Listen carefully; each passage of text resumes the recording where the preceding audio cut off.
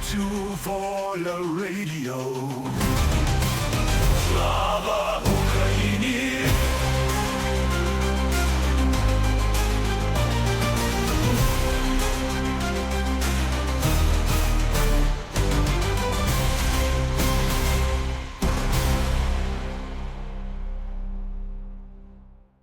Good morning, good afternoon, good evening, wherever you are in the world. I hope you're having a great day.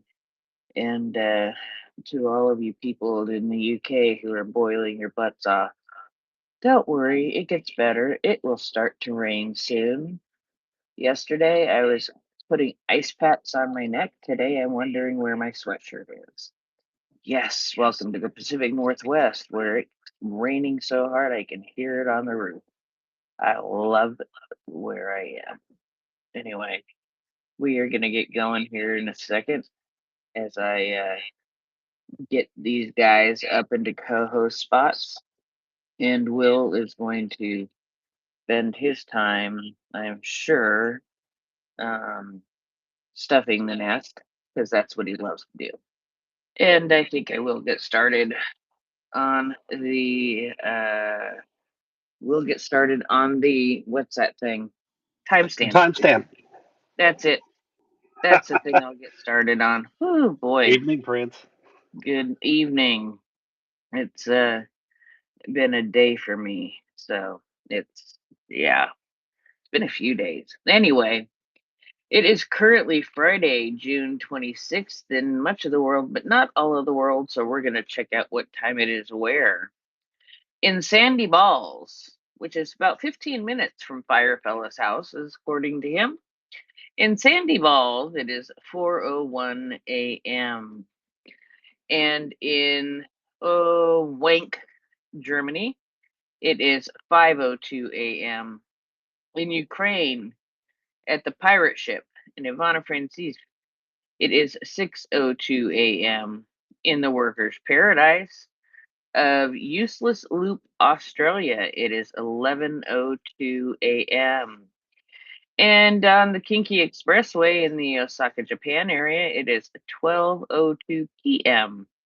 just after high noon. In Mount Misery, also in Australia, it is 12:32 p.m. And in Mount Buggery, Australia, it is 1:02 p.m. And then we come back. No, it's still there. Okay. In sorry, in Heart's Content, Newfoundland, it is 12:32 a.m. And then we come back to where it is still Thursday, June 25th. I'm protesting the existence of today. It is currently 11:03 p.m. in Colon, Michigan. And in, let's see, Three-Way, Tennessee, where they like to keep it all in the family, currently 10:03 p.m. And in Devil's Tower, Wyoming, it is 9:03 p.m. And in Poo Point, Washington, it is 8:03 p.m. And then we get to Alaska. In Unalaska, Alaska, it is currently 7:03 p.m. Alaska, where Sarah Palin can see Russia from her house. She stalks me, and that's just the way it is. Smokey, did you guys start getting rain? Did you guys cool off and start getting a little bit of rain today? We did indeed. It's back to normal January in Seattle. Actually, a little bit warmer than usual for January, but still trying to channel the spirit of it, if nothing else. For those of you who don't know about it, we refer to June as January around here because of how typically, after we get a little bit of a warm patch in May, the temperatures proceed to descend not quite into single digits, but close to it in the low teens and with wet and dreary and everything else. But it gets punctuated every once in a while by bits of heat like we had. Isn't that But right? Isn't that yes, right? it You is indeed. never, you never plan something in June outside, you wait until after July 4th. As somebody who had a birthday on the first day of summer my entire life, I mean, birthdays don't change. That was one thing I had to learn is that, birthdays on my birthday, we're probably going to get rained out. Yep. Well, we have to have the traditional rain on July 4th. I mean, this is the law. Well, of course, I said after July 4th.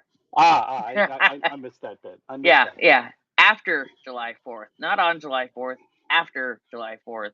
Because July 4th will not rain. It will not be sunny either. Well, here we are this week in Absurdistan. Good evening, good morning to everybody. Will is merrily stuffing the nest. And I'm close to done. close to done. We gave you that much time. Oh my goodness. Well, I'll tell you, it takes fucking forever to get all those ads up there. Well, yeah, we got a lot of mouths to feed. Um, so True. in any event, let's see. See Well, like you about. said, buddy, it's been a big few days. So I've been on, more recently than you have. So we should go through your summary and in the order you want, and I can fill in color along the way because I've been avidly posting and online talking about it. That yeah, that is definitely it is a thing, and I'm not sure we're going to be able to get through it all in 3 hours with everything that's going on. Not a chance. Man, well, anyway, let's start off with a bang. Start off with global news, and here this is actually a pretty good thing, almost at the possibly at the top of the list, but it's definitely up there. As the Kyiv Independent reported on the 23rd that President Trump has privately told Zelenskyy to act more boldly towards Russia during their G7 meeting. Now, and this speaks directly to what you just posted in the nest, which is kind of, obviously hand in glove with that, is Zelenskyy has authorized a 40-day operation to pressure Russia to end the war. Yeah, and when I read that, Why? I thought, "Holy shit, what does that mean?" And Yes. I think what it means is more of the same. Although, be prepared to be surprised by another spider web or something like that. But I see Adam's joined us about something important. I think. Go ahead, Adam. 40 days and 40 nights. That's so Old Testament of a warning. So I don't know if it was Trump's advice or if it was just like, holy crap, Zelensky's being a badass. Quick, leak that Trump told him to. But So who cares? remember a couple of years ago when I was when Trump was first starting to running for president, no way he was ever going to help Ukraine. No way.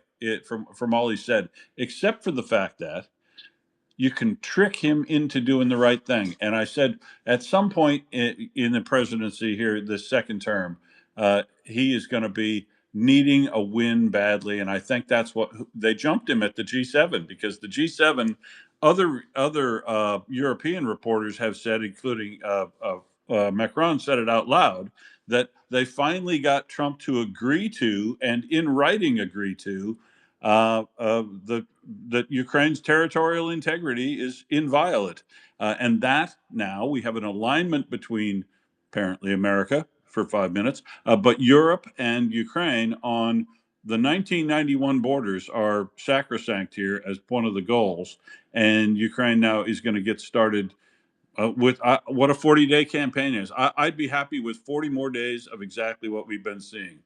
Adam? Well, I mean, if we're going Old Testament chronologically, there's the 40 days kind of Noah thing, which is pretty early. And the next big, extinction event was 12 plagues. Just saying. True. Well, What Smokey? Go ahead. But the next leg I think is catching ammunition. We've got fuel out. We've got electricity out. Catching ammunition at choke points where they still can move any trucks. I think is going to be the next plague on Russia. Yeah, let's bounce this around a little bit. Let's think about what's going to happen during these 40 days and what's going on there. There's some other things that are, that we can look at that are kind of significant. For example, the Russian tempo at Huliapole has stalled, and the Ukrainians are starting to push them back there. This is one of the three primary areas where they were pushing the hardest. Um, they We have a Ukrainian flag on Tinburn Spit, and the Russians aren't taking it down yet. Now, what force Ukraine has over there is that's a good guess, but this plays, some of that plays into some of the southern scenarios that we've been talking about in terms of a Ukrainian offensive. That a force on Kinburn prevents the forces near Kherson from reinforcing, moving to the east to reinforce against a Ukrainian incursion. But I think there's still a lot of ground to to prepare for anything like that, even with things going as badly for the Russians as they are. But 40 days, what would they go after? What is left to go after? There's still, well, my God, they hit the refineries at Ufa. I Well, mean, two of them. There's three. two I of them. mean, I'm a Well, hard marker. oh well, bad on the Ukrainians. They only got 2 out of 3. That And almost. right, these refineries have been struck before. This is the thing that amazes me, Smokey. I've got all these people coming up to me now in real life that are, and you see it on TV. You see people talking about it now. That it's amazing. Ukraine can get all the way out and strike a Tumen or Ufa, and I'm like, yeah, those are the. This is the seventh strike, if you will. Sorry, one, two, and three means six. Yeah, this is the seventh strike on the Ufa refineries with strikes by little with Ludi's before. But the thing is, they carried such a small payload back then that they Yep. couldn't do much damage. And they tended to go, well, the one decent strike I saw was on pipework, a pipework manifold, which is a great thing to do, knocking out the intermediates pipework Hmm. manifold, if by accident or design, was great. But they get those back up and running after 2 or 3 months. These refineries in particular, Ufa, Bosch Neftekim, and Surgut and the petrochemical plant will be excellent strikes now that we can see multiple drones with larger warheads go to each one. It really, this could be part of the 40-day plan. Well, yeah, I think my comment to you in the back channel is do you think we're up to 70% yet? Uh, I think we may be pushing that in terms of No, the total. What's that?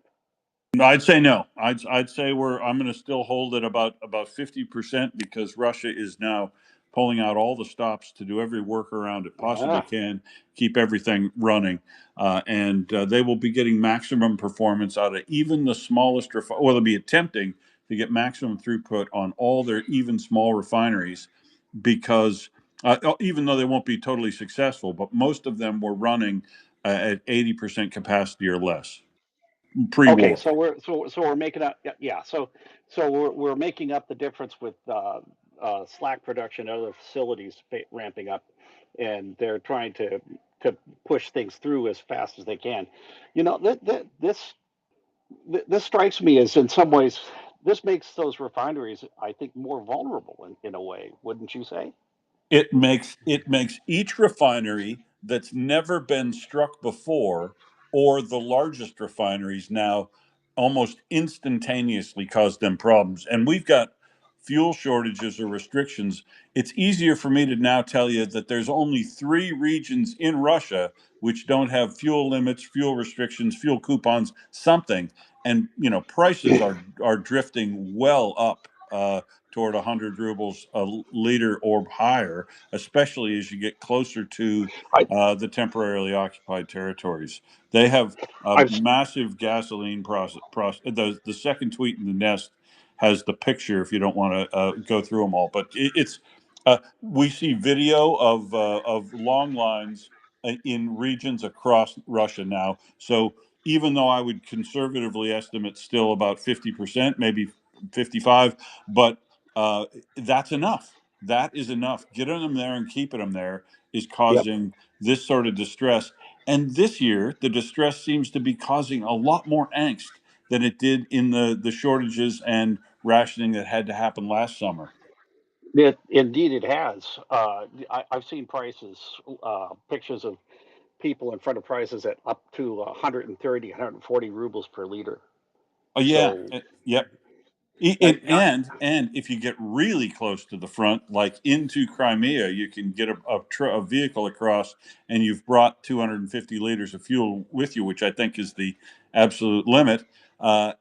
You could They're selling that when they get across the crossings for 239 rubles a liter was the number I was quoted. somebody could make bank just simply going back and forth across the bridge with fuel making multiple trips. So I don't know. It'd be a little bit long for them with that 10-kilometer long traffic jam waiting to cross the bridge. Plus all the thugs and thieves that'd be waiting for you at both ends, Smokey. The lawlessness and the true nature of reflexive reaction inside Russian society has been theft, pilfering. All of our favorites from the Soviet Union days are coming back into vogue. The corruption, the army units, the military units that are unrestricted in Crimea, the only ones that can get units are officials and army units. They're getting fuel, and then guess what's happening? Yeah, They're selling they're it. they're selling it on the black market for personal profit at something like 200 rubles a liter, and they're eliminating their own capability to protect the people who they're bribing. It's delicious in its absurdistanishness. Indeed, it is. Go ahead, Adam. The fastest growing Google search, or the most popular Google search in Orkistan right now is how to siphon gasoline. So Yes. I love that, and I just love that it just shows you the difference. Oh, Russians and Ukrainians are basically the same, hey? Oh yeah, my neighbors and friends are in trouble. I'm gonna put on my hockey equipment and take this baseball bat and make a shield and go and defend my city. Oh boy, everyone's in trouble because there's no gasoline. How do I steal from my neighbors and friends? There you go. That itself is the difference to me. Yeah, it's just mad. I just I saw that the bit about how to siphon gasoline being the fastest growing search on Russian media, on Russian social media, and it was like how to be a trope. It's that you could not more perfectly encapsulate the the current state of Russian society. I think any better than that in terms of how dysfunctional it has become. Which is just awful. That this is how things have degenerated. They were bad before, but it's beyond the pale now. And the person who is responsible for it, Putin is still sitting, um, pretty in his office. Though I don't know that there's some rumblings that we'll talk about in a bit that might suggest there may be he may have just reached his expiration date. Dry flag, go ahead. Yeah, I was going to say that was something I should have anticipated. I had pinged, I think I pinged Mockers earlier last night or something like that about about how you could make a decent living just filling up your tank in the Russian side of the bridge, going over to Crimea, emptying it out, uh, to just having enough to drive back to Russia again, and then doing it over and over again. Yeah, 1,000 cars, but given that it was 4 to 5 times the selling price, I mean that's a pretty good margin. Um, but it didn't dawn on me that if you actually did that more than once, word would quickly spread, and they would be waiting for you on the other side and rip you off and maybe kill you. Um, that is something I did not think of. But Will is probably right. That's probably what would happen, because the black marketers all know each other, and if you're not part of an organization, like a mafia with protection and people that you have to pay off, you probably can't do it more than once without risking your life and limb. I would not want to be in Russia today. And I'll listen. Let me just tell you a little brief anecdote. Fresh off the street in Russia about a week ago. Um, a buddy who was an auto mechanic. You know, he never got. He was a tradesman, an auto mechanic, not a degree or anything like that. But he was a guy that was working for himself and managed to build up his own little garage into a nice little business. But of course, since you have an asset that can burn down several years ago, he had the mafia forced its way into his shop in Khabarovsk and basically took it over. And then he became kind of an employee, right? So he's an employee now and does all right, but he's never going to make money like he could as an entrepreneur, and he's working every bit as much. So he basically started kind of mailing it in at work, if you will, reducing his productivity, and now he does poaching on the side. Yeah, I'm not condoning it, but he poaches fish on the Amur now, the big kingfish and sturgeony type things, and makes a tidy little living on the black market doing that. And recently, his the auto shop he now works in uh, burned down for the insurance money. I mean, it's like Tony Soprano, burned down for the insurance money, and they've moved to better premises now with the new owner. The mob owners moved him to a nicer spot. That's what happened in Khabarovsk allegedly in the last couple of years, or 6 months anyway. It matches everything. It matches everything I could imagine. But anything you can imagine as far as corruption, Russia does it better. That's the one thing that they do better than anybody. And I'll listen. Yeah, Well, I don't know, but they're definitely up there in the gold medals. The one thing I know the absolute best at is poisoning. Smokey.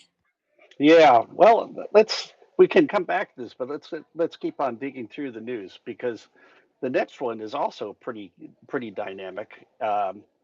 And that was Zelensky's announcement that the Belarusian communications equipment that has been relaying and guiding Russian shaheeds deeper into Ukraine have been turned off. It seems Lukashenko blinked. And He's also done more, hasn't he? But Lukashenko has now opened three of the border crossings into yep, Ukraine, free travel for Ukrainians. free travel for Ukrainians. And No boy, thanks. oh boy, guess who's crossing the border? Do you think? It's I'm certain there will be lots of people who have legitimate business in Belarus, seeing family and whatnot.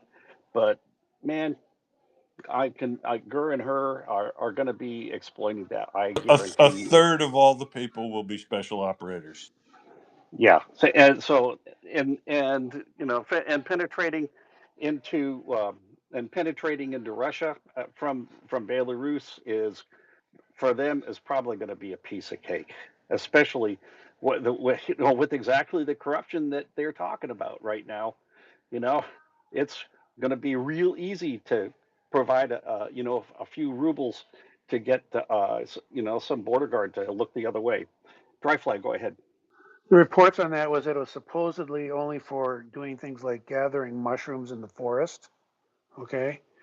um, and for similar type things that quote historically done by people on both sides of the border um, throughout history. Okay, the first thing I thought of wasn't so much that the Gur and other operatives will be crossing over permanently.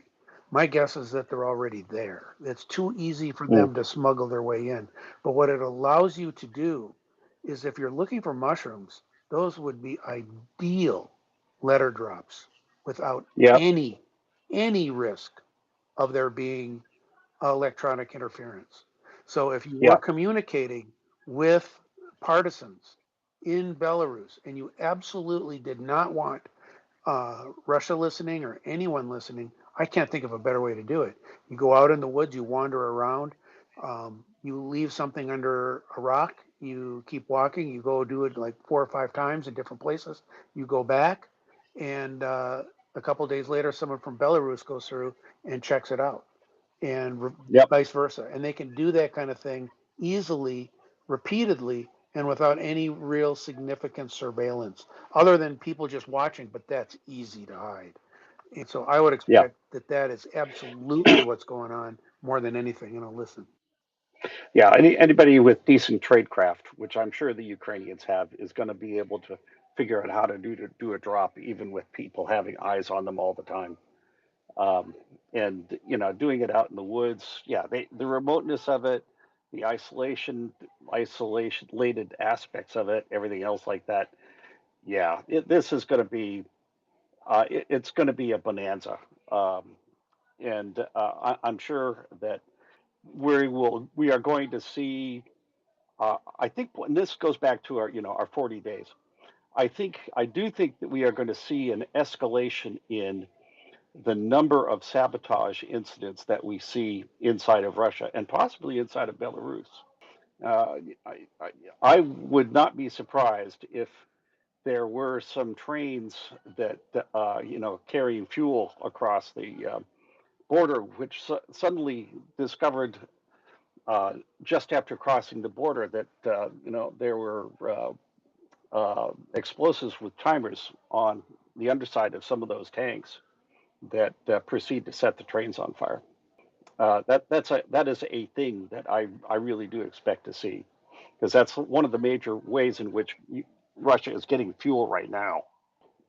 Yeah, they're definitely getting a lot from uh, uh, uh, Gomel and the Northern Refinery right now from Yeah, Belarus, and they have capacity to supply even more. So those two refineries, well, and this is why Lukashenko is backing down on it. Essentially, I think he knows that he is capable of being absolutely sabotaged or droned or you know he, invaded by Ukraine. No worries, and that his military neither could withstand the Ukrainian military if they came across the border, but that wouldn't likely engage with the Ukrainian military if they came across the border. I don't see the Belarusian military supporting Lukashenko uh, uh, at the cost of their own lives.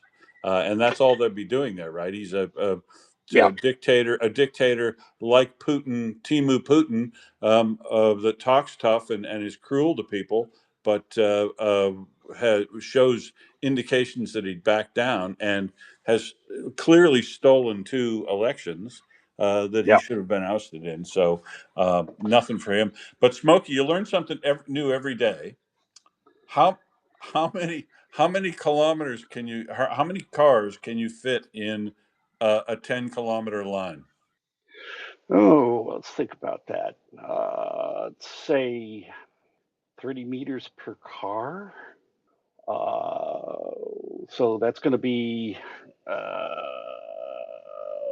let's see, 300 per 350 per kilometer. I'd say about 3,500.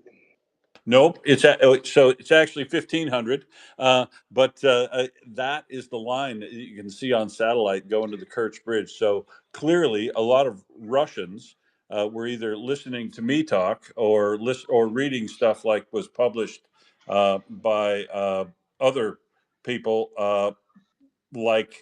This is a really good one was published by what's his name?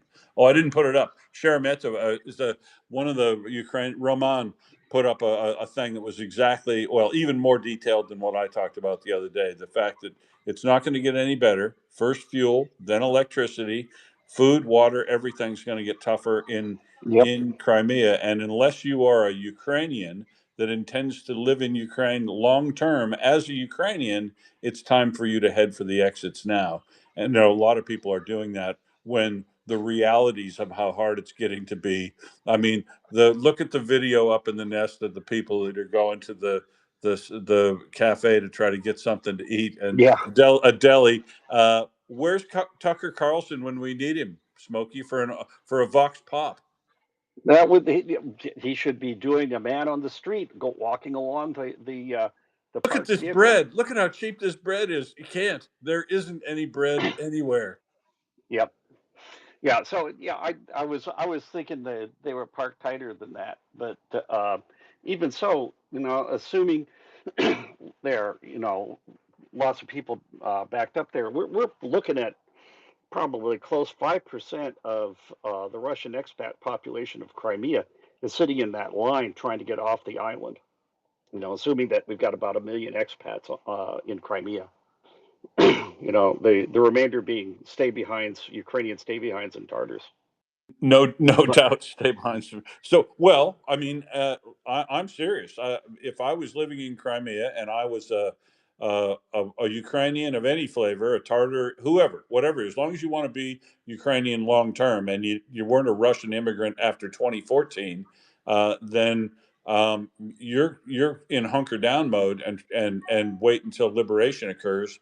I don't know how soon that's going to be. I think just starving Russia out, sieging them like this for an extended period of time will only help Ukraine. Although I wouldn't want to see atrocities and starvation of people, the civilians that remained in Crimea, which is totally not beyond Russia. They've got form in this yeah, area too. They never cease at being your most amazingly horrendous army and population when they get a chance. And I see it's going to be very bad. But all Russians should absolutely head for the exits now, because you're never, ever does it get better to try to escape after it's too late than before it's too late. You can oftentimes take much of your money with you if you're an early adopter and not greedy, Smokey. yeah. Well, somebody probably could see about getting a deal, 10% in the dollar for the condo they bought, and actually walk away with a little bit of money from the real estate. Um, though they'd probably be better off selling it to the locals. Adam, go ahead. So I'm a nerd and I just paced my truck out, and it was about 6 meters, but then I Googled it just to be sure. And so let's say the average car is 5 meters long, and and you leave about a meter Space between a space meter between a each end. meter. So let's say 7 meters each. So Yeah, I went on my little phone calculator, and 10,000 divided by 7 is seven. 1,428. Bada So bing. they're packed pretty tight. Well, you don't want somebody to steal your place in line, Adam. You're not going to be leaving huge gaps, are you? No, sir. Especially, and then you don't want to be able to see. You got the kids looking out the window. You've got the one kid keeping an eye on the gas cover at all times in case someone sneaks up and siphons your gas mid lineup. Orcs. Yeah, Sneaky. 100%. Yeah, and there's probably nobody trying to keep order in there at all. So these people are just prey. So man, it's just ugly. It's hard to. I can't imagine uglier. Don't want to, but it certainly is something which has got to be causing increasing panic inside of the people who are still in Crimea. There's a lot of people there who were still working on uh, running Russian logistics. They were doing other things for the military, uh, you know, maintenance, repair. There's probably, uh, you know, vehicle repair facilities that, they had mechanics at that. Those people are probably still present. The military probably isn't letting them leave. But at the same time, if they don't have fuel, they can't move stuff around. And they may repair stuff. uh, they won't be able to get it anywhere. So it's yeah, yeah. So, but I think the word you're looking for is glorious. Oh, it is glorious. Yeah, yeah. I'm still thinking about that, that whole 40-day limit and what exactly is going to be going on there. But let's go on with some of the other stuff. The next major highlight I've got is Ukraine has received the first tranche of the 90 billion EU loan. Woohoo! Three and a half or something like that, didn't they? Yep, 3.4 billion euros. You can buy a yep, lot of bullets with 3.4 billion euros. yeah, and that's a big injection into the Ukrainian economy. So that 3.4 billion is going to create a lot more in the way of business activity inside of Ukraine than just that the number by itself suggests. And like with what the U.S. was doing early on, a certain amount of that money is actually going to come right straight back to the EU as Ukraine buys arms, munitions, and supplies from various EU sources. Too So true. Although some of it is going to sneak off to those dirty Yanks because another Finland has now committed to another 40 million euros worth of pearl purchases to join Australia this last week. yeah, so there will be more, and it seems like Ukraine is judging from some of the recent numbers in shoot downs of ballistics and zircons that Ukraine has gotten some more in the way of patriots Yeah, or and Sam Tees and Iris, I would imagine. Yeah, overnight. yeah, That's right. The shoot down rate of the ballistics. Expect when the Air Force report comes out to be pretty impressive with regard to ballistics. Although when you shoot down ballistics, the explodey shit still lands somewhere. So there have been some big fires in Kiev and some yeah, notable attacks elsewhere in Ukraine. Glide bombs, in particular, large ones yeah. being used as far as Russia can throw them into cities, but not such a bad night for Ukraine so far, unless you were right under some of that debris. Yeah. Well, along with that announcement, that one EU announcement, there was another EU announcement that France has separately seized another Russian shadow fleet vessel. So that happened in the Med, not in the Atlantic, which I found Right, interesting. and also used UK support again for that apparently. Oh, that's right. It was a joint operation, wasn't it? So Well, I think it was basically a French operation, but it had support from I think the UK with regard to some helicopters or Overwatch or something. yeah, yeah. So yeah, the French and the British working together. Dogs And and cats you know, digging and together. the good part about this is they're arresting them. In the first instance, they're saying we're arresting you for a violation of IMO requirements. Cha-ching. Yep, yep. Well, they caught them right off the bat with bad paperwork, So and If Ukraine can keep sinking them, then when they're returning in the Black Sea empty, and France, Sweden, and everybody else can keep capturing fully loaded crude vessels, this will be the way toward the shutting down this trade the quickest. yes, it will. Though I will say that the drop back of oil prices back to under $90 a barrel probably is starting to put a crimp on Russians' cash flow from that already. Uh, True, this is true. so let's see. Next up on my geopolitical news highlights. Well, let me complete on the oil thing that Yes, yes, crude prices have dropped significantly. So the salvage value of the crude and vessel falls, but it's still a tidy little earner for countries that want to get into the business of interdicting illegal shadow fleet vessels, citing them for their IMO violations, impounding the vessel, and then doing what has happened here and in Sweden, confiscating it legally as soon as possible, unless the owner commits to bringing it up to standard. And from the very first day, if you declare the vessel not seaworthy, you can transfer the oil onshore and sell it and put the money in escrow for return to the owner if and when they bring the vessel up to standard. But all that money will be sitting there to be confiscated by you along with the vessel if they abandon it or don't contest its illegality and don't want to bring it up to standard, you can confiscate that, scrap the vessel, take the oil, and sell it all and keep it. Yep, that way to do it. Good old fashioned brigandage is back on the menu. Letters of Well, marque. actually, I think England letters should of start marque. Yeah, issuing letters of marque again. yeah. Well, we, they don't have to do it in some ways, especially if the shadow fleet is running around without proper paperwork. It just simply, you can just simply wander up to a vessel that's inside of your territorial waters and demand to see the paperwork, and you're on your way.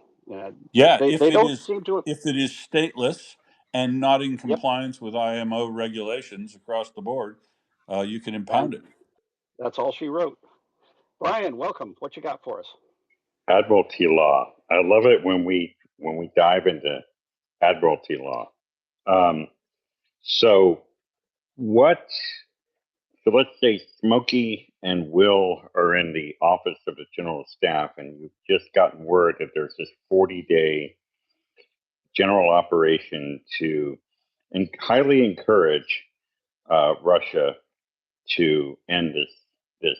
What is your list? Knowing what you know now, what is your list? What is your prioritized list of targets uh, going forward for the next 40 days to make that happen? You want to go? Where You want to to? go first, Smokey? Yeah, let's see. Where to start? My list starts with my list includes unveiling of new long-range Ukrainian munitions, because that's a hunch. This is a hunch that part of the 40-day announcement is a direct consequence of Ukraine having some new weapons for deep strike that are not going to be really, practically speaking, be interceptable, because Ukraine will not be using them in places where Russia has S-300, 400 set up. It was already been announced that Putin is pulling more resources to cover Moscow and Kerch. That's already in the bag. So this stuff is coming away from other places elsewhere. So I think the at the top of my list would be strikes like the one on the microelectronics factory. I think we're going to see some hits like that, and I think it'll be things. The initial I think the initial strikes will still be on transportation, and I would actually my initial at the start of this thing, it would be doing what we're doing with the logistics interdiction, plus they start hitting rail centers deeper inside of Russia, key locations, key nodes, stuff that hasn't really been visited at all by Ukrainian weaponry. I would drop bridges inside of Russia, especially rail. You could even just simply ignore road bridges inside of most of Russia because the road networks are not integrated. So you can't really drive a truck easily from Moscow to Rostov, especially with the fuel problems that they've got. So if you drop some rail bridges, or even just simply, you don't even have to knock them all the way out. You just temporarily disable them, make them unusable. That's going to continue to push the Russians. The second thing that I'd be hitting would be I would be hitting if I have got the stuff for it. I'd be hitting their air power. I'd be going after their tactical air. I'd be trying to knock out everything that I could that's in tactical range and dropping cabs onto Ukrainian military. And the reason for that is, especially with the number of with Ukraine's drone dominance and the fact that with the supply problems, Russia is having fewer drones that they can get to the front. That the remaining key block to Ukrainian ground action the Ukrainians basically actually using maneuver is Russian tactical air with its glide bombs and things like that. That's the major problem that the Ukrainian ground forces would be facing as an air threat, um, especially if they're bringing along organic anti-drone capability with them, which I think they have and will. So So go after the tactical air power. You go ahead, Will. I've got more, and but I agree with the tactical air power down the list, like you're saying, especially if the FP7 becomes available and the ballistic, and we have good time on target data for where those planes will be at the time. Or I would use FP7s as much as I have available on time on target, using time on target information for every time Russia opens up in retaliation with Iskander ballistic missiles or Zircons where I could reach them with an FP7. I yep, would be trying to knock out all those launchers in reply. But top of my list, look, I think more of the same is what I would first like to say. But generally, if they are able to throw into the mix, I would use I would dearly love to see a strike by Flamingos on the Votkins missile factory again, yep, and on the Yellow Booga drone factory in the places that I've indicated before. I'd like to see the Ukraine strike with their regular drone attacks that they've been doing now, restrike Primorsk and Ust-Luga, particularly hmm those oil export terminals, particularly to focus on the pump houses and the loading gantries for each loading bay to shut down those facilities for a significant period of time on the oil way position, and then like you say, keep. Oh, and then I would. This is provocative, but if I've got if the Pelican becomes available, the FP9 ballistic missile, I would do, and it's accurate. I would do that, use that on a refinery like Novo Kubishevsk or Kubishevsk that could be reached, big refinery, but and within range of that missile. And I'd probably try to knock out in its entirety the uh, substation at Novo Voronezh, which is the substation that services the nuclear power plant there.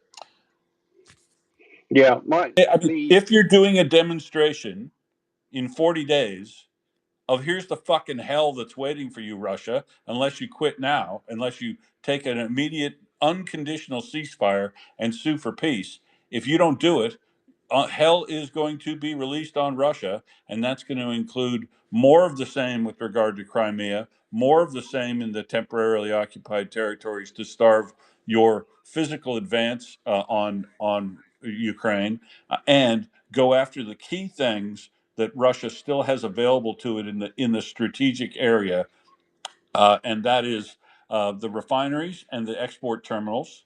I would go after time on target things if they have available to them aircraft or missile launchers. Um, but if you want to do something really provocative and send a message to Russia, you say, if you want to press on and try to knock out all of our electrical power generation capacity, we will continue, and that includes your nuclear power plants at Nova Voronezh and Smolensk and Rostov. They could they could do some serious shock damage to Russia by knocking out substations the way Russia's been doing to Ukraine throughout the last winter.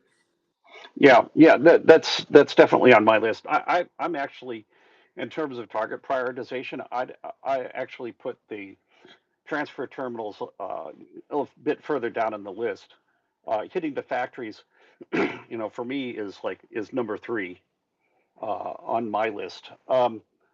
The other thing that I'd be looking at, um, besides that, is I'd be looking at as you mentioned, I'd be looking at power plants.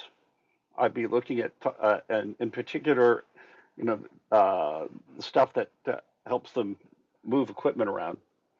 Stuff that's supplying factories, and just simply bring the Russian economy to a screeching halt, so And that they just simply can't move. and they're doing that overnight with them hitting just tick tick tick, day by day by day, even without a 40-day campaign. Smokey, they hit the Tuva Azot chemical plant again, or last night. Hit a long time ago once before, but only Yeah. recently, just last night hit. And if it's got azot in the name, it's making nitrogen fertilizers that are also Yep. useful in explosives. Yeah. And the other thing is I wouldn't be doing a demonstration of,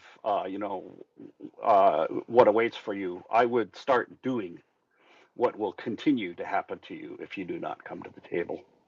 So hell starts now, is what I say. Go after everything, break everything you possibly can, force them to their knees. Dry flight. Go ahead. Well, I'm gonna follow up on Brian's question because I think it's a great one. But I'm gonna narrow it. Okay, so you guys have mentioned stuff that I mean definitely on a national level would inflict pain on Russia. Can you guys narrow down what you think would have the biggest impact on the Siloviki? Because it appears they're the power brokers in Russia. And so if you really, really wanted to lean on the fissures, lean on the cracks, you would want to really focus the pain on that sector of their society. I just don't know it that well. Can you guys think of anything that would more proportionally inflict pain on them than say, I'm not saying to hold back on others, but I'm saying that that would be the one thing that I would think they would have the biggest payback the soonest if they see their livelihood and their economics. And I just heard a guy talk about how, and I think it was Chuck and Jason uh, talking about how it's such a they don't care about the public. What they care about is their own enrichment. So in my mind, what would you hit that would be most likely to impact the enrichment process for the Siloviki and some of the top generals? And I'll listen. And that's a key question, though. Are you talking about trying to influence the pragmatists or the hawks? And I don't Hawks know. can't be I influenced. don't know. I'm asking you guys. So at the end of the day, that's where we want that would be. They're the ones that are going to make the decision to end this war. No one else is. Even Putin isn't, because Putin can hang on and hang on and hang on. But when Oh, they give up, he's gone. And I'll listen. you know, Putin will not stop the war. He can't. He has to either win or die. It really is. I've been, listening to people talking about that in his mindset and the mindset of, his inner circle. He has to, it's become almost a mystical goal for him and his inner circle. Mother Russia, the ascendancy of Russia, the reclamation of empire, everything else like that. He will get what he wants, or he will die in the attempt, and there will be no slowing down. He will burn everything he possibly can to get there. So I don't think there's going to be any convincing the Hawks, because a lot of the Hawks share a similar kind of mindset. True, true.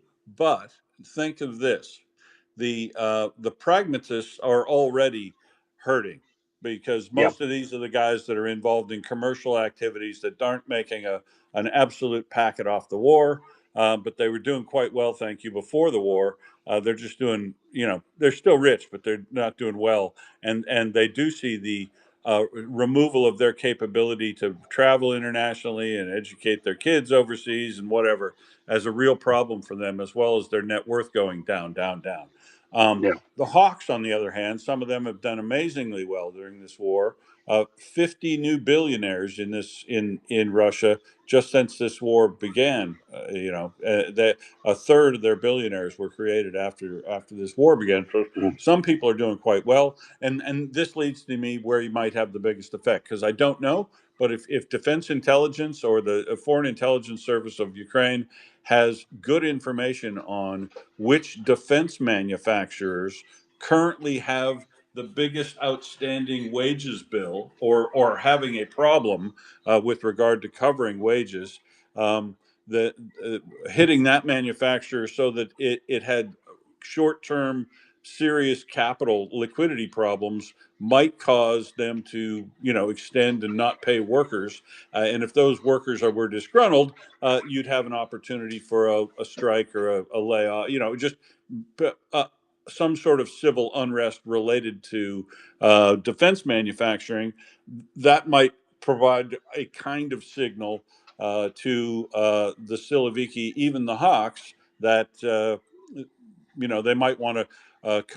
might want to consider a peace, a ceasefire. But the key is, I don't think they will. What I would like to try to trigger in the Hawks in Russia is a full mobilization at this point. I just don't think the public will take it.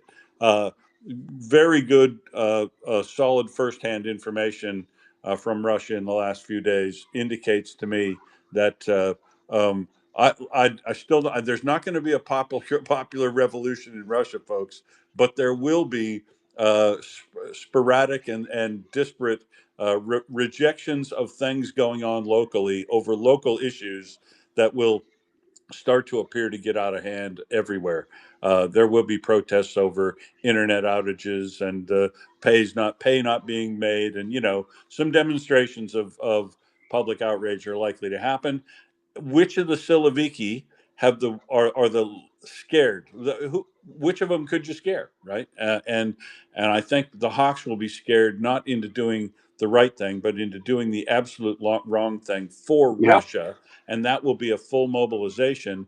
Because remember, more guys going to a front that is undersupplied actually aggravates the problem at the front. Yeah. So the time for a mobilization is not now. So I definitely want Russia to pursue one as soon as possible. Yeah. I'll add to that before we go to lexicon. There's a lot of signs. There's a lot of rumblings to the effect that they are talking about a full mobilization, and announced in October. It was that some of that was the time frame. So that will be so way too late, because even if they announced it today, you're looking at over a month, probably two, before they get any people to the front line, if they can get them there. So it will be it's an absolutely impossible logistics challenge for them to get the troops mobilized, concentrated, equipped, retrained, and moved. And that's even if your training is no more than, this is how you put on your gear. Here's a rifle. Get on the truck. It's going to be it's going to be that much trouble for them. and the civilian population will not be interested in putting up with it. And the last bit, thinking about the Siloviki, I'm not sure that we can necessarily hit them, any of them specifically. The main thing that we do to influence a Siloviki is continue doing things that cause damage to the economy. Just as a thought, in the last week, the Russian stock market has dropped almost 15%. So it's at the lowest level that it's been since February 2023. But I mean, yeah, that's true. But it's a joke stock market anyway, and it always has been. Well, it's still reflective of economic activity, and if Putin cannot get people to keep his artificially propped up market happy, what does that say about what's really going on? And it's actually 13%, not 15. But even so, we're looking at signs of a serious collapse. There's another thing. They're having the Russian banks are having a liquidity crisis. They literally do not have enough physical cash because of everybody pulling money out of the accounts. So the delicious part, the most delicious part of them not having the money to do any of this, Smokey, is that the OFZ, or so the central bank, went to go do another OFZ bond issue the other day to raise a whole bunch of money to keep operating the war. Um, Mm-hmm. but they had to withdraw it because the interest rate on that was quickly only people that would even consider it was driving the interest rate on the bond over 16%, and there wasn't looking to be any serious take up even at that level. So they withdrew it, and now they're short, right? The federal government doesn't have the cash to hand out to people to pay labor, buy anything in rubles or whatever. And this is the kind of sort of thing that might be a crisis at some point, because the banks also, as you've indicated, have capital outflows to their depositors, and people are converting their paychecks into cash and taking it away relatively Yep. quickly rather than leave it in the banks because they're worried about sequestration, which Russia has talked about on numerous occasions, and which many hawks are now calling for. And if they sequester bank accounts at everything above 2.3 million rubles or whatever, sure, they could raise, I don't know, 17 trillion rubles, whatever their estimate is. But uh, all that is also a massive, massive cause of potential civil unrest. And I don't think they want to risk. Well, they don't want to risk that, but I want them to risk that. So I love seeing this also go into an area where Russia is ready to make another really, really bad decision that'll cost them dearly. I see Lexicon's also joined us. So go ahead, Smokey, and then Lexi. Yeah, the structural economic stuff is part of what will accelerate things. The other thing I can see them doing besides, I think they will end up sequestering. I think they're also just simply going to start printing money. So I think we're at the start of a spate of hyperinflation. Lexicon, go ahead. Lexicon. Coming. Just happy to join this conversation, man. This is what I set my alarm for 6 so I could get into this conversation. Yeah, this is fantastic. So yeah, the money printing, absolutely. And what is the objective, of course, is everybody's interested in. So one of the things I like to do is also read some of the other opinions of people on the other side, like Mearsheimer, and would you believe, I mean, well, sort of, Galeotti, who makes his living like revising his book, What the West Gets Wrong About Putin, apparently. And He makes asked his living revising his book. I love that. so he did it, it's true. And so Kate Gibault, I guess, asks him, or somebody, what is this for? Does Ukraine actually want to take control of of Crimea, or is it just what's happening? Oh no, control, he says. No, it can't do that. This is just putting pressure. This is putting pressure on. And Mearsheimer, of course, is convinced that Russia's still winning at the battle on the battleground. It's absolutely clear, slowly, but they're still winning on the battleground, obviously. So they're just amazing. But so he is sure that the Zhugarov, is it? He must be the Communist Party guy. This is Yep. the Zhugarov option. So he's sure, he thinks that what Russia should do is take the Zhugarov option, and he's pretty sure they have to, which is the one which is expropriating all the bank accounts of the population. And I Yeah, just thought, always good idea to take the advice of an 84-year-old communist, don't you think, Lex? oh, well, you see, when he first put this forward, as the man himself said several years ago, people said, "You're crazy." But now, the absolute clear majority of all his interlocutors say that he's right. So that would be Mearsheimer among them, who is saying the same. So this is really interesting. I love that Galeotti just cannot bring himself to see. Well, anyway, what's the object? Oh, just to put pressure. Well, if it doesn't look like you're going to control the place, what precise pressure would this put on? That would upset them, I suppose. That's it. Anyway, the point, I think, for us is that the issue of the ceasefire and where one would cease to fire is absolutely fascinating, because is there any way Ukraine would agree? And of course, ceasefire is the last thing, as we're all saying, that Putin will allow. Is there any way Ukraine would agree to any ceasefire that does not slice through the Kerch Straits with us on this side and Russia on the other. So I mean, there's no way that this is like, and people are using expressions like getting a little bit pregnant and so on. Ukraine is not going to be a little bit pregnant. They have made this. They're going for broke on this, or this is my view. I could be wrong, but you don't start all this stuff and this dismantling. You don't dismantle something if you feel like just knocking it halfway down. So it will be no longer mantle, shall we say. That's my view. And I just wondered if people have been also take the pleasure I do in listening to some of these other opinions and what you think Ukraine's objective is. And do you believe there's any way there is going to be any ceasefire before Ukraine has got control? Oh, yeah, I just want to add one of Crimea. I just want to add this last thing that they can't possibly take control of it. So, and I understand the rest of the land bridge, the issue of from Kerch, from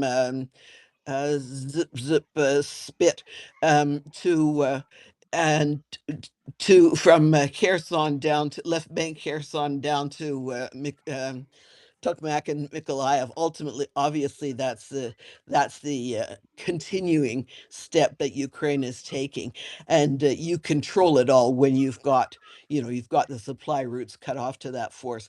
Anyway, I wondered what people's opinions are on this and how Ukraine can't possibly control it. You can't take it. It's very different to cut off all the supply lines and to take it. Well, it may take a while for the people inside to get very, very thirsty, but I would say that's not all that long. Back to you.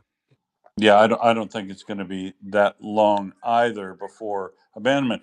But look, I think it is completely possible for Ukraine to agree with Russia to an unconditional ceasefire while Russia is still occupying the peninsula of Crimea. But until such time, Ukraine will keep pressing to remove them from the exits or heading for the exits. I mean, people should also be careful when Mark Galeotti enters the conversation periodically because he's one of the most reasonable sounding wrong people you'll ever read or listen to.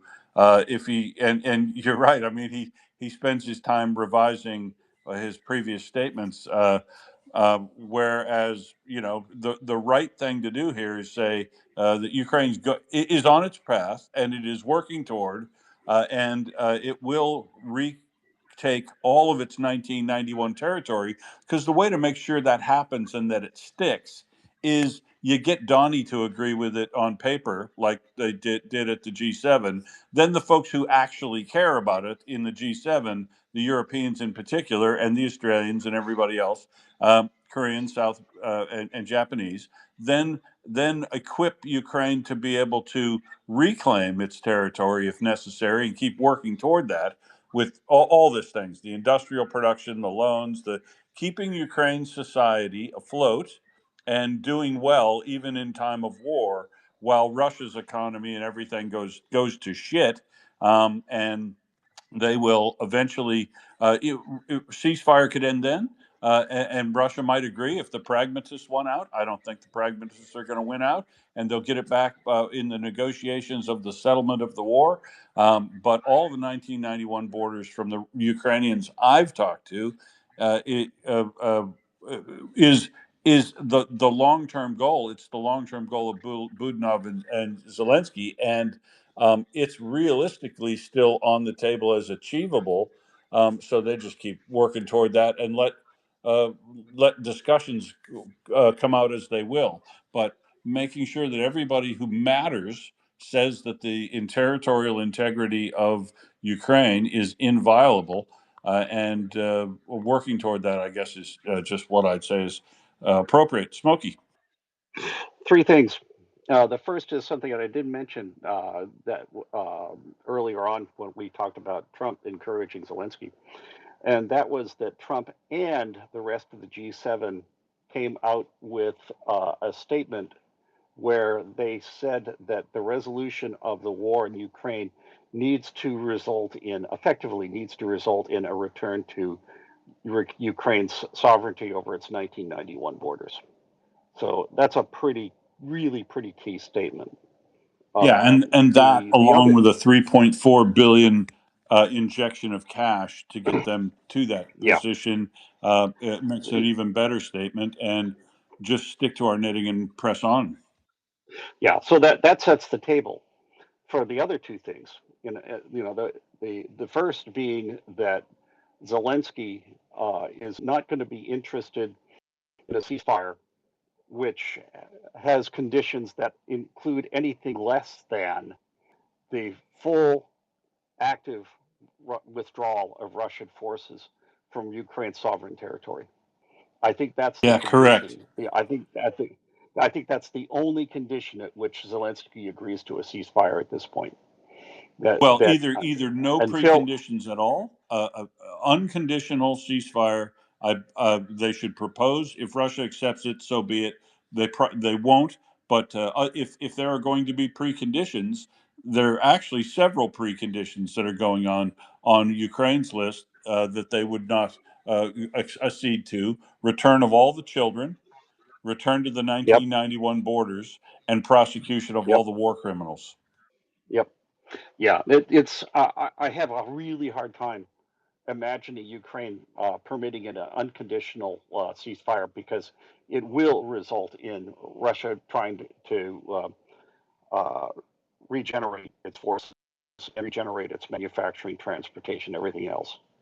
And at this point, with Yeah, Ukraine simply, and it may try. It may try, but it doesn't have any cash to do it with, and Ukraine will be also doing the same thing and has ample cash to do it with. Smokey. yeah, it's. I think it's still. I think it is potentially more dangerous for Ukraine than it is for Russia. Um, and it's probably Russia that will offer an unconditional ceasefire Oh at no, some point. Ukraine's offered one Um, since March 25th of 2025. Interesting. Okay, yeah, that's true. But the other thing also is, and this is highlighted by a statement that Putin made recently, where he recapitulated his demand for his uh, previously the Alaska meeting goals, which include Ukraine ceding uh, all the remaining territories in Luhansk, Donetsk. They want Dnipropetrovsk. They want Zaporizhia. They want Kherson. Is that Ukraine must give up all of that territory as a condition of Russia ending the war. Well, And actually, even a that, ceasefire, right? They weren't even going to agree to a yeah, ceasefire unless Ukraine did all that. But here, I love this day because this is the day where we see exactly that the American administration gets schooled in how Russia deals with negotiations. Russia goes to yeah, meetings, throws absolute dog shit on the table. You say that's dog shit, and you walk away from it. And the next time a meeting agenda comes out, they say, as we agreed in the last meeting, dog shit is going to be acceptable. The, it, Rubio had to throw water on that or try to, but he's such a Melvin milquetoast. He could have used that as an opportunity to turn the tables on Russia and say something assertive about a lie, but he just waved it away like there were proposals on the table but no agreement, blah blah blah. And but they're not going to play. I don't expect this administration to play any positive no, role, but it is a time when the United States indicated that Russia will say anything about you, America. They are not your ally. They'll lie and cheat and steal, and America should take the message that they should just stay out of this negotiation because they said they wanted to. Russia's not going to play any positive role here. They're not going to.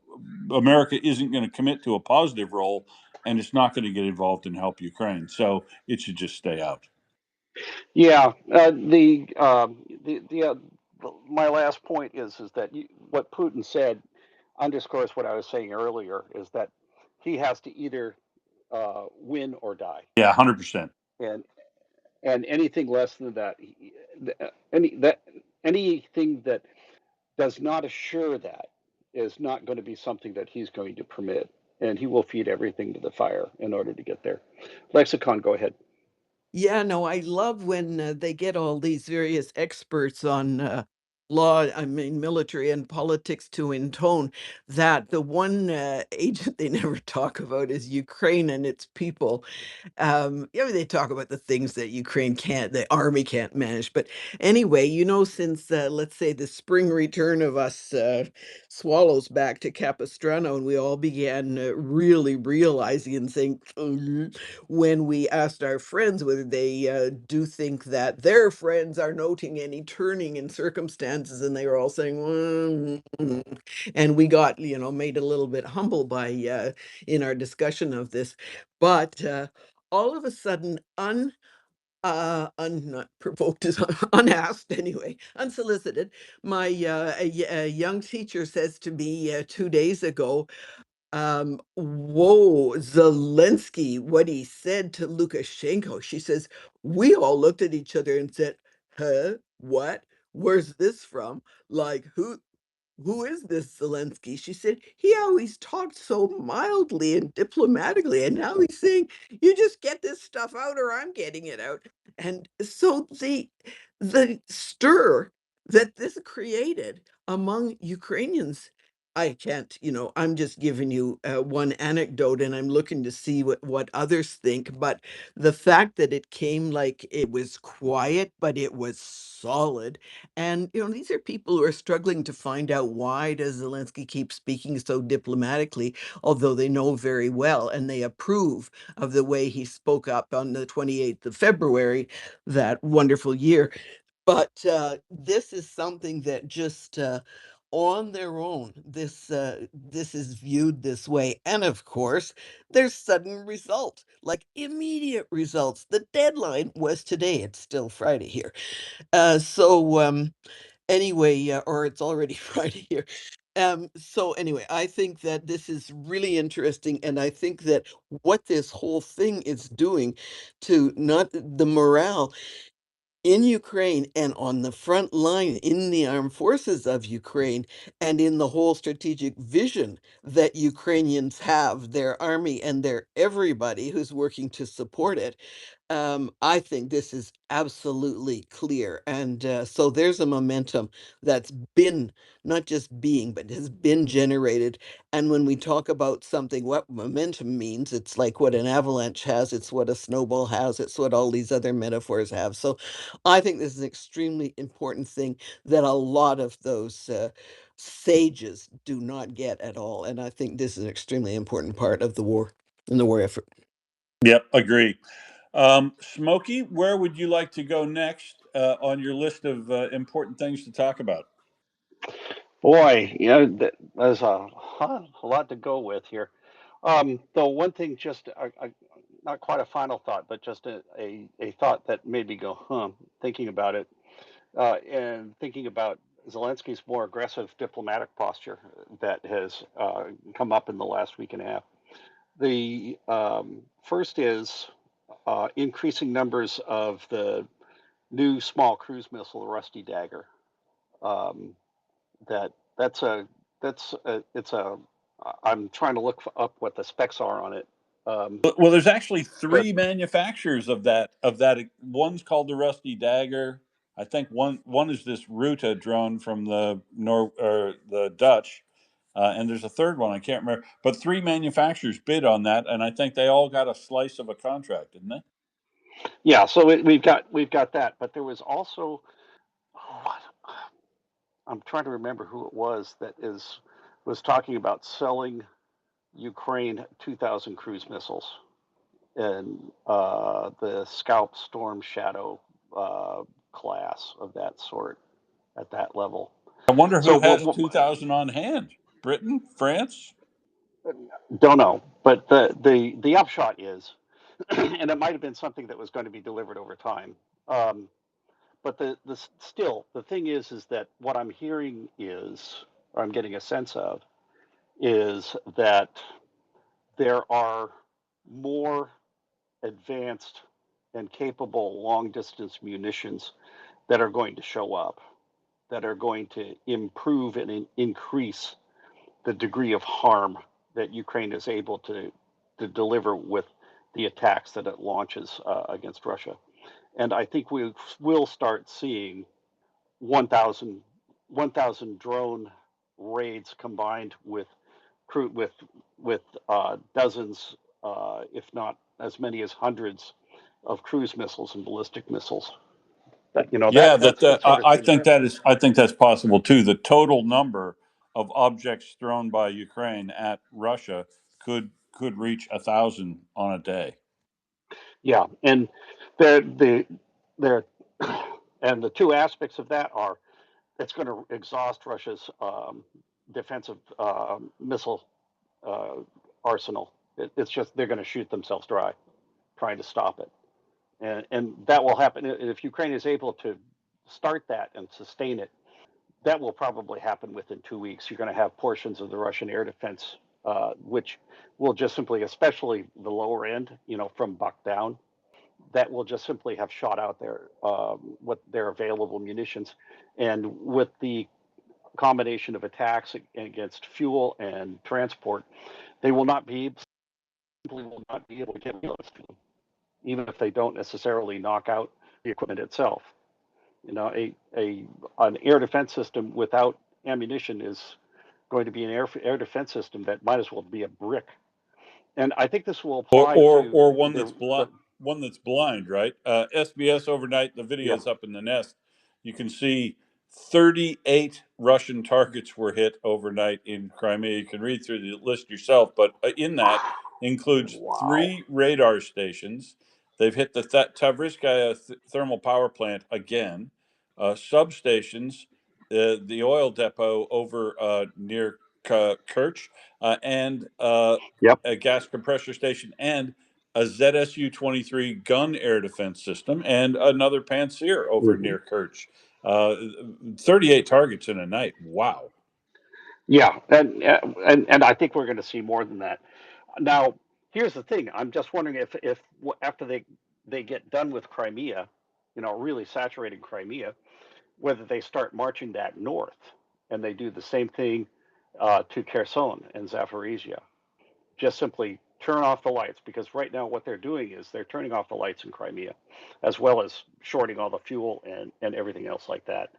They're going to. I think they are going to knock out all of the available power generation on the peninsula. Yeah, and I that think that's one. those fuel tanks that I mentioned earlier that they struck, those fuel tanks over there were that depot serves the local thermal power plant that's there, a small one, right? The 2 big power plants, the Hmm. 470s, have been struck and knocked out power in Sevastopol and Stavro and Simferopol, but now they're going after the even small on-demand ones, thermal power plants too, Smokey. Yeah, and Ukraine is also going to be, once they have that done. All they need to do is just hit a few of the long distance transmission towers with drones to shut off any external power distribution to the peninsula, and you're going to see Crimea in the dark, unable to travel, without without food, without water, and a whole bunch of people trying to beat feet to the exit. So they're going to run it. It's not that they're necessarily going to run out of targets in Crimea, but I think they're going to run out of targets that are going to be at the top of their list, and that we may see. I think we're going to see focus move towards Donetsk, and to completely take the wind out of the sails of the offensives that Russia is trying to carry out there. So and that's a logical target. And I've talked about wanting to drop the rail bridges over the Don for years, and they started hitting some of the rail.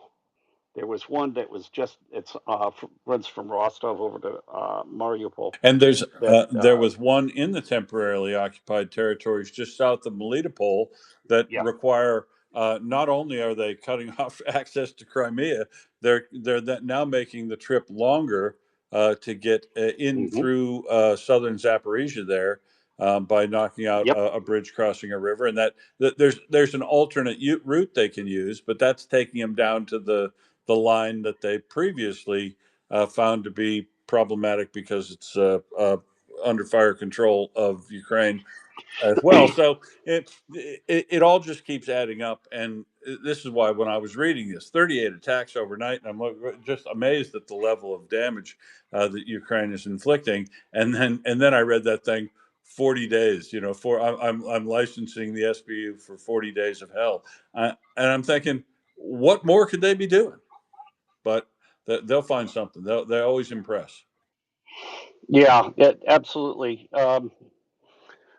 There's where was So I you going had, next with and I this? don't know where the third one is, but you'd mentioned the one in Rostov that was hit, coming toward Mariupol. There was the one south of Melitopol, but the news reports that were three bridges were struck that the enemy used to transport troops and to There transport. was Uh, I think that might be catching up on the one that happened the day before near Chongar. But Russia no, is there was one at the Russia is building and reinforcing a berm type bridge down onto that spit south of Henichesk, it looks like as well. yeah, they're going to fill in. They're going to fill in the channel or try to. And then can you Um, imagine the transport route full of vehicles down that little tiny sand spit with no exits, no place to go, the hunting yeah, gallery that is going to become if they start using that. yeah. It's well, they're betting. They're probably betting that if they can get far enough along that, they'll get outside of the reach of the mid-range, the 200 kilometer, 200 to 300 kilometer range autonomous I drones, wouldn't take that the bet. Hornets, etc. No, I wouldn't either. But that's the It's but going to look like something out of an they're action taking movie in the next few weeks. it very likely will. The Ukraine is definitely the other bridge. I think I seem to recall something about a rail bridge being dropped up in Luhansk, which I thought was unusual. But there was something I think up there and it was noted that this was um, important for getting supplies to Donetsk city and the offensives in that part of the line. So it seems to me that there have been moves starting to be made towards the uh, ground lines of communication to the other parts of the line besides the south. And I have a suspicion that we're going to see that ramp up as well as part of this 40-day thing. I think at least at the very end of it, or well, actually not even at the end of it, by the time we get to the middle of it, by the time we get to sometime around the second week in July, I think any kind of Russian offensive activity will have ground to a halt, and they'll just be trying to keep their heads down and survive in place. And I'll remind everybody once again is that I've said for a while that I don't think Ukraine is going to fight their way through the Surovikin line. I think they're going to walk through it because there just simply will not be any effective resistance to their doing so. I agree. By the time they end up taking Crimea, I think the highest probability is that they essentially move in and face phenomenally light resistance and have to clear booby traps and shit like that.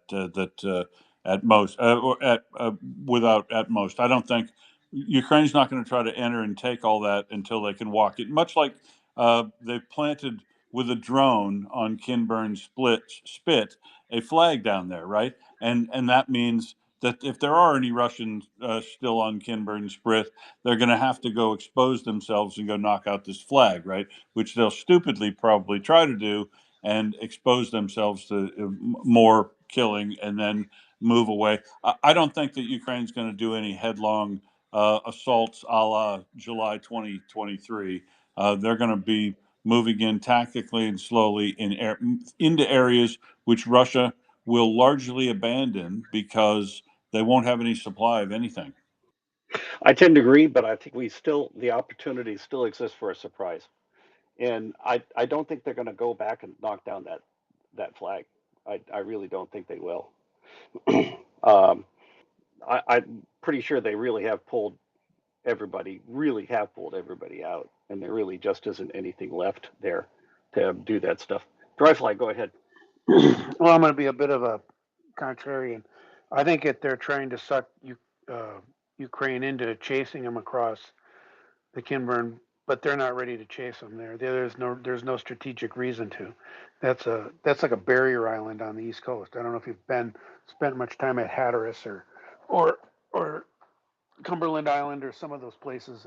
I wouldn't want to be digging trenches on Cape Hatteras, and it's pretty damn close to that. I mean, it's a lot of sand. But why send a man where you can send a drone? Exactly. That's what Ukraine's. You don't have Yep. to. See, that's the whole point. They can let them back off. Just if they come back again, if the Russians come back and tease them, hit them again.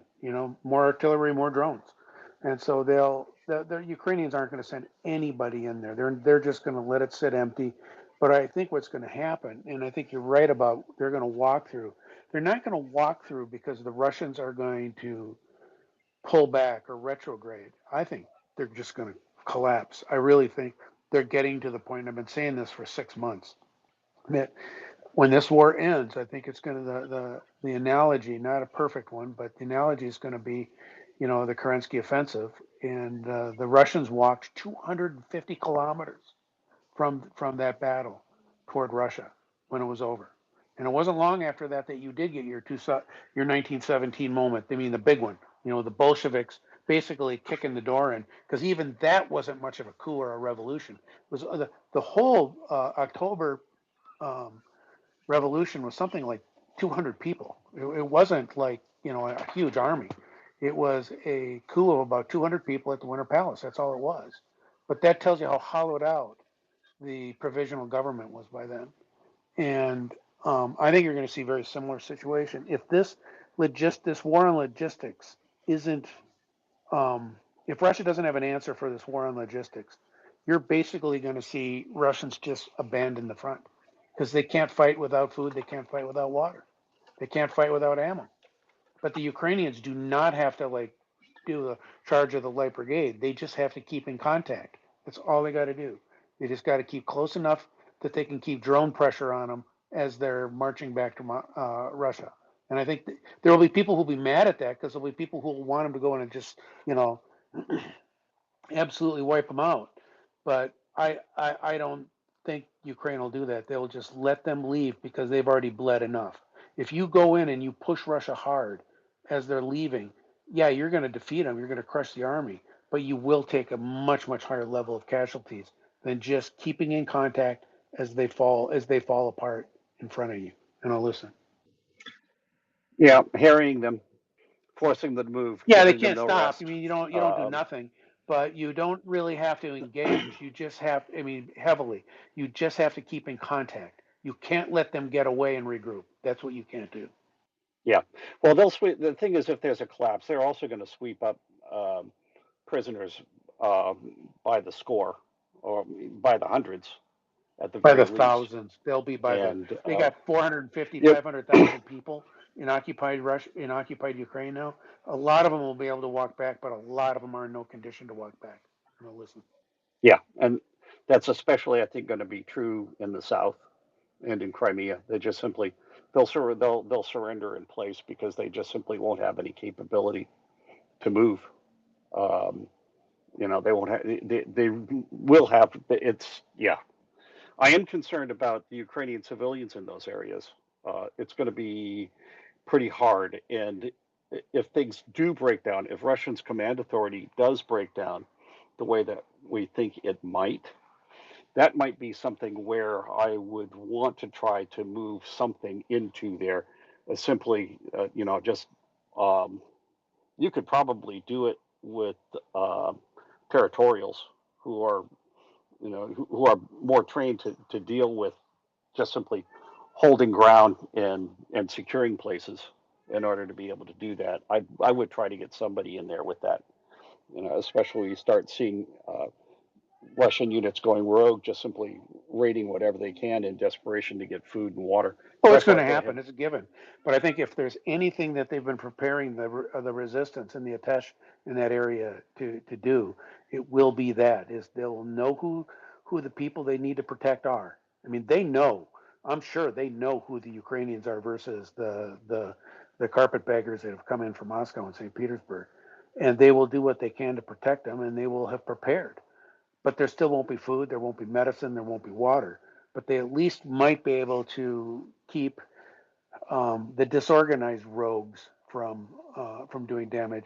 If there is a organized, systematic massacre, like what the Germans did as they retreated, as they went into Poland, and then as they retreated, um, there's not much you can do about it. There's not much Ukraine can do from a distance. I mean, it's at that point, it's a massacre, and that's always a possibility.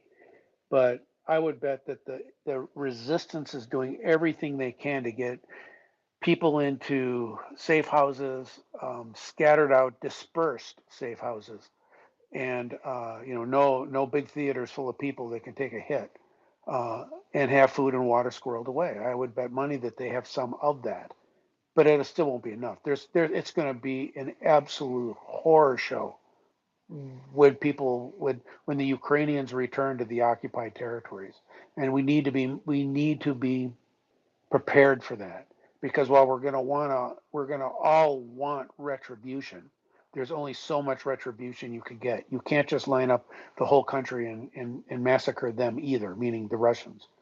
But it's going to be ugly. It's going to be really, really ugly. I have faith that the Ukrainians have been thinking about this, given their history. I mean, if you've been listening to the genocide segments at all, and some of the Bloodlands when the books were being read, the Ukrainians know exactly what they're up against. They've seen this before. So they're going to do what they can, but it still won't be enough to stop it all. And we just have to we especially who do not have that close historical reference. I mean, Adam does, and Lexicon, and people who have, Ukrainian family who went through it, they get it. But for the rest of us, it's just going to be unbelievably ugly. Listen. Yeah, I agree with you, Dryfly, and I'm not looking forward to it. Though I will say this, that I have a kind of a hunch that the 40-day announcement also implies to me that they have been doing preparations with the resistance inside of the occupied territories. And part of the story that will play out here will be uh, in part a consequence of, or have in mind, the fact that there are partisans in place who are ready to act if needed. Um, and especially with the occupying forces being basically supine at this point, that it could be very much like the parts of Yugoslavia during World War II, where you had places that were bandit country that the Germans just simply didn't go into, or any of the other Axis forces, because they just simply could not control it. And we don't hear a lot about what's happening in the interior of Crimea, away from the major cities. So it may be that there may already be places inside of the interior of the peninsula which have been turned into no-go zones, and we just aren't hearing about it. Right. So I've got an interesting parallel for you that's just come through in the mail, or in along the lines as I've been sitting here, is that in the strikes just recently, or just tonight, a strike on a power plant in Tula struck my attention, because Tula's one of those little cities in Oblast that border Moscow, and if you're headed toward Moscow, you're gonna cross through areas like Tula. But this looks to be an actual direct strike on the Novo Moskovska power station there in Tula, and I'm thinking, why would they be going after moderately sized power plant? But so this one's only half the size of the two power plants, Balaklava and Tavrizhskaya in Crimea, that they just hit. And I'm like, why would these come up? Here might be why. Um, Almost exactly the same design power plant and the same equipment as in Balaklava and Tavrizhskaya in Crimea, just less of it. And I think this might fit into the logic like this: create a loss of gas powered turbine equipment inside Russia and make it the priority for fixing, so they can't provide equipment like it to Balaclava and Tavriska in Crimea if those need repairing. But it is a gas-fired power plant, relatively unremarkable, other than the fact that it does supply power in that area to some defense factories in Tula, which are important, particularly one that makes componentry for missiles, ballistic missiles. But Hmm. the power. Well, I don't know why they went after this power plant, but then looking at it in more detail, I do note that it is very similar equipment as in Crimea, and maybe they're trying to generate a shortage. Smokey. Yeah, that wouldn't surprise me. I haven't. I'm not aware of. Well, there aren't very many large administrative centers in occupied Kherson Oblast, away from to the west of Yeah, Melitopol. yeah, you're right. Not much at So all over there. I don't know what they've got in the way of power generation. Sweet Maybe they FA. actually are They got a most. little bit of they got a little bit of solar and they got a little bit of wind. But to be honest with you, I found this out the other day. When these two power plants were struck in Crimea, they had blackouts in Kherson because they already eliminated their major power supply there, which it was the Kakovka Dam. Yeah, yes.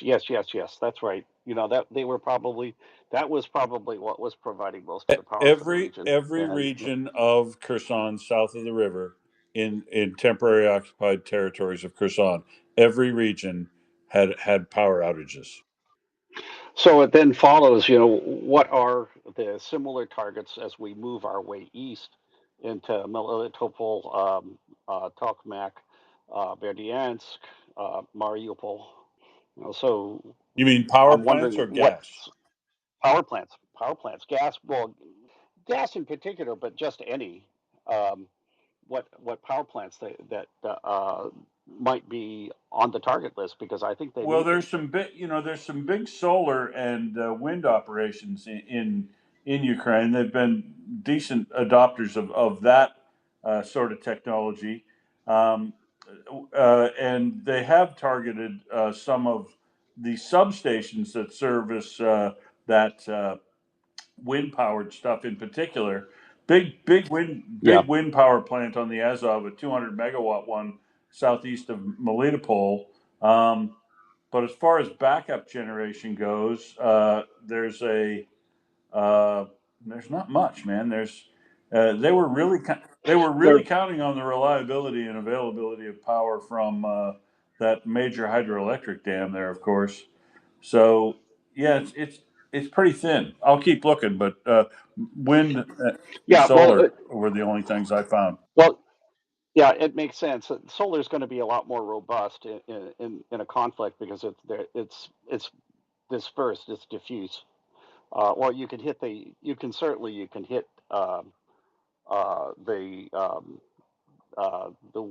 wind generators, but anything that's photovoltaic is going to be hard, and it really is going to be easier overall for them to hit the substations, the power distribution, and um, they can certainly do that pretty much anytime they feel like it.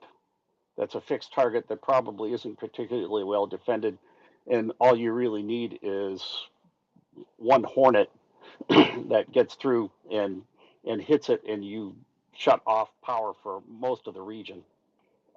So I expect we may start seeing that happening, where they just simply keep on hitting the substations to keep the power down and to force the Russians to be burning fuel for local generators, or just simply running the electrical off of their military equipment in order to be able to keep things running.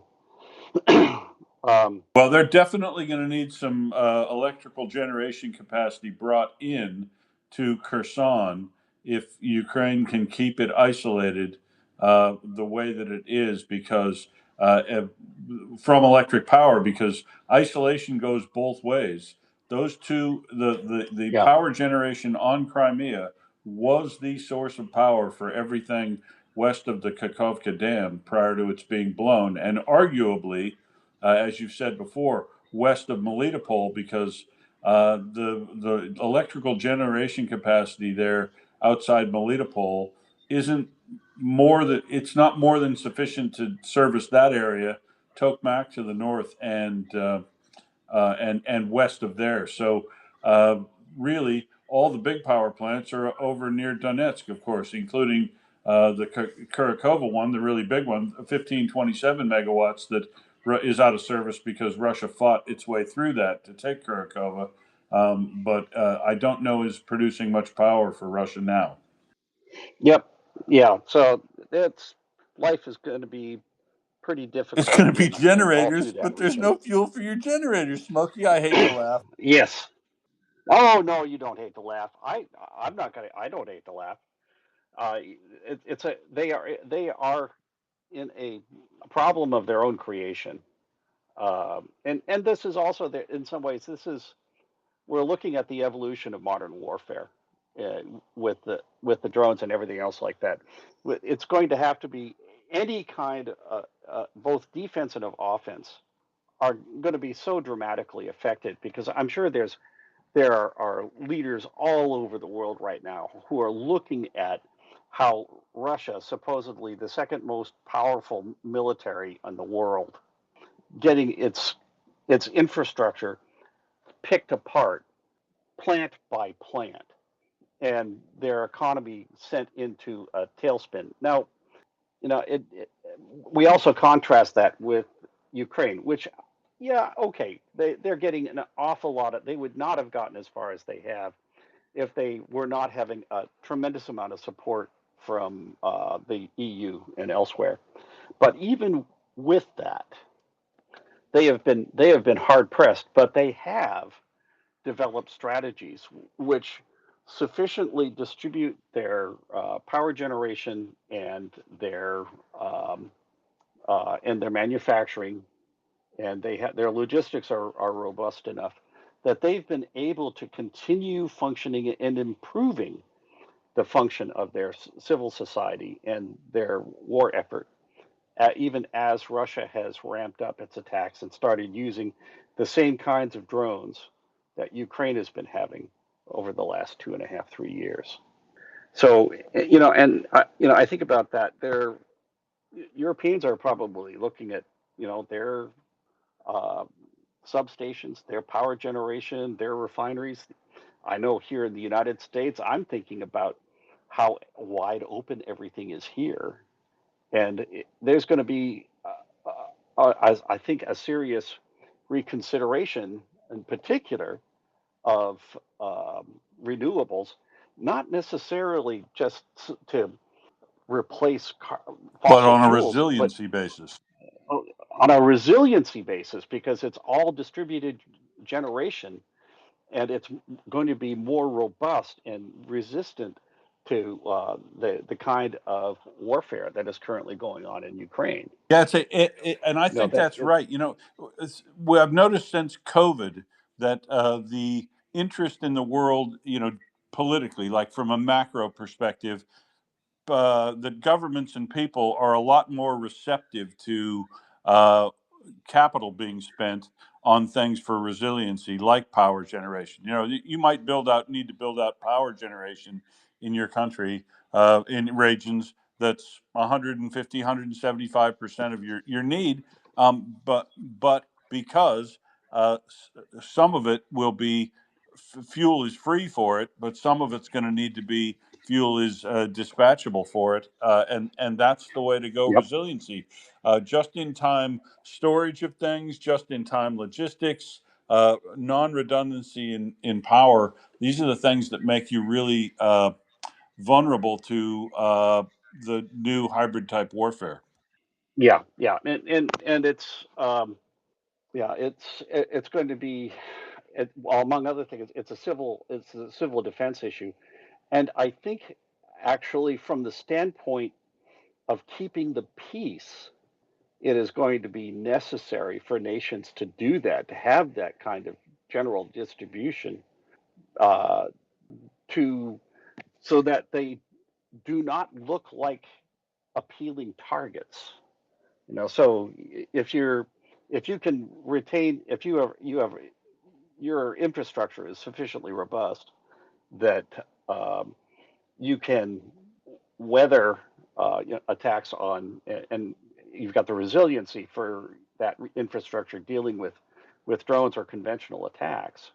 And here we could be talking about people tossing around fabs, that they are going to be less attractive because everybody and their cousin is going to be able to is looking at how Ukraine has been doing 3D printing of drones and everything else, so that they know that there are designs that are coming out for people to put together drones potentially autonomous that will be very difficult for an attacker to deal with.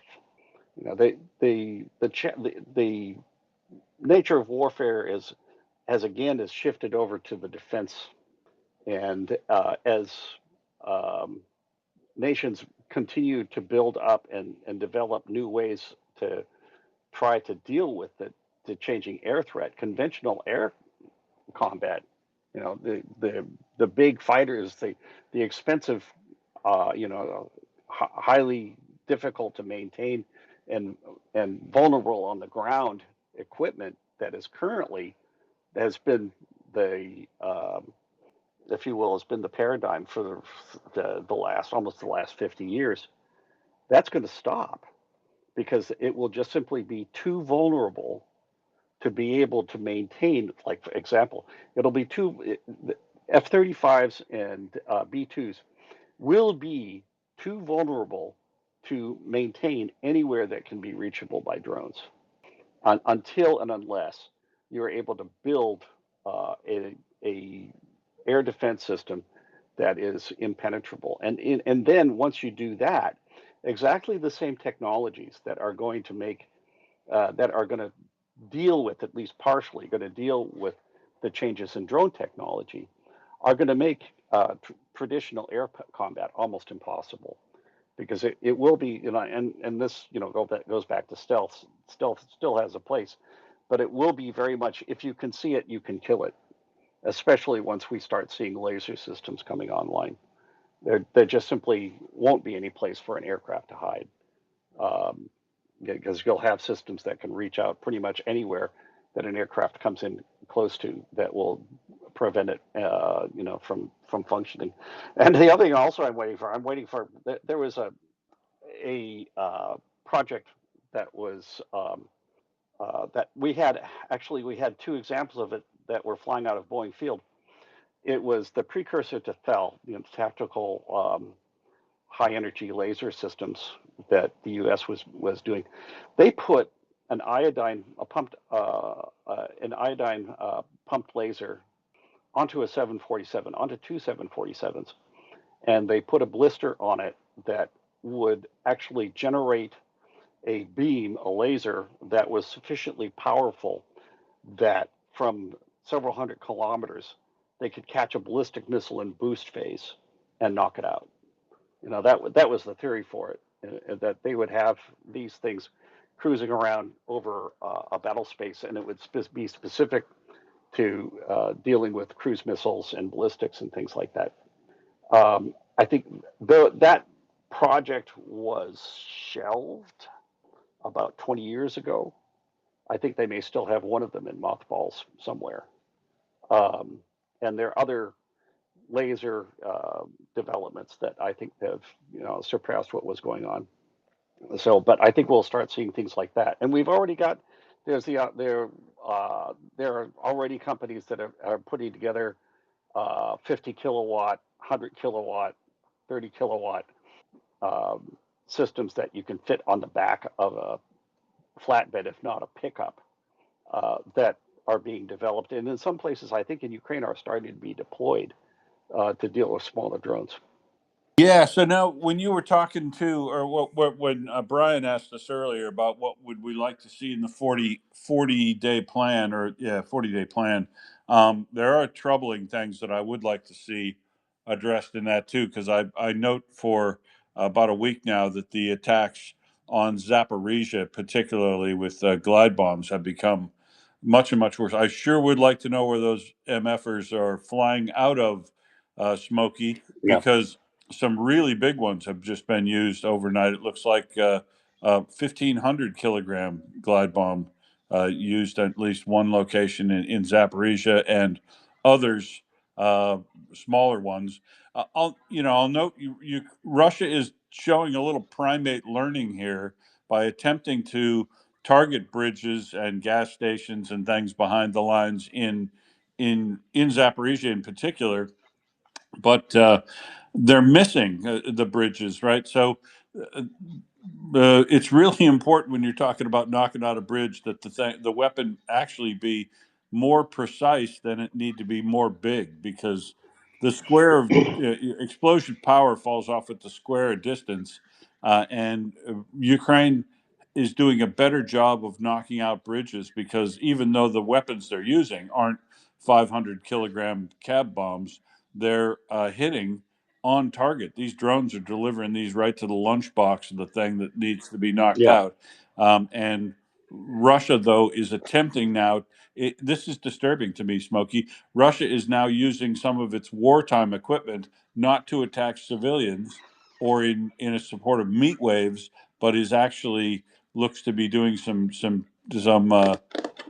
tactical attacks to address the lines of control again, and supply, and other issues like I'm not used to them seeing them making what look to be militarily significant target attacks. Smokey. Yeah, I think we will see that now. On the flip side of that is, I think the Ukrainians are better positioned to deal with that. I think they've got better engineering and better ways to compensate for that. And the Russians are going to have more difficulty uh, reducing Ukrainian capability than the Ukrainians are going to have on the Russians. And those cabs are precisely why the number two on my list in terms of Ukrainian targeting is Russia's tactical air. Yeah.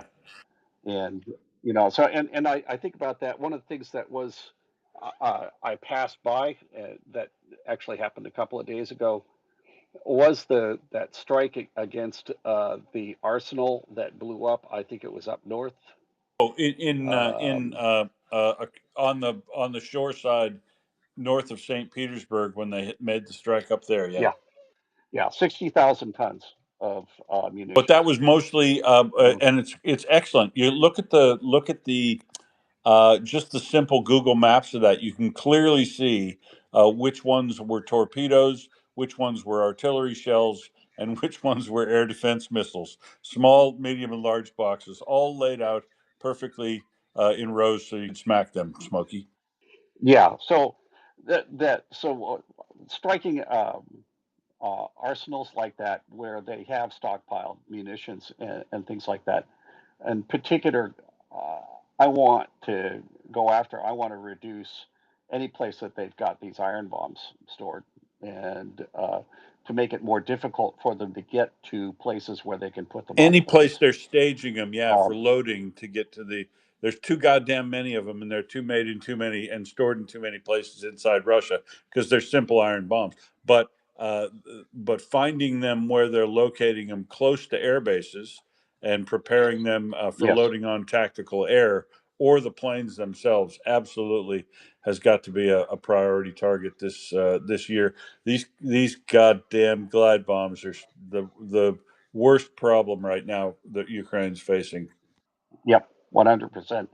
And this is where one of the places where Ukrainian intelligence services may come into play behind the lines, Very good with point. working in tandem with Russian partisans and things Have like that, and I because haven't those seen iron any bombs. of that. I can tell you where all the air bases are down in Krasnodar and Crimea, but I haven't heard any reports from ISW or the folks that could be in the know to say where is most of the tactical air of Russia working at out of the south. Yeah, yeah. Well, I think some of it. Well, it's some of it is like southeast, of Rostov in Yeah, Krasnodar, they got little air bases there's out scattered yeah, all over that place. and there's other stuff which is up towards Volgograd. I think there's some fairly sizable tactical air stuff going on up there. Of all of the strategic bombers have all moved well away, and the Russians are desperately trying to build drone-proof uh, uh, structures to hide them under at this point as well. You know, they've decided that we really can't leave these out in the open anymore, can we? Um, so they are building fortified But then shelters they're for them leaving the all, goddamn or doors as many open as they on them, can. Smokey, and they fly drones right inside and capture that plane Yeah, inside well, in a concrete bunker with an explosive. yeah, so it amplifies the explosion. Yeah, this is good. I don't mind that. They are building them. I didn't say it was going to be True, that's effective. true. You did. They're gonna try. Um, but thinking about possibilities, we have seen Ukrainian drones that have been carrying quad drones, FPV drones on them, And surface and vessels that like up to carry four. 4 FPV drones Right. on them. So we may not have another spider web because, among other things, the Ukrainians may not be able to get fuel to the vehicles that they would be trying to move into place.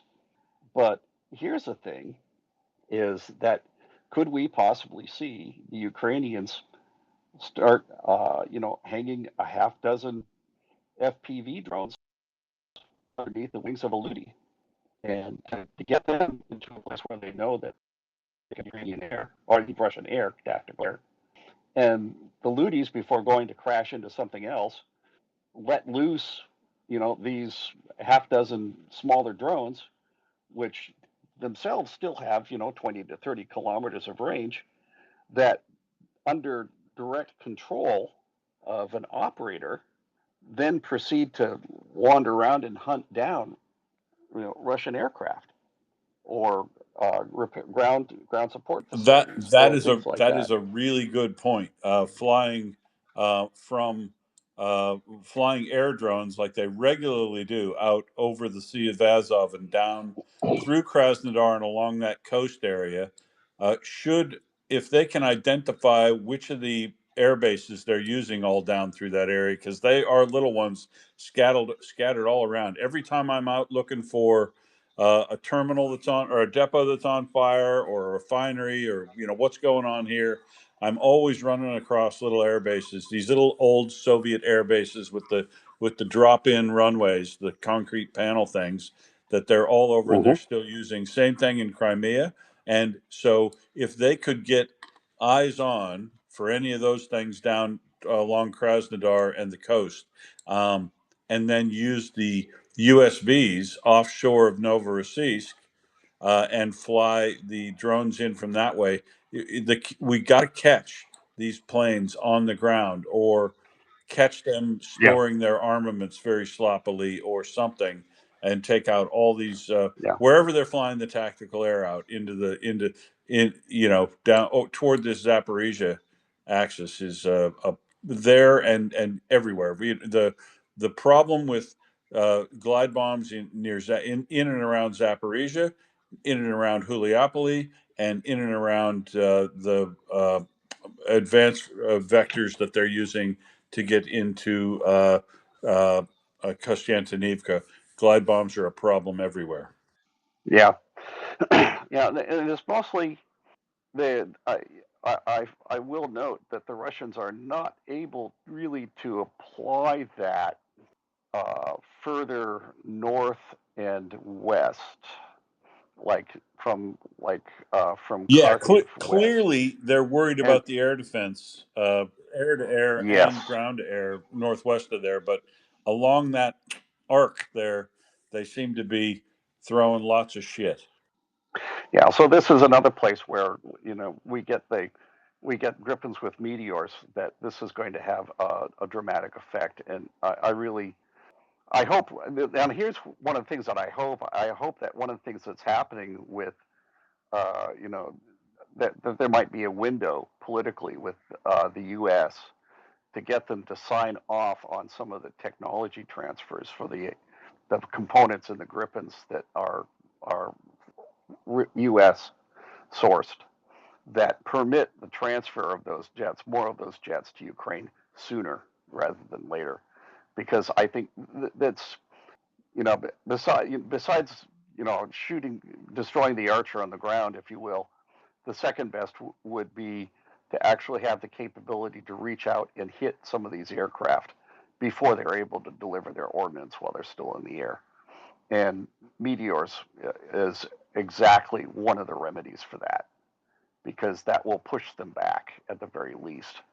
It will push them back. I pretty much figure it will push them back at least 20 And kilometers, which will not necessarily. whether you get these planes in the air or on the ground, um, there are a very finite number. It's you know, Russia still has a lot of planes in its VKS, but there is a finite number that if they had another big season like they did in 23, when they were taking out lots of Su-23s, Su 34s and Su 25s.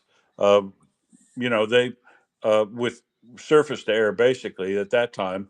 Uh, um, but if they find a way to either get these things on the ground with long range strikes or air to air, if they can take some advantage there, um, this will definitely stop the glide bomb problem largely. You know, and here's a fan fiction that I'm thinking about with Ukraine's Frankensams and all of that stuff. I am still wondering, would it be possible to adapt a meteor to get launched off of a Frankensam? Because you're talking about the the the thing about the meteor is it's not ballistic intercept capable. It isn't going to do that. But even fired from the ground, it would probably have close to a 200-kilometer range, and its no escape uh, window is approximately 80 kilometers. If you are within 80 kilometers of that thing, and they are able to fire it and keep a lock on you, your plane is probably dead. You might as well just go ahead and eject before it And gets there. isn't that a isn't the meteor? Wouldn't that capability largely be defined by whether or not uh, uh, your AWACS plane, the Saabs with the AWACS plane would be able to uh, handle most of the guidance of that missile on its trip, except for the terminal guidance where it uses a radar system on board, right? Yeah, yeah. Well, and the thing is, you could actually uh, Ukrainian ground-based radar systems. I'm sure they've got integration right now. If they haven't done it already, they're already putting together significantly integrated air defense capability and the ability to hand off control of weapons between stations and things like that. So I've got no doubt that if they've got uh, ground-based radar in the right locations, that they actually could use that to provide the initial control of the weapon to get it to where it needs to the point, to the place where it can then go ahead and turn on its own tracking and, you know, do its terminal guidance to the target.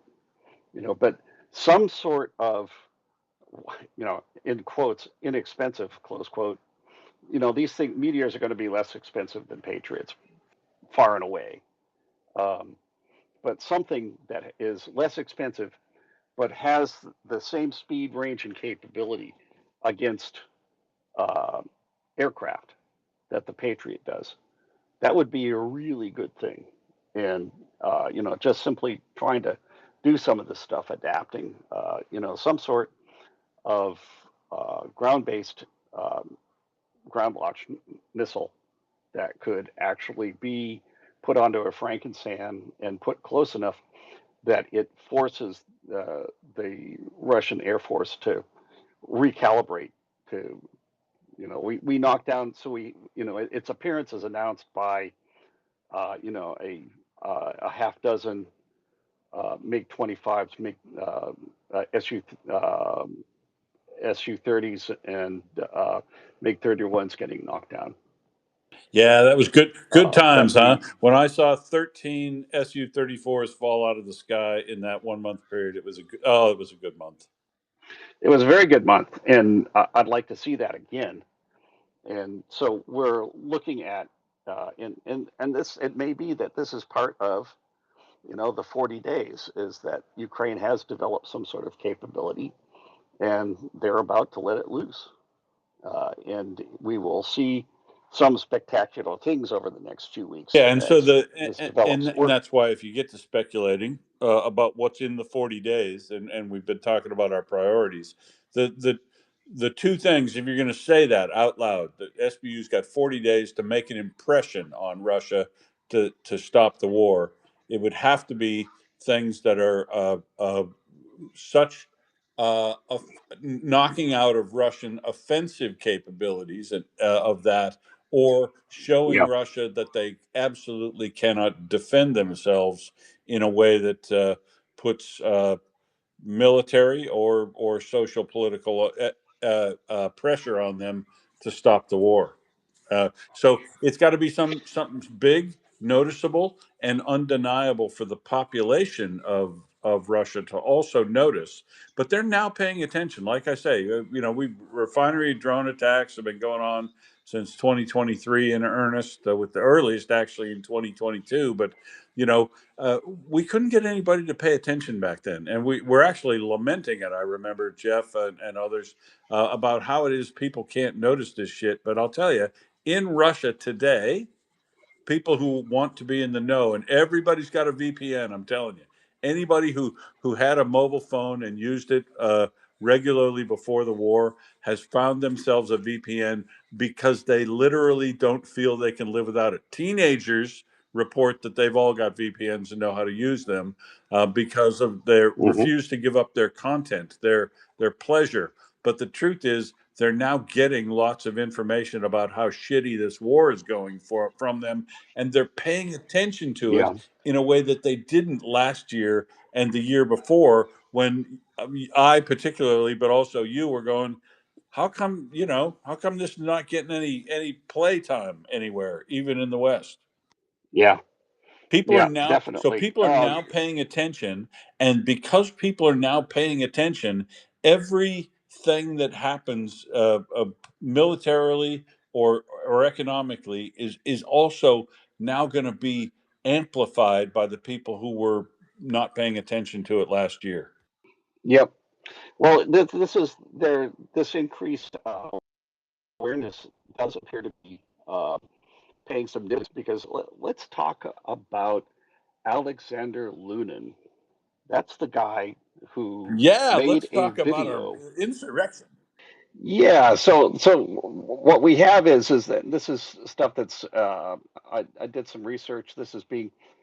Uh, this is actually being coming up on Russian independent media, and he put up a video where he is And basically it's up in the saying nest in with no it. uncertain. It's up in the nest with the translation, by the way, Natalka. Outstanding. Well, that video, within the first 5 hours it was up, got something like 7 million views. And it apparently prompted an actual deputy minister from Voronezh, to their internal policy apparatus. Dennis Wolf apparently showed up after the video was posted. So they're talking to him. So, and Lunin has apparently gone on and posted multiple follow-up videos, among them saying explicitly this is not a bluff. And to give people some background, this man is apparently acting as a mouthpiece for what are supposedly um, members of the Russian military and administrative bodies, who are saying that things need to change, uh, that that that something needs to happen. Otherwise, we're going to see a repeat of what happened with the insurrection that happened 2 years ago. Yeah, and so and I guess we'll call that by its name, a mutinous, a military mutiny that looked like it was becoming a Hmm. coup. This also has that very interesting flavor, Smokey, does it not, of a former military guy who primarily is talking about the corruption and mistreatment of soldiers, as Prigozhin did, and their Yes. lack of getting Yep. support for winning, as if we're the heroes here and you're screwing us over regularly, and that's why we're having a mutinous assembly that will border on a coup. I don't think it's going to get any better treatment from the top than Prigozhin did, No. but it is phenomenally. I mean, this guy's clearly putting a target on himself openly in Yep. a big city Well, in on the Volga. he's also and it's 3 years to the day since Prigozhin's mutiny. Well, Um, 3 days and so 3 years and 4 days, right? yeah, but it's very close. So we're looking. The other thing also is that he has as much as said that hey, I'm a tripwire. If watch me. If you take me, if I get taken out, there will probably be events will start to be put in motion. Yeah, that was interesting that he So was so forthright in his opinion there, or his presentation, and then at the end of it said, "And but I'm just the messenger here." yeah, yeah. So he's a cat's paw without question, I think. Uh, what it does is that it suggests that there's a significant portion of the military apparatus and possibly, I'm beginning to wonder whether there are fractures inside of the FSB. What I'm This is, wondering is there some secret society in the military we don't know about? Because if this were to be valid and have any chance at succeeding, you would have to have a very good communication network amongst these military people that he's talking about. yeah, it's, well, going back to what we're talking about with the Siloviki being unhappy, is this smacks of there being some additional power behind it. That we've got some faction that has started to form that has been sufficiently under the radar that either the FSB hasn't been able to dig it out, or they are afraid of trying to tackle it So because of the series of events it could kick off. Yeah, so I mean, the question, of course, is real or bullshit. And with on the basis of the question that you and I both asked earlier, but clearly it has the attention of the authorities that a member of the local Duma has come and seen him, and whether or not whether or not this guy disappears and gets interrogated more. Uh, Strongly will, I guess, tell us whether or not there's real or bullshit here. But Russia has a big problem on their hands. Yeah, he's obviously a true believer. Now, whether the new team, whoever it is, um, would be any easier for Ukraine to Now, negotiate with than Putin is, that's an entirely different yeah, and question. I'd say now. But Other than the fact that they might have a bone, if the people that if a mutiny happened or this guy gets supported and they decide to get rid of Putin, the people are going to take over. The important thing about this guy and every one of them who has spoken up thus far is they still haven't shown signs of the epiphany. These are still nationalists. There's people that are still hawks that still think they're going to win in Ukraine. The words we're looking for yep, out of these people's mouth is there's a terrible treatment. I want to meet with Putin. We need to stop this war and get out of Ukraine. If they don't say those words, yeah, it's theater. yeah. Well, maybe not theater. We could potentially see a coup by the Hawks, And then a and full then going mobilization and ahead, all that, and a and then sequestration and everything. yeah, yeah. The Hawks take over. You get full mobilization. You get sequestration, and the entire Russian economy proceeds to instantly pitch over into a ditch and explode in flames. Yeah, maybe not Um, instantly. They'll put a good as show on it for a few months, but but all the shines come off of it. And if people start talking openly about how bad things are in Russia, and they start having a good second hard look at the economy, it's going to collapse much quicker. So the Hawks Well, taking over is a bad thing in that they'll want to intensify the war, but it's a kind of good thing because it helps us know that there's a light at the end of the tunnel because it's destined to fail. I'm not. I'm reasonably certain that if we had the Hawks take over like that, we would see a civil war. We would see, at the least, we would see widespread insurrection, um, So, because they're just so simply in my Russian contact this last week, because I asked him that directly again. I mean, is there any possibility of we're seeing any sort of uprisings in Russia? And it was only on the basis of localized problems. There'll yeah. be no concerted Well, effort. still, yeah. Well, how much of this is going to turn into uh, sabotage things that slow things down, even without the insurrection.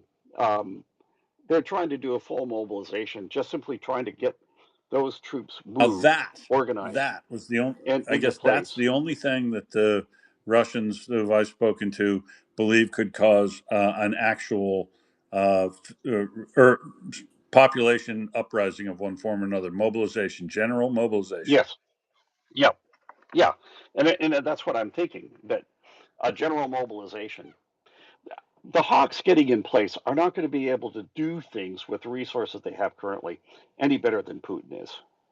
They True. might shift some of the pieces around. They might play some things a little differently. They might try throwing more stuff. But the thing is, they've got limited resources. The only thing they've got really is to try to regenerate manpower and to just simply flood the zone with so much equipment and so many people that the Ukrainians can't kill them all. And that really will be their calculus. And the thing is, though, is their calculus is wrong. That they try to do that, it will just be a monumental slaughter.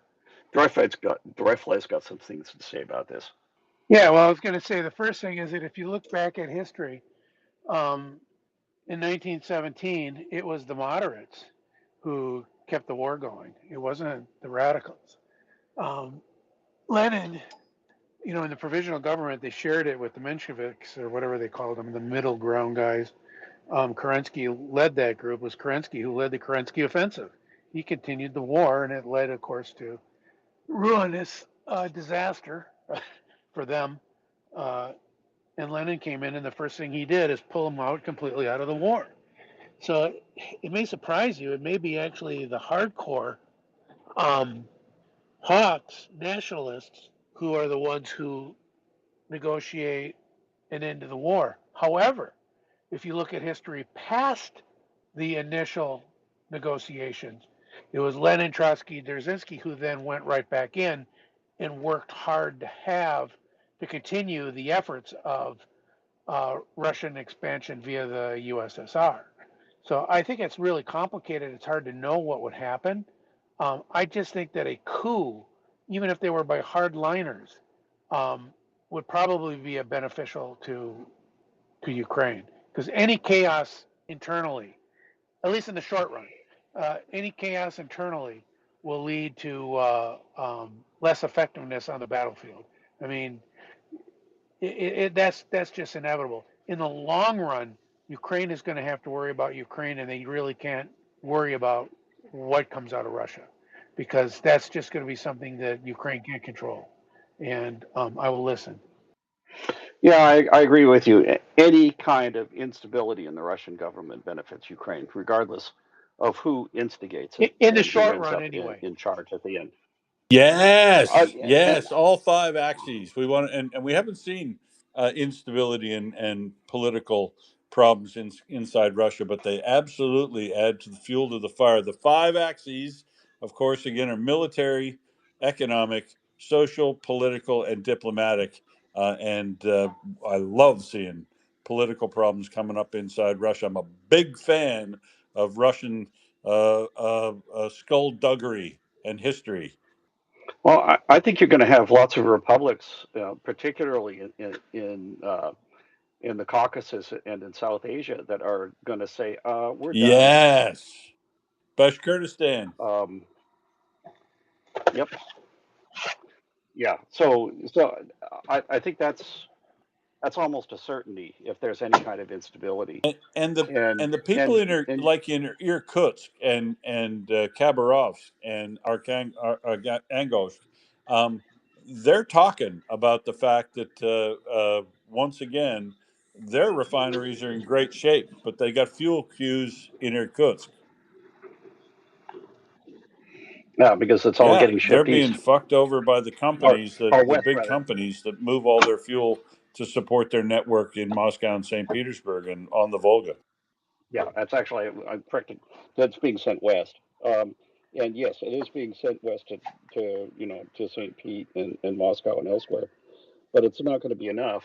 Um, Now, yeah, we start seeing FP5s. Some of those are actually potentially in range, You're um, correct. which One, could be very I didn't interesting. say it because I didn't want to name too many things in my 40-day plan, but I'll tell you, if they ever had an FP5 to spare, the distance to the Omsk refinery, which is, by the way, the largest in Russia, no questions asked, at 21.2 million tons a year, one FP5 in the center of that refinery on a corner of four different of the unit operations could do hellacious amounts of damage in a refinery. The Ludis are doing a great job in Yeah, these refineries. Don't get me wrong. 5 Ludi strikes inside the refinery would also do it, but one 1,000 kilogram warhead with shrapnel in amongst the process units in a refinery like Omsk would could potentially one missile strike could potentially shut the entire refinery down. yeah, absolutely. I agree. And if they're able to get a large scale long distance strike in, all the better. Now, I imagine that one of the problems covering that distance is not necessarily the air defense at the end, but is actually combat air patrol that Russia could have in the air once they know that there are drones and cruise missiles on the way. Because Russia does have cap. If they can see it and put an aircraft on it, they can kill it. And if they knew that they were going towards something like Omsk, I would imagine that the Russian military would be pretty keen to get a lot of resource into the air as fast as they could to track those things down and stop them. And they'd have a longer window to do so.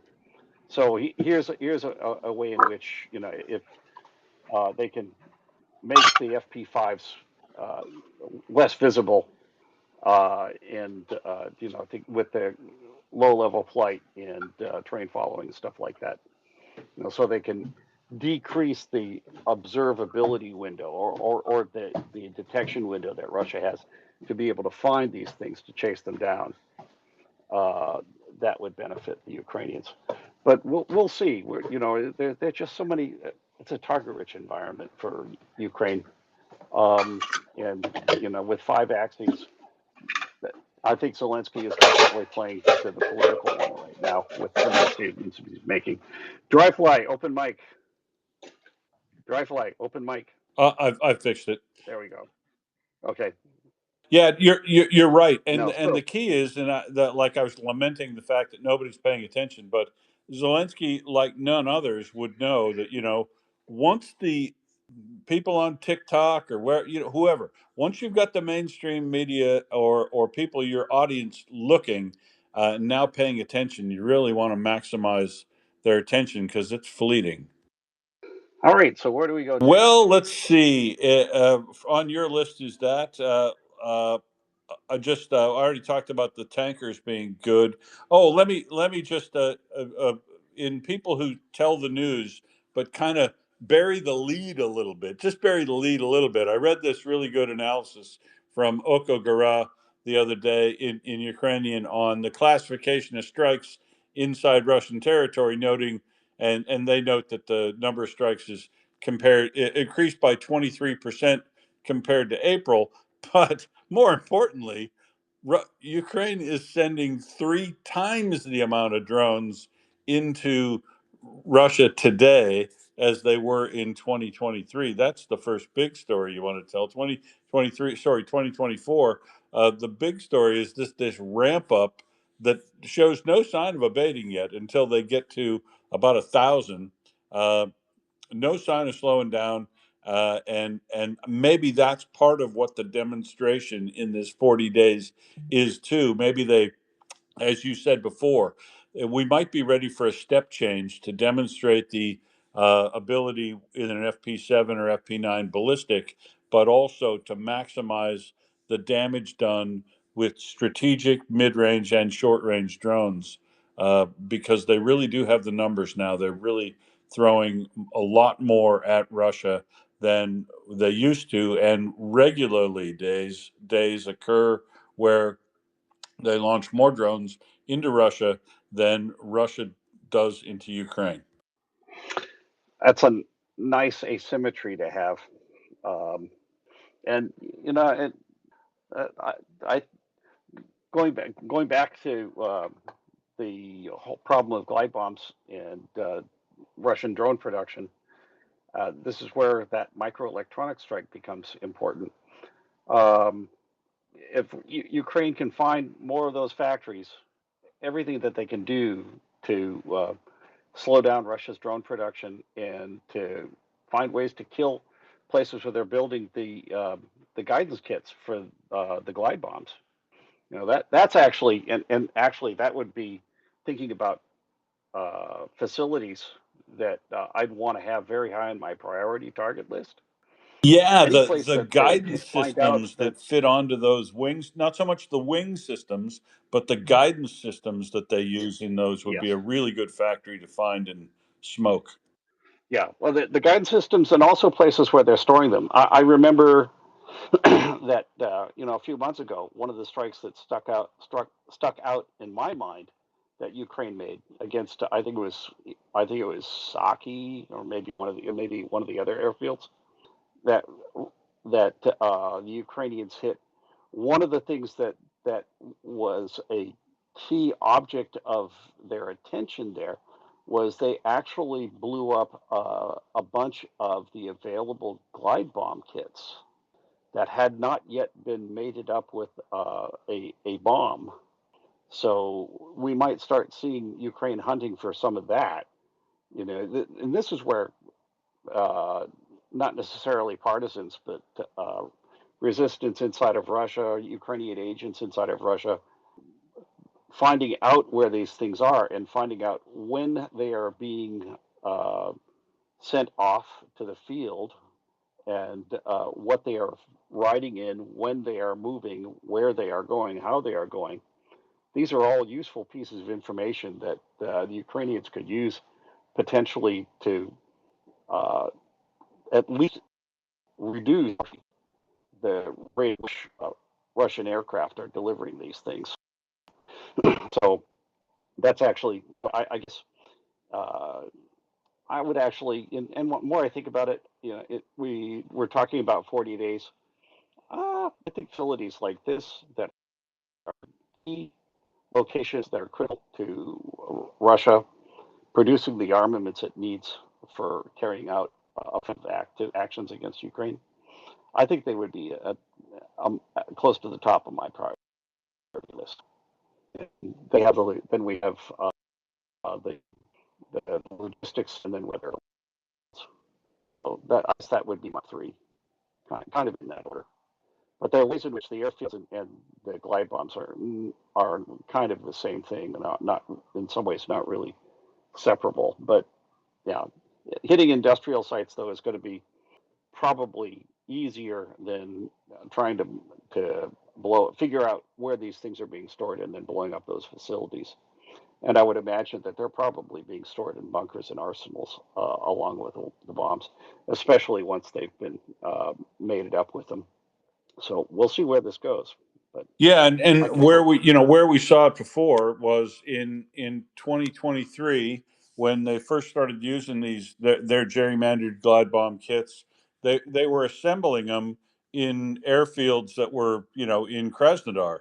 These ones that I'm talking about, the Yeshkin farther back, and Ukraine was able to find. They used to locate the assembly factory for glide bombs right at the airfield, where they'd get the parts and assemble them there to put them on the 500 or 250 kilogram bombs that they could get. And there were these drone strikes on new buildings adjacent to air bases that had been there forever, that Ukraine was focusing on. And we noted at the time that what they were blowing up was these glide bomb assembly things. They subsequently moved those farther back.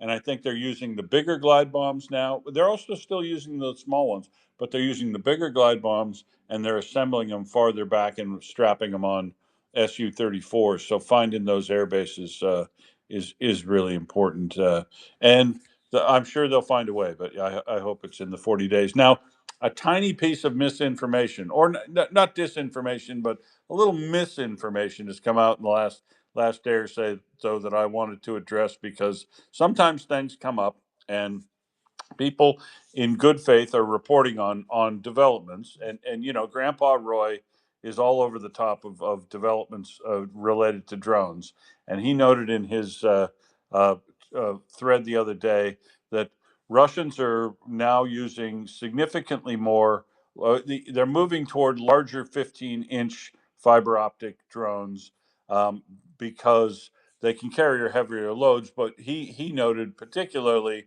that these are uh,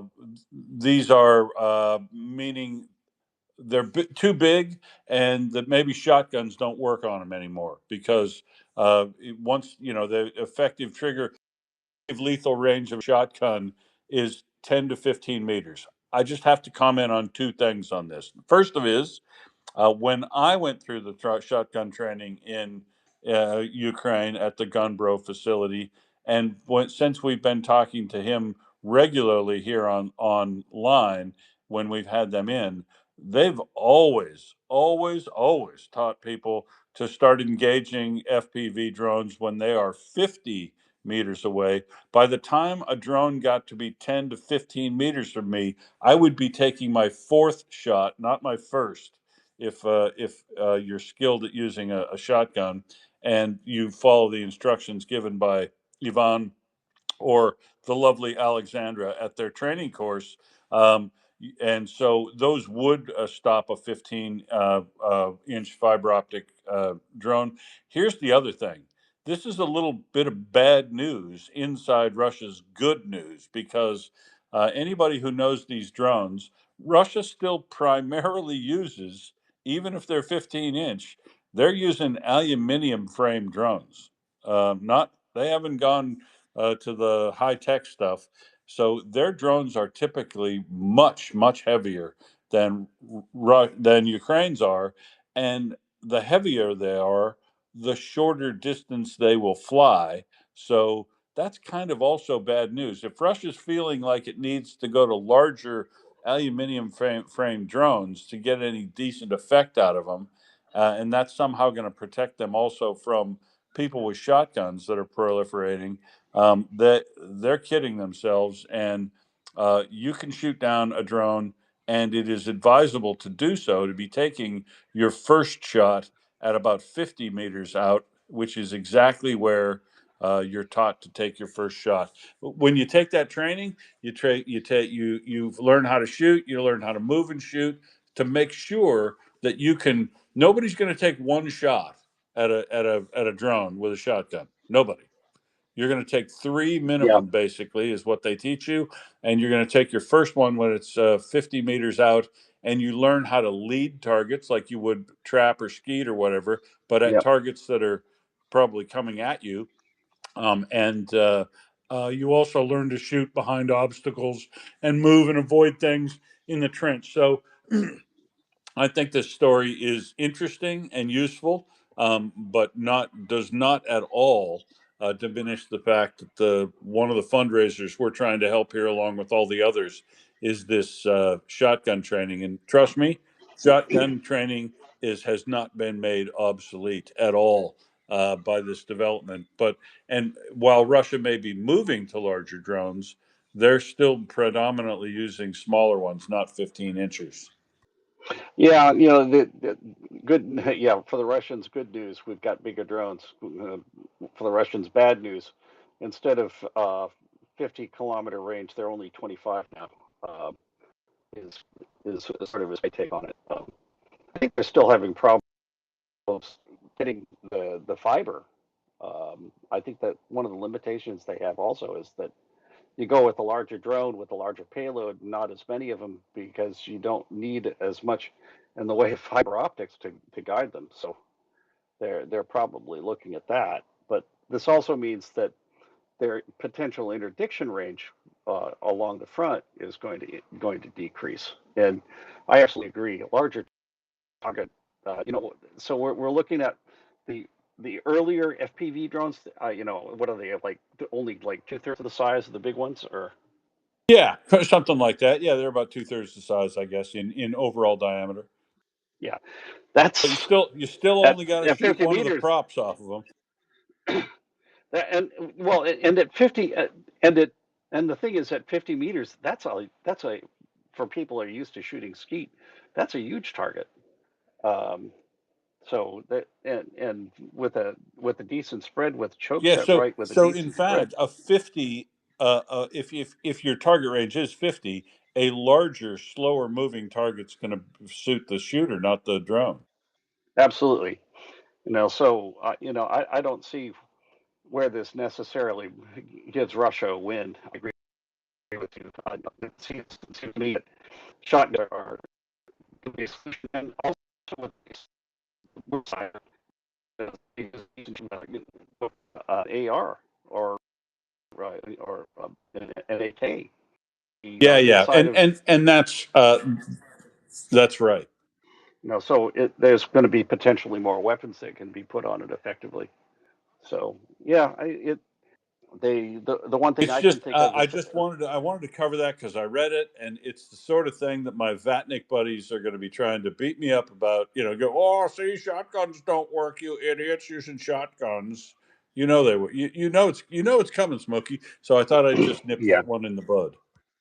Yep, And sounds have like the sounds opportunity to good. say, by the way, we're still supporting the Gunbro shotgun training course in the fundraisers in the Nest. And if you'd like to chip in on that, it's my opinion that fundraiser is very possibly one of the best value for money ones we are running with Yvonne planting, training people that do train the trainer out in the field in their units to proliferate the value and knowledge of having a shotgun around, um, and very low cost. And they're if they develop a bit more money this year, they're going to expand to a second range adjacent to their current range, where he's running through people right now, and he's got his cadre. He's able to expand a little bit if they essentially replicate what they've done on the one range in the other area he has immediately open to him and available to him to the right hand side. So yeah, I think it's still good.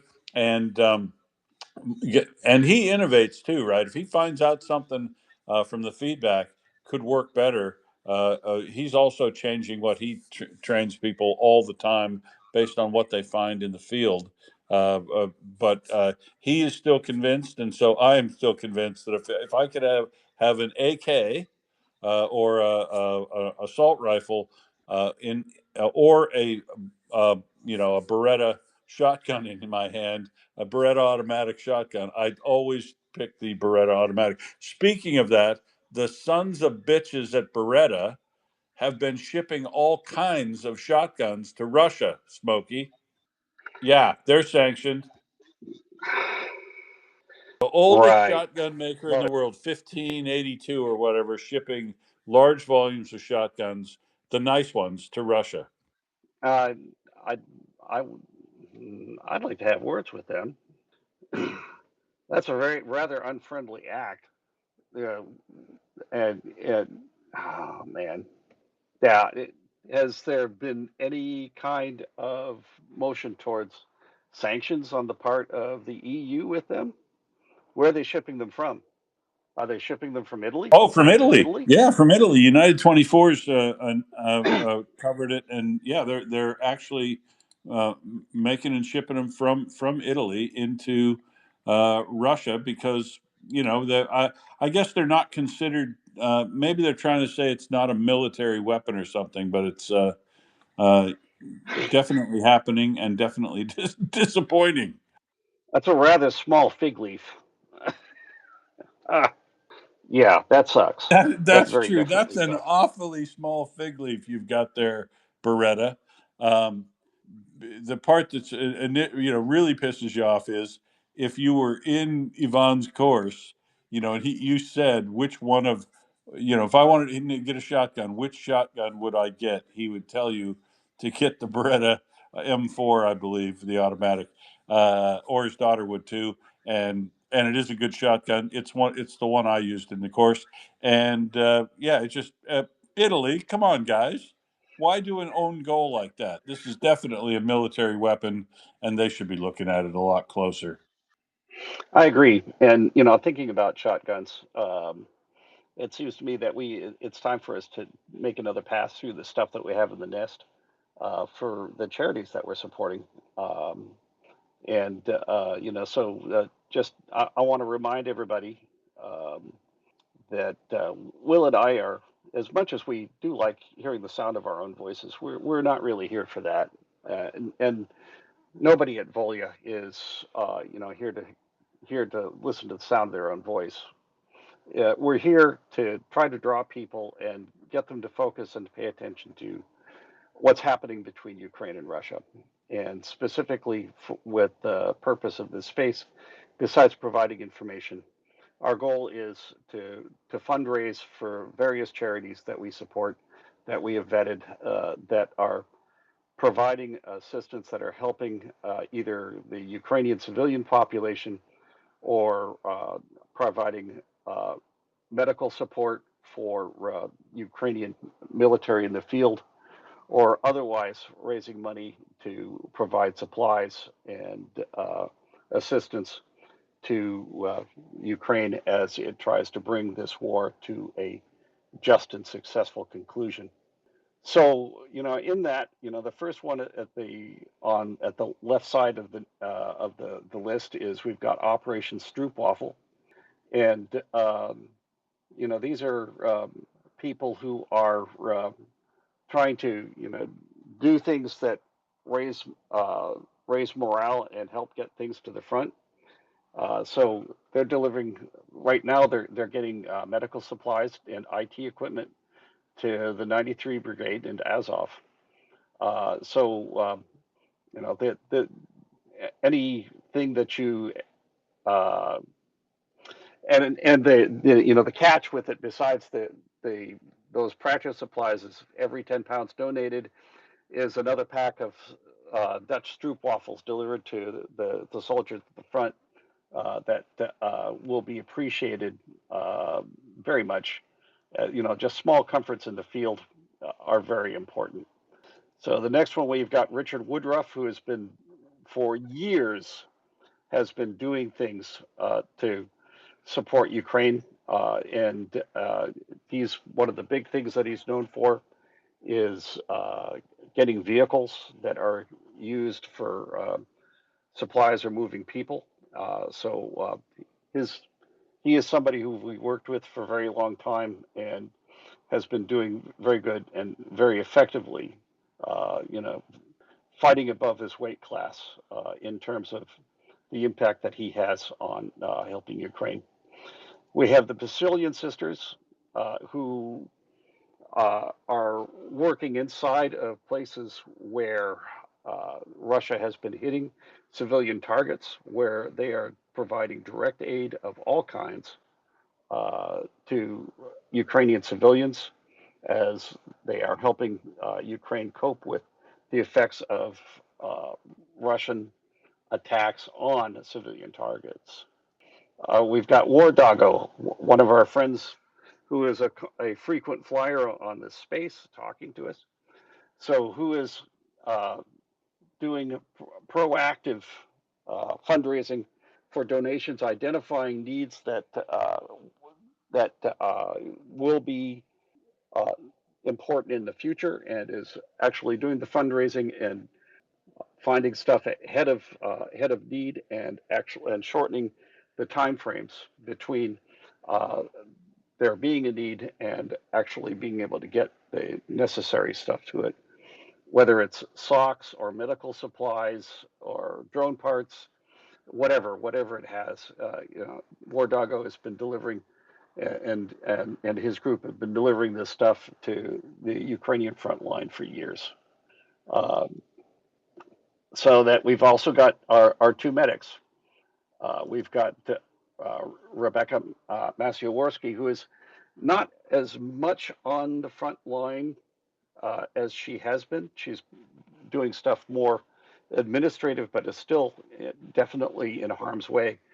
But she has been raising fundraising for medical supplies for years. And as she puts it, and as I frequently point out, every tourniquet, every bandage that you provide is potentially a Ukrainian life saved on the front. And $5 can save a life. And along with her, we also have April Ugit, and she's now starting this thing called Operation Safe Passage, where she is working to get anti-drone systems to help protect vehicles that are moving people through hostile territory. And so this is, especially as we've been talking about with the drone war, this is pretty critical. This is because something between 70 and 80% of casualties in this war are being caused by drones. So everything that we can do that can help them defend against those is going to be something that will be necessary to save lives. Thanks, Smokey. Good coverage of all those. And folks, as always, you can look at the ones that we vet and make available as good places to put your money, or find your own. Right, United 24. If you like, pile on with Luke Skywalker. Anything that's going on to help Ukraine, because the key is we need to keep pressuring all of our governments to do the right thing, even if it looks like Ukraine's on the ascendancy. It's time to keep maximum pressure on the aggressor, Russia, because they will find some way to weasel out or play the victim or use the threatening nuclear stuff. The answer is always pile on with more support to Ukraine, and it is getting more and more difficult all the time to help fill out these fundraisers with our team, because people think Ukraine's got this, maybe I can back off.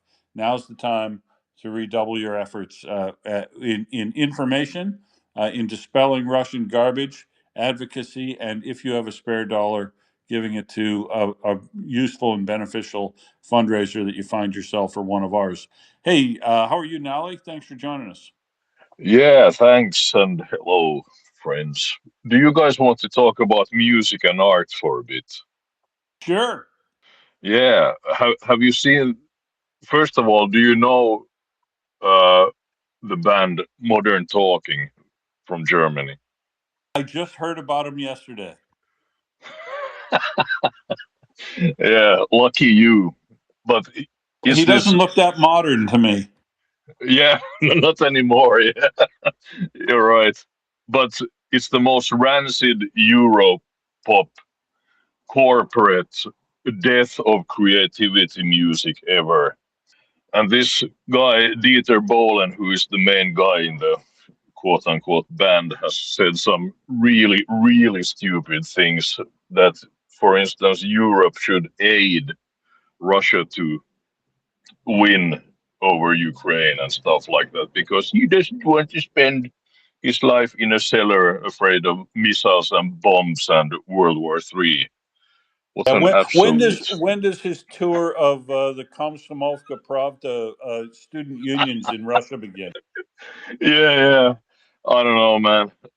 But just as an fellow I'm an amateur musician, so I don't tour and do all that stuff. But if you're a creative person and you do art on any level, shouldn't you be like interested in freedom of expression and freedom in general? Because if you don't have it, you can't really do art, can you?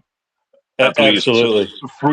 free art. So him saying this just proves that he hasn't really thought about this stuff ever. Because guys like me, since I'm some sort of a metalhead and I like punk rock too, I'm really interested in that people should be as free as possible at all times on all levels, so they can express themselves and come up with new ideas and concepts and present them to the public. Because I think it's great, but apparently Peter Boland doesn't think so. So if you But are a modern, don't, yeah, don't you notice, kind of though, Nale, that the shittest artists tend to support Putin, and the better artists tend to yeah, support Ukraine. yeah, I was just coming to that because instead of listening to modern talking, that is the death of all creativity, you should listen to bands like Judas Priest, for instance, because Rob Halford, the singer, who is a great guy, he flies the Ukrainian flag in their shows in front of thousands of people every night. So good on you, Rob, and listen to Judas Priest and crank some metal and forget about Europop because it sucks. Thanks. What's the Motorhead position, and of course our friends and Metallica. I think, well, Motorhead, they're all dead except for one guy, but I think that the Lemmy position would have been that he is very much anti-authoritarian in his outlook on life and very much, in favor of freedom of expression and freedom of all people. And he was also a great friend of previously mentioned Rob Halford. So I think he would take the Rob Halford position I, without flaunting the flag on stage, I, you I know? I agree. I agree. Hey, hang around, Nolly, but we're going to do a co-host change here, and I'll sign off shortly after saying to Slava Ukraini and thank you, Smokey, for sitting with me as always. Great to talk to you, and I'll see you in a couple of days on Good Morning Kiev. And I'll leave you with this final thought because I've had a bit of fan mail from a Norwegian. And we note that another more ships have been confiscated by of Russia. But I think we need to Woohoo. get a little friendly Viking competition going here with Norway, Oh, here we go. Finland, Sweden, and yeah, even Denmark. Let's get them all involved in confiscating Russian Shadow Fleet tankers. I agree 100%. A little bit of Viking action would go a long way. And Harom Slava, my friend, it is always a pleasure to work with you. And I look forward to getting back together on Saturday to continue our path of progress and helping Ukraine win this war. Jenny, go ahead. I just wanted to echo what Nadler said. Dieter, or whatever his name is, he was apparently an asshole back in the 80s too. So not only did they do shit music, I think they had two melodies, period, and then they just stuck different lyrics. And it wasn't until they started singing that you realized which song it was that they had. So they did not make very great music, and he was an asshole back then too. So there's that. There's better music that people should listen to. Thank you, and fuck Russia. Fuck Russia, indeed. So we've got Firefella up. Walker is soon to follow. I will say to everybody once again, Slava Ukraini, thank you all for coming up and listening to us ramble on as we have for the last 3 hours. And look forward to speaking with you again on Saturday. So do investigate our charities and go ahead and please donate. So we got somebody else ready to come up and speak to the events of the day. There are booms. There are booms. Morning. Yes, there are booms. And yeah, sorry about that. I just had to reinstall my app again. It's becoming a daily occurrence now. Cheers, Elon. Thanks for that. Yeah, so that's fun. Yeah, that's fun. Morning, Firefella. Morning, mockers. Oh, I do like a morning Elon. Fuck you, you arsehole. Every day. That's good. That's how we should start. Yeah, and also fuck Russia. But Harem Slava, Smokey, before you go, and there are some booms, mockers, and some woe. Oh, the woe is just pathetic today. I've got even for me, it's like off the scale. Well, let's have a look, shall we? So, we've got a rebellion that's turned into a non-event, which was not a big surprise, was it? I wonder who visited that guy. And we've got a 40-day operation that Zelenskyy has basically said, yeah, go for it. 40 days and nights. I don't know, I've heard that somewhere before. Of this time, it will actually be of testing the Russians' will to continue to war, which I think is delightful. So, yeah, we've got that. It looks like Belarus isn't going to get in the fight after all, although they are doing stuff to appease the Russian dictator while also trying his best to appease Zelenskyy, which I think is hilarious. He's like, I'll just do this bit over here and I'll do that bit over there, and hopefully neither of you will kill me. So yeah, that's fun too. I wonder who Zelenskyy sent as his representative, by the way, to go and speak to Lukashenko. You know who he sent, don't you? Sat across Mr. Well, Badenoff, you'd say anything to get out of the room, wouldn't you? I hope it was. I'm just wondering if he sent him unofficially, like Lukashenko walked in his apartment or his beautiful house or whatever it is, and he was there with his little dog tucked under his arm. And the next thing, Mr. Budanov just steps out from a doorway and goes, "Hi, I come to have a little chat." I'd love it to be like that. Very 007. Yeah, I get what you're saying, but the fact that he is flip flopping, isn't he? Jesus H Christ, talk about 180 degrees every 5 minutes. I don't know what the man. He's in panic mode, isn't he? He is now. Got to be. He doesn't know which way to turn himself, and that's probably a good thing because at least he's not going to make any decisions in the meantime that would make him fear for his life, because he's already fearing for his life, so he's got to be extra careful. Anyway, it looks like he might be going on a whatchamacallit, a little hiatus. He might be going on a little holiday. In fact, he said it was a long distance trip that he was taking, and I was like, oh, really? To hell, perhaps to hell. So yeah, we've got that going on for him.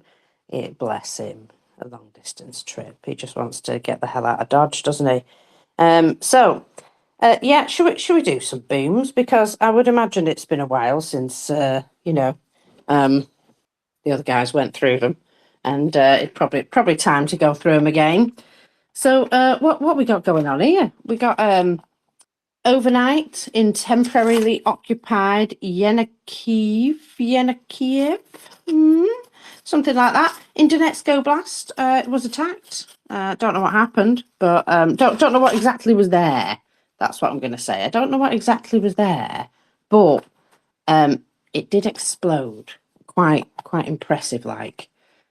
So there was indeed some impressive explosions in that direction. That's worth noting.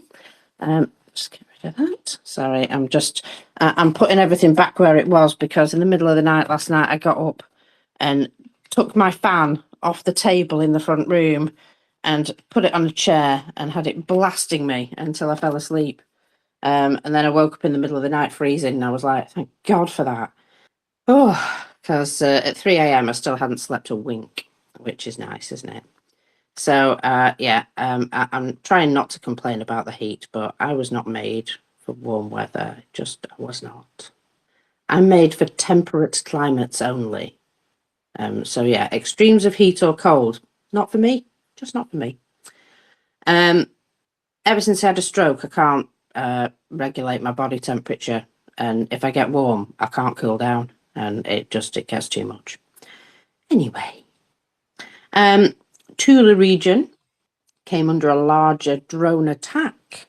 Now, the target appears to have been the Azot chemical plant in Novomuskovsk.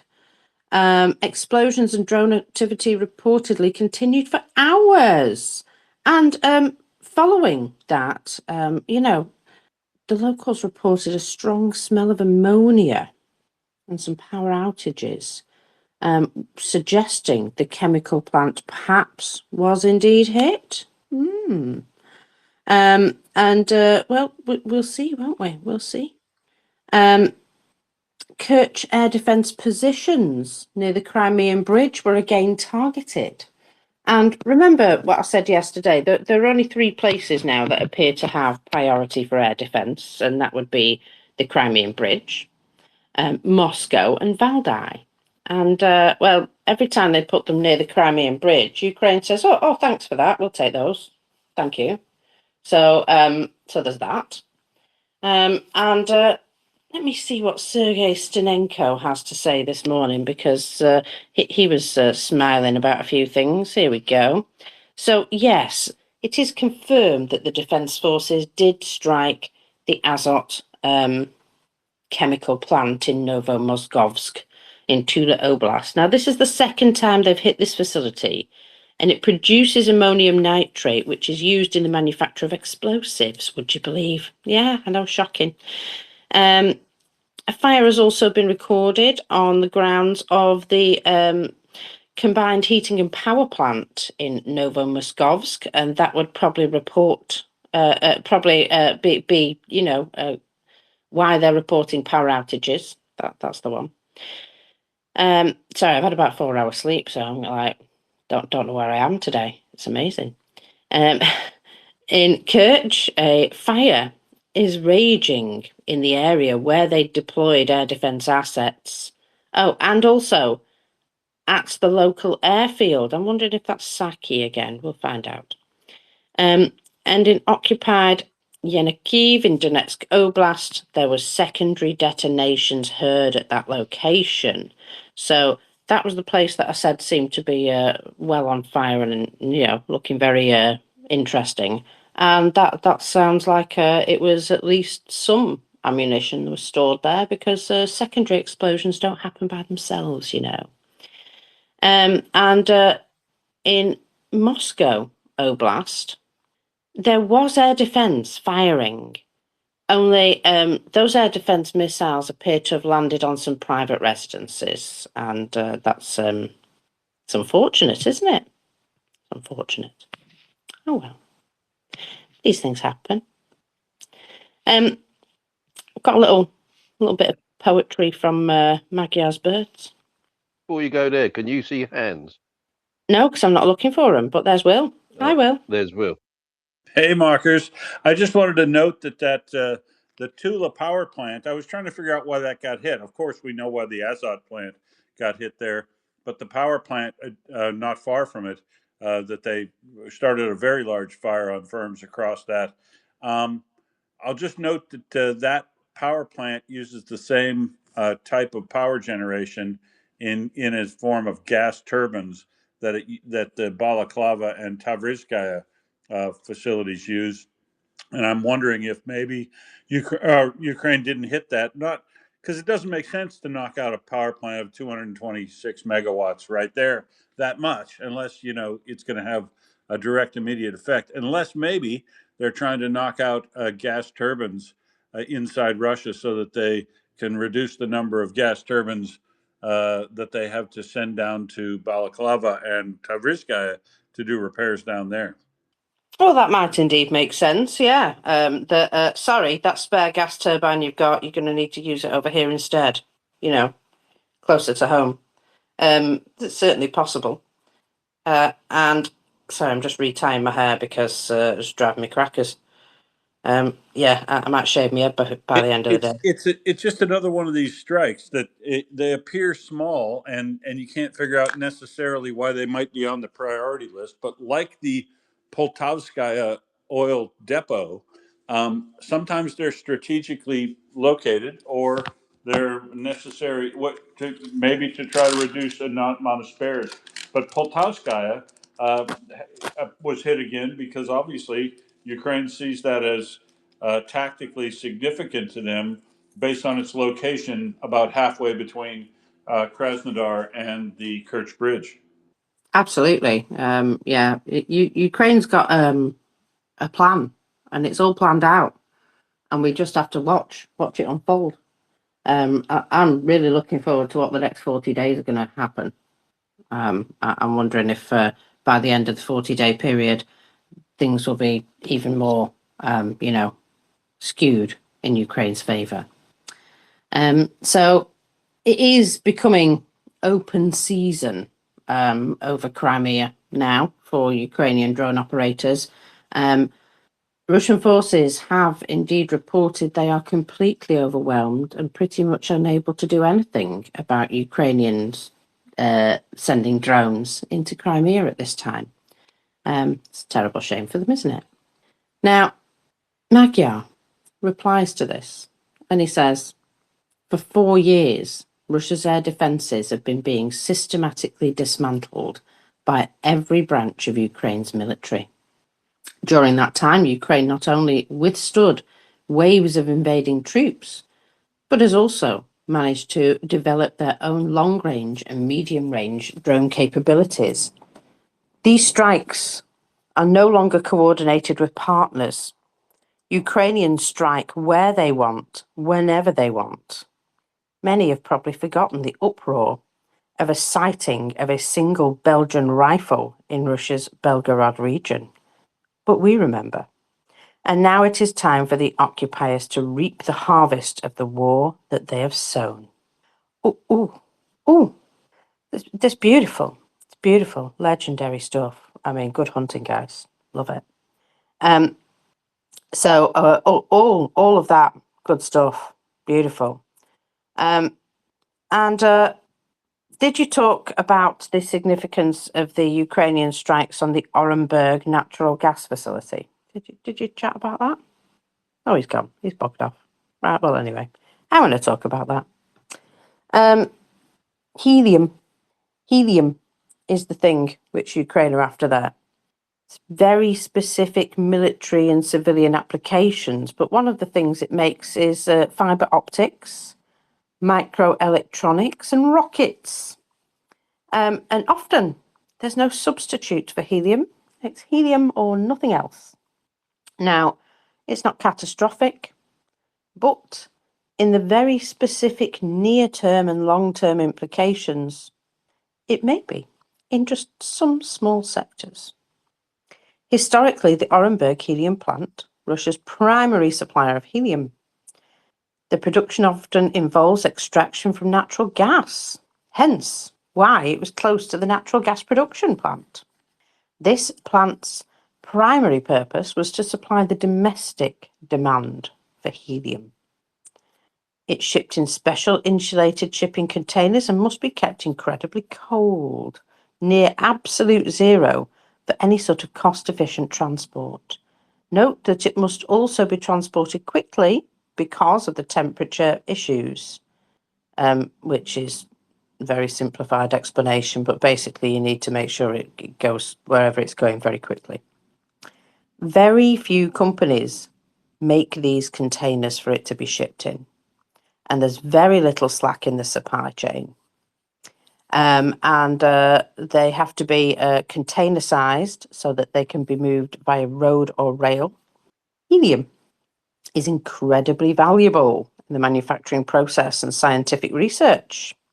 High value uses, the production of fiber optic cables, especially the production of microprocessors.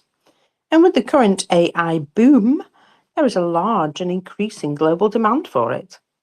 Fiber optics is needed for faster communications, but guess what? Russia makes jam-resistant drones, don't they, out of that? Or at least maybe they pass the helium on to somebody else who then makes the fiber optic drones. For military applications, it's critical in propulsion of ballistic missiles and rockets. It's used as part of the liquid fuel process. It also supports the cooling of guidance systems and other electronics in high-performing applications. Not that Russia has a lot of those. Over the past few years, they've added new higher-capacity helium facilities, one in Amur and one in Irkutsk. And those are orientated specifically towards export, and they're way over there in the east. The Orenburg plant was the only domestic supply. Any redirection from the other two plants will require a significant cost increase and a cancellation of any foreign contracts. They're further away. It will take double the trip, the number of containers used from Orenburg to the factories in European Russia. The net result is Russia will eventually adapt their helium supply chain, but they will probably anger foreign export partners in the process, and in which you would find some of those are the Chinese chip manufacturers. Just, some extra information for you there about that particular issue. Oh well, what can one do other than just, shrug one's shoulders and say, oh dear, never mind Chinese it. chip manufacturers. I'm shocked, mockers. Oh, go to the bottom of my stairs. Who'd have thought? They're at it Well, again, aren't they? yeah, I just think that Ukraine chooses their targets very carefully, don't they? And that one, obviously, they feel is going to have a bigger knock-on effect. I love it. Now, talking of China, literally on the border with China now, there is a massive queue for fuel. And I do mean massive. Russia is having a fuel crisis everywhere. Look, they're not going to run out, but this has led to a thriving black market, shall we say. And who runs the black market? The army. So the army are given priority for fuel, and then they sell most of it to the locals. So they don't have much either. I just think that that's brilliant. I found out which airfield it was in Crimea. It was the Kerch airfield. Second time this week, there is a fire burning on the main runway. Nice. 5,000, sorry, I'm just going back to this queue. 5,000 kilometers from Ukraine. So we've got Krasno-Kamensk, that's right on the border with China. And then we've got 5,000 kilometers from Ukraine in the wasteland of Chita. Locals, they're all sat in fuel lines. Now, these fuel lines are reportedly beginning to last for days.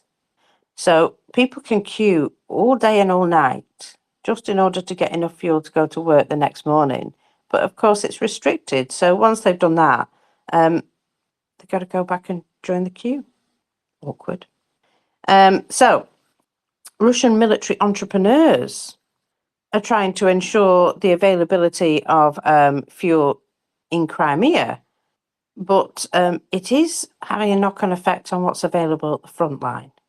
So for a mere $15.40 per gallon, there is fuel available. And, well, these guys are obviously very entrepreneurial. Things are bad here. They're bombarding us all the time. Where are you from? I'm in Crimea. Ah, are you being bombed? Did they stop selling gasoline there? Please tell me. 300 rubles for a litre now. At the gas station? No, we take it from the boots. You know who the boots are, don't you? It means the military. And that's the thing, that it's the military that are the only people selling fuel in that area. That's quite fun. So let me get that. So the military people that are selling this fuel that they shouldn't be selling are called entrepreneurs. Am I right? Everyone else calls them thieves, but in Russia you're called an entrepreneur. Well, yeah, thievery is kind of expected. That's what it is. If you steal something, then yeah, you've every right to sell it at the side of the road or in the field. Ulan-Ude, in the capital of Buryatia, they kind of bragged that they had fuel yesterday, and today they don't. Also, to note, there is an estimated 35% of the military-age men have gone because they died or been injured in Ukraine. And now they've got no fuel to get anywhere either. Irkutsk, 7-hour-long queues. And they ask, why is this happening to us? We could tell them, couldn't we? We could. Never mind. So, do you want to hear about the pretend rebellion? Should we talk about that guy for a minute? Oh, that fart in a teacup. Yeah, go on. Well, he started off very bravado, but apparently now it was 3 men in a vehicle who convinced him to make the video in the first place, or something like that. I think 3 men in a vehicle turned up and convinced him to take it back, to be fair. But, so this veteran, I've forgotten his name and I don't really care. But anyway, this veteran stood up and decided that he was going to, show some balls. And he did drop the mask, though, didn't he? And tell some big truth.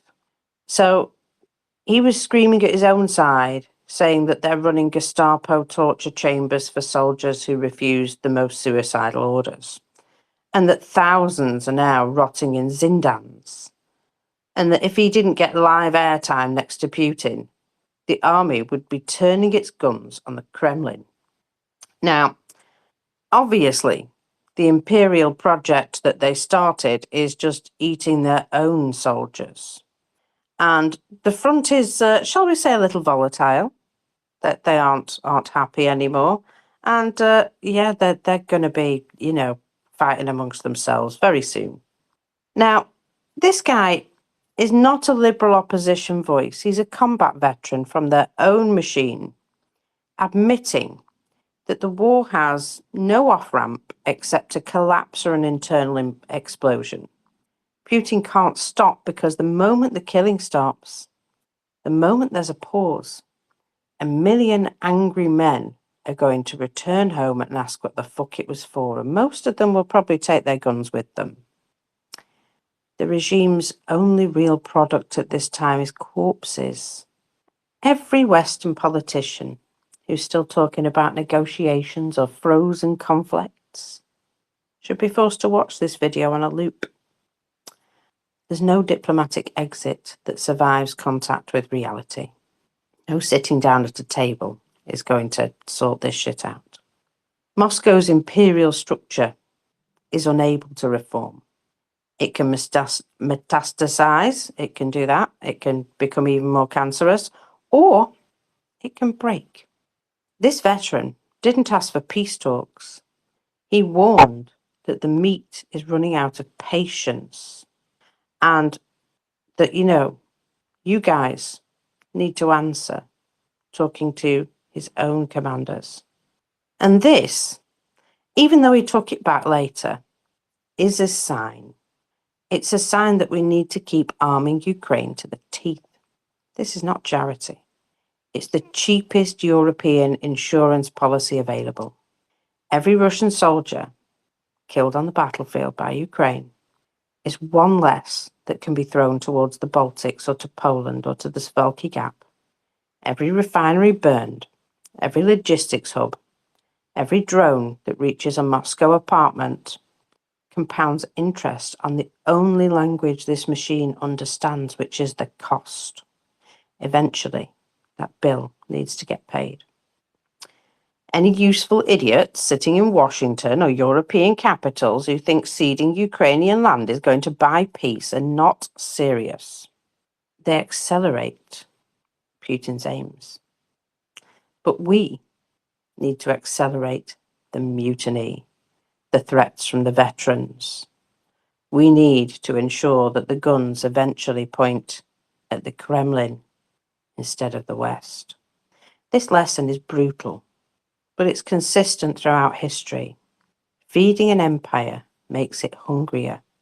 It has to choke on its own overreach or fall apart from within. There's no other way. So let them devour each other as fast as possible.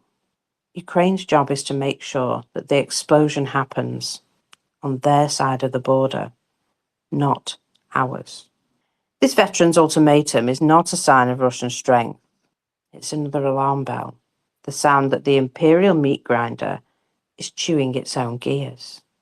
And we should hand Ukraine more ammunition, not less, at this point. The faster they eat themselves, the fewer other people will die. If only people would have listened to Ukraine in the first place. The veteran's confession is a real gift to us, to be honest. The Kremlin is cannibalizing its own ranks with torture cells. Now consider what that means for any Ukrainian civilian or POW, if they're doing that to themselves.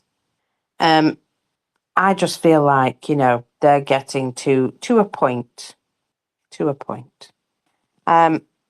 This is just another symptom, another sign of what's going on. So, here he is, Alexander Lunin. He explained in the end that he was instructed to record his previous message by 3 mysterious men in a black SUV. So he basically was like, yeah, I'm sorry, I didn't mean to do that. Please don't put me in prison. I would rather not be in a torture chamber. You see, the only way he's going to get away with saying something like that is if he has thousands of men at his back when he says it. Standing alone on camera just ain't going to work, buddy. So, it's clear he's deeply disturbed by what he's seen at the front and what's happening in the country. But did he come up with this in order to just draw attention to these issues and then stand down? Could it be that he's been psyoped by Ukraine? Maybe. Could he be being used by someone inside Russia to stir unrest within the country? Maybe. Maybe any of those things. But either way, millions of Russians already saw his initial video address to Putin. And so we shall see. We shall see. He might still get into trouble. But either way, it's about time somebody stood up and, gave a honest assessment of what's going on. Told the people where their missing boys are ending up.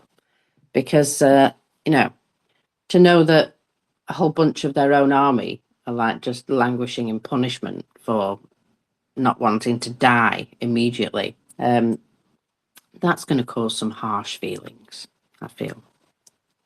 Don't you? Can you imagine if your son had been missing for ages and then you find out he's probably in a Russian torture chamber being tortured by his commanders? That wouldn't go down so well, would it? I really needed that drink, sorry. Right, so... Well, it is audience that said, no, you need to make a video. And that's what led him to do it, apparently. And then he got a visit by 2 or 3 people in a black SUV and doesn't want to say anymore. Yeah, so that sounds, plausible. It really does. So there was also this, though, which I found interesting. So in the city of Penza, remember how they're rounding people up? Literally, you walk down the street for a bottle of milk and the next thing you're in a conscription van.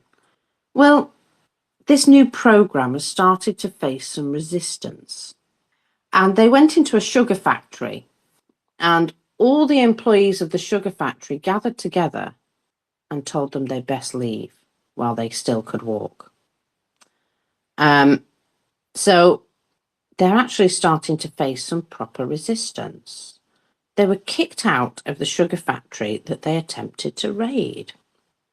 Finally fighting back, eh?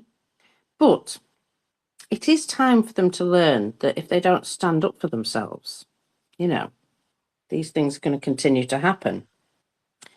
Penza has already been pretty much stripped bare of manpower, and everybody who lives there knows somebody who's died in the meat grinder.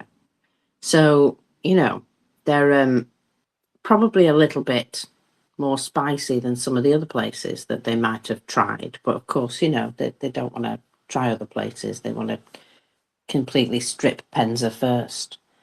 Now, I'm just thinking we don't have enough popcorn for what's going to kick off here. But it is notable that a woman in the background on this particular video states, if you don't go now, you will not be leaving at all, which suggests that these people are no longer afraid to tell it and to make these types of threats towards government agents. Actual resistance. Now, I find that more of an act of resistance than I do this guy on camera having a yell. Because those are real people really saying, get the fuck out. That is more interesting to me. So we shall see. We shall see. There's so much whining going on now, especially about gasoline. I'm just so very pleased. And in the meantime, what's Ukraine doing? Well, this would explain some of the special equipment that we keep seeing turning up on the numbers. Beregova radar station. They took out an MR231, a Neva B, another Neva B. They're all radars, by the way, just in case you needed to. I don't know either. No idea what they look like, but yeah, those things. Tavriskaya thermal power plant in Simferopol. Yeah, that probably doesn't work right now. Sevastopol substation, Simferopolskaya substation, an oil depot in Jankoy, a gas compressor station. In fact, two of those. Don't know exactly where, but in Crimea. And what's this? An anti-aircraft gun ZU-232. And remember, this is just, we're not even in July yet. It's going to be a heck of a hot summer, isn't it? We're already getting that, but you know what I mean. Air defence is collapsing, or has collapsed in Crimea. What air defence doing? Not a fucking lot now.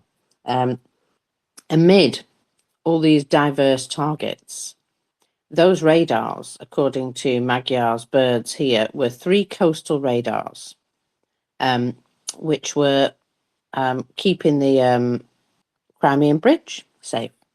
And I do feel as though every single day now they're threatening the Crimean Bridge and they're saying, better get out of here before that bridge comes down. Better get out of here. The Russians thought that Crimea was a fortress, an unsinkable aircraft carrier that they could use to, launch their attack. The only problem is it can't be moved. And without the air defences that keep getting taken out, it can't be protected. So, unlucky. The myth of this being their fortress is crumbling. Every dismantled battery on the peninsula brings it closer to the mainland. They can't hide there forever, can they? Oh no.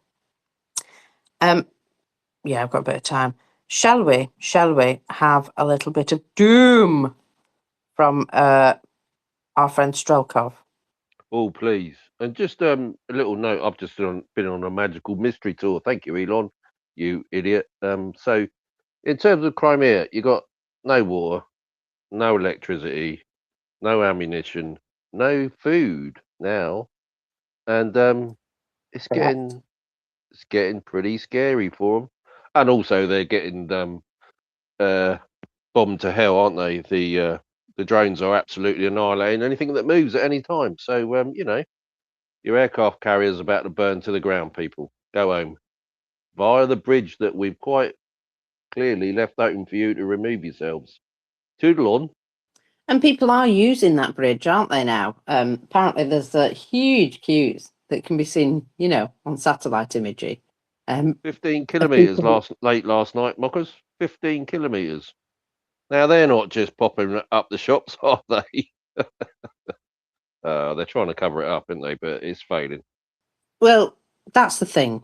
people are finally getting the message, aren't they, that it's probably best not to be on Crimea, especially as there's now food shortages. Yeah. The Soviet days, there was, empty shelves all over the place. And it's going to come to the rest of Russia, this issue of empty shelves. See, the thing is, in order to put the food on the shelves, you've got to be able to transport it to the shops. And the lack of fuel is a real problem for everybody, especially those delivery drivers. Because, well, they're redirecting what they need to, certain places and the army and everybody else. Well, fuck 'em. That's kind of, the Russian way, isn't it?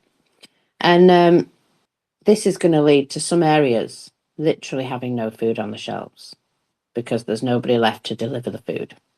Now, this has happened before where they literally had food mountains that were rotting in warehouses and no availability to deliver that food anywhere, and empty shelves all across Russia. And it's going to continue to happen. They're going to do exactly the same thing. It's amazing how history sort of seems to go around in these cycles. And if you don't change your ways, you just end up straight back where you were before. So let's have a little see what Mr. Strelkov, our friend Gherkin, is having a good old whine about, because I do love it when he's so very cheerful, isn't he? So from his prison cell, he wrote with surprise and new depths of pessimism, because, only he can doom in this particular way. After hearing about Ukraine's raid on Moscow, brothers, sisters, friends, and colleagues, he begins. I understand that my letter will not reach you for quite some time because it seems it will have already lost its relevance. Nevertheless, I believe it is necessary to write a few words about the current situation and my impressions of it. The raid on Moscow. To be frank, I, even with all my pessimism, did not expect that the partners, not my partners, would be able to do this so easily, and not even with missiles, but merely with drones. And what happens when, or if, missiles start flying? What if they come in large numbers? What if that time is no longer far away? It's almost as though a Ukrainian's been telling him where they're up to with their missile production. We somehow managed to quietly miss the moment when our supposedly defeated enemy built themselves up, even if only in the European rear beyond our reach. What difference does it make if the result is obvious to us? A reliable system for producing, delivering, and employing vast numbers of aerial combat systems has been created.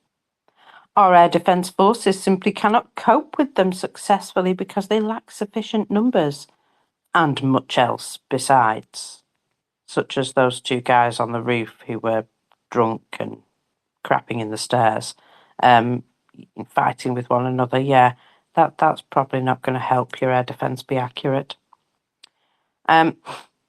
Where were our strategic minds? Where was our celebrated intelligence services looking? And what on earth was it reporting? And if it was watching and reporting, why were the necessary countermeasures not taken? How did we end up in a situation where conditions in our country are already reminiscent of 1917? Oh, that last bit's sweet. That last bit. 1917. You remember what happened then? The Great War, or the end of it, when they got broken up. Well, yeah, there was a big internal turmoil, major internal turmoil. People did actually go out into the streets at that point, and I'm just saying. During a broadcast on Solovyov's channel, another Russian propagandist had something to say. And it's this guy in the cap again. So this guy in the cap, in the green cap, I'm just saying that, this guy is at the end of his tether. Now, this is the guy who sits across from Fighter Bomber all the time. And, generally is a bit shouty. And he comments on what they say about, we'll finally start fighting. What do you think we are doing, you dumbass? He's shouting this at Solovyov, by the way. I think is beautiful.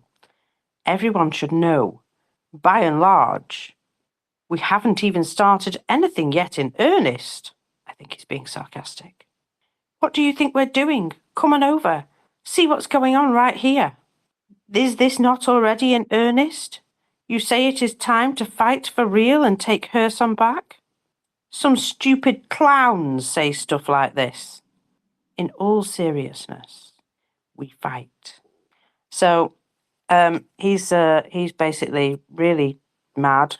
Now, he didn't say who the stupid clowns were, but you know who's the people that keep saying that. We'll just start fighting for real. He's calling every last one of them clowns. Clowns.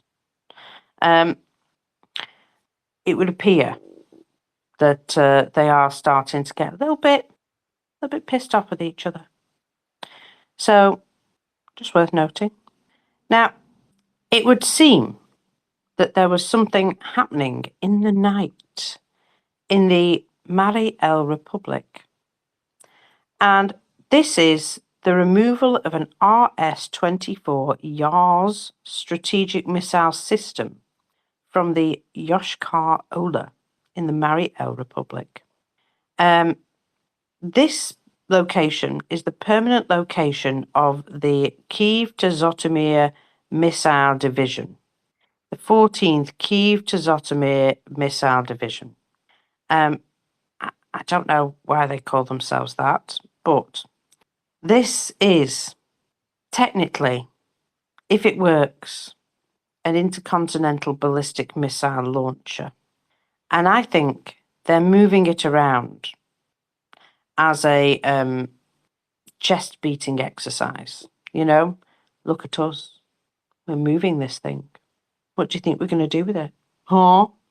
I do wonder if this is going to be one of their sort of more final, acts of desperation. There is a good chance that Ukraine might destroy it before it even gets to, do any launching. There is also a 50-50 chance that if Ukraine don't destroy it, that it will detonate itself in the launch phase. But I'm absolutely certain that the Ukrainians are watching this very closely. Now, Russia does this to cause fear, moving around intercontinental ballistic missiles. They've done this before. They've moved them in and out of Belarus, if you remember. Didn't launch any though, did they? There is also the possibility that some of these are just decoys that don't work and are just being moved around to, effect. However, it is worth noting that this is what Russia is currently doing. And again, it shows another layer of desperation in my eyes. You don't start waving around the biggest wang you've got if you're winning, do you? Anyway, all trains to and from Crimea have been cancelled. Why? Because, well, they've come to realise that there definitely won't be any more tourists this summer. Aksinov, the Gautier of Crimea, has announced, in accordance with the decision of the operational headquarters of the Republic of Crimea, the Grand Service Express, and the Ministry of Transport of the Republic of Crimea, the management of the Federal State Unitary Enterprise Crimean Railway is reducing the number of Tavria trains running to and from. 7 trains only will now depart daily to and from Crimea, and he lists them. The above trains run from Kerch to Yuzhnava that place, station, which is basically just on the other side of the bridge. Other trains running this season will be cancelled over the next 2-week period. So I guess summer season is cancelled, yeah? Someone said maybe they should repackage it as an adventure holiday. Indeed, certainly an adventure. So, this is fantastic news. We're literally only going to take 7 trains per day now over the bridge to and from Crimea, and that's it. Perhaps you could walk if you really need to go away. Now, the railway bridge here is it's still got problems. It's still structurally, they can't carry too much upon it. And I do wonder if they're cancelling these trains to reduce the load on it, because remember, they've had some recent earthquakes. Or if they're going to use those gaps in the programme to try and transport military items and or fuel. And they just don't tell anyone about that because, Ukraine would get wind of it and blow it up. And just these things come to mind. So anyway, where was I? I don't want to start anything too long because I know what time it is. So let's go to this. The EU has transferred the first 3.2 billion euros to Ukraine from its 90 billion loan programme, which is about blimmin' time, isn't it? I read from one of the Ukrainian politicians that although they were extremely grateful for this money, the length of time it's taken to get it is just ridiculous. And it is. And it's because we stand around with our thumbs up our arses while people like Orban stop us from doing anything that we intend to do. And, now someone else will step into the breach and cause the same problems in the future. We have to get real. If you want to do something, stop looking for unilateral agreements and just do it. 90 billion in loans, yeah? But 3.2 billion has been dripped to Ukraine. Just a little drip. There's all sorts of frozen Russian assets that could be handed over. And you would see how fast Ukraine would turn that into firepower. I'm just, this money as well, Ukraine has confirmed, has to go into their budget to, balance their budget to ensure that people get paid, pensions get paid, that sort of thing. I'm glad it's finally happening, but it really is. It's a long time to wait, and we drip it, as we've done with everything else. Yes? It's almost like we're just taking the fucking piss at this point. Nice to see you back, Firefella. Sorry, I just, it's all, it's all going wrong for them.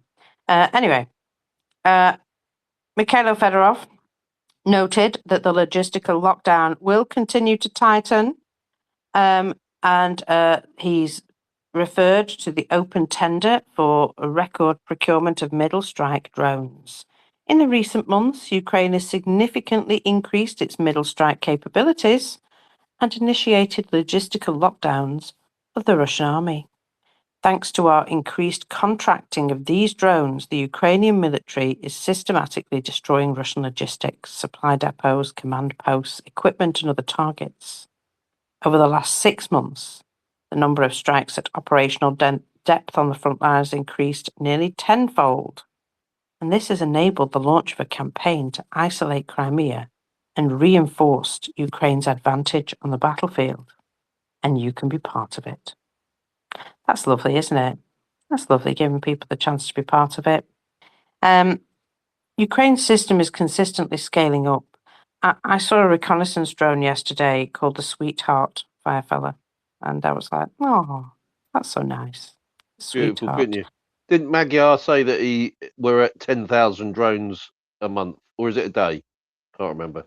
But he wants it up to 15,000. As if they're not beating the shit out of the Russians enough. Give them some more woe. So they're not done, and all this money is going to help them. Absolutely is, people. Well, if they can balance their budget, then yeah, they can put more money into drones and stuff. So that's great. I mean, makes a difference. There was something that I saw yesterday, which let me just go back and find it, which was that Ukrainian forces have now broken their monthly record for destroying Russian air defense systems, which surpassed their last record in May. So far in June, they've destroyed 44 Russian air defense systems, and the month isn't finished yet. It's also the highest monthly total recorded during the entire full-scale invasion. So, as you can see, Ukraine's, punching above their weight greatly now. And of course, for every air defense system that's missing, Ukrainian forces are able to strike more military, industrial, and logistics assets. It all has this lovely knock-on effect, and beautiful, beautiful work. So let's do our numbers. You have to excuse me, I'm on 4 hours sleep, and I'm like, I don't know where I am. No, Let's you- see. Go on. You're good. You're good, kiddo. Keep going. Yeah, I'm still all right. Right, okay. If I stop making sense, just nudge me. 26th of June. All day today for me. I'm considering taking the afternoon off work.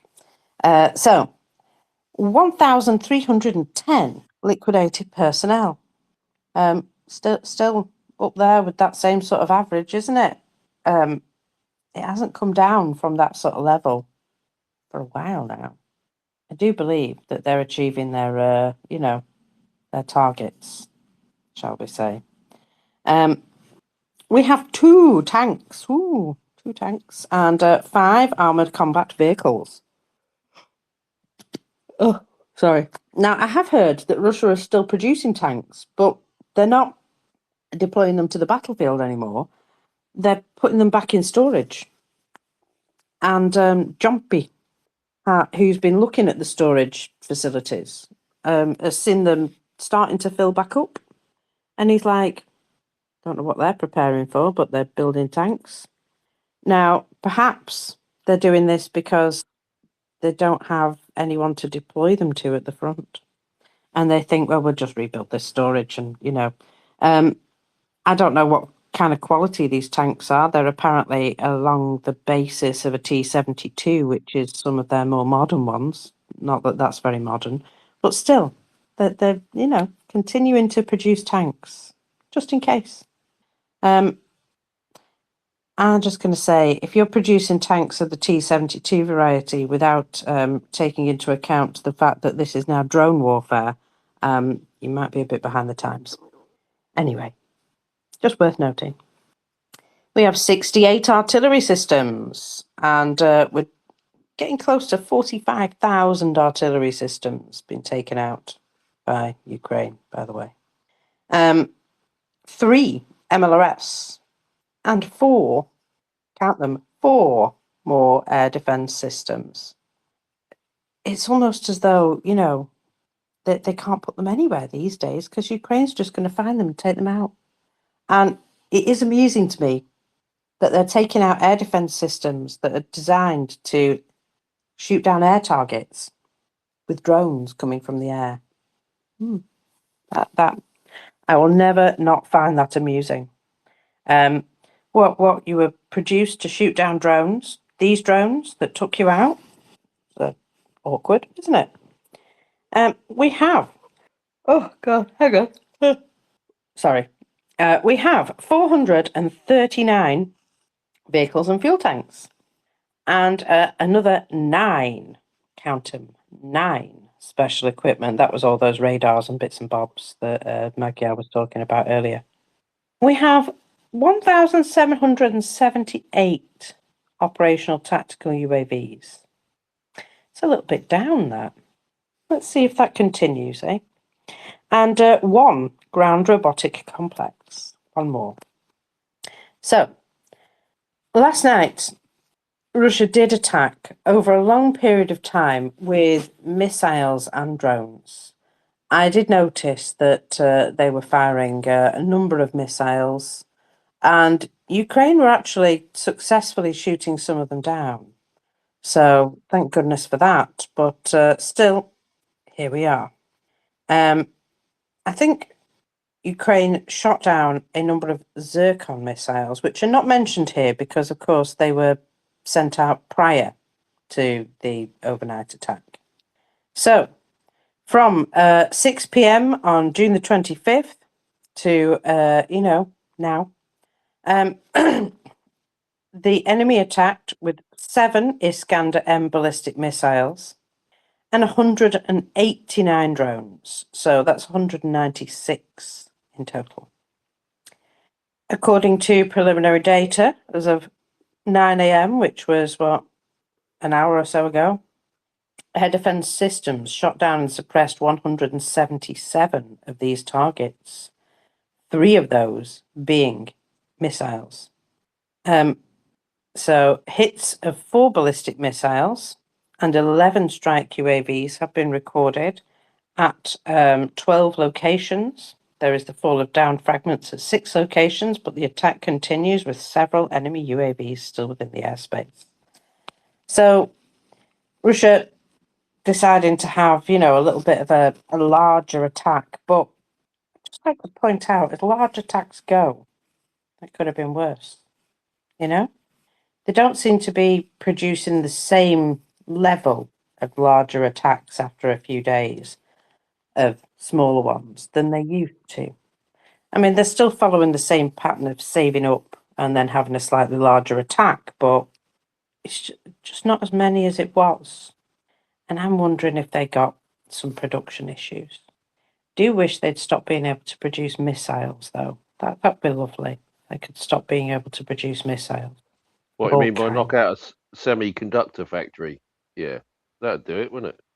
Well, it might. It might, Yeah, there is a suggestion that in particular could have been quite painful for them. This microprocessor facility in Voronezh may indeed have a direct impact on the combat, as much as refinery strikes might. That being taken out of play is an important one, that. So, good to know. So, shall we continue? Because there is, terrible problems. And I do feel as though some of this woe, we should savour together. We should enjoy it together. There you are, little cat. It's about time you turned up for your breakfast. This is the quiet and polite one. She likes to go out in the morning, and hopefully she's not left me a dead mouse in the kitchen, because sometimes I'll go in the kitchen when she's come in and there'll be a dead mouse there. So Russia's blocking of Telegram. Remember that? And they blocked it, and I think they've pretty much unblocked it now, or people have just gone, yeah, F that, and VPN'd, the situation. Yeah, Either I way. was going to say, did they block it really, honestly, or did you not? Sort of back in it. It's back with a vengeance. Well, it never really went away fully, but for a while there, the authorities tried their best to block it. So it had a disastrous impact on the reach and the income of Russians back home, though, because I think what they've done is they've relaxed the rules around, the front line, but they never relaxed the rules for the public, just the regular bods back home. And, a lot of these people have made their money online because there's not many other ways to make money unless you want to work for the military industrial complex or go to war these days. Because remember, all the shops are shutting, all the small businesses are being hammered, and this ain't helping them. So It's had a disastrous impact on the reach and the income of many Russians back home. This includes their professional war bloggers, who suffered dramatic drops in the income, and it threatens to make their work financially unviable. Oh dear. You know what they're going to do, don't you? They're going to offer them a job in the army. That's what they're going to do. Yes, small child. She's like just looking at me like, come on, get with the food, get with the food. Stop talking. Provide the food now. So, the Novorossiya Militia Reports channel. They've been active online for 12 years, would you believe? Its operators are now facing a battle for their very survival. Oh, hang on. There you go. Right. Following the blocking of Telegram and an algorithmic downranking on VKontakte. So it's not just Elon that, just turns the algorithm to his personal decision making.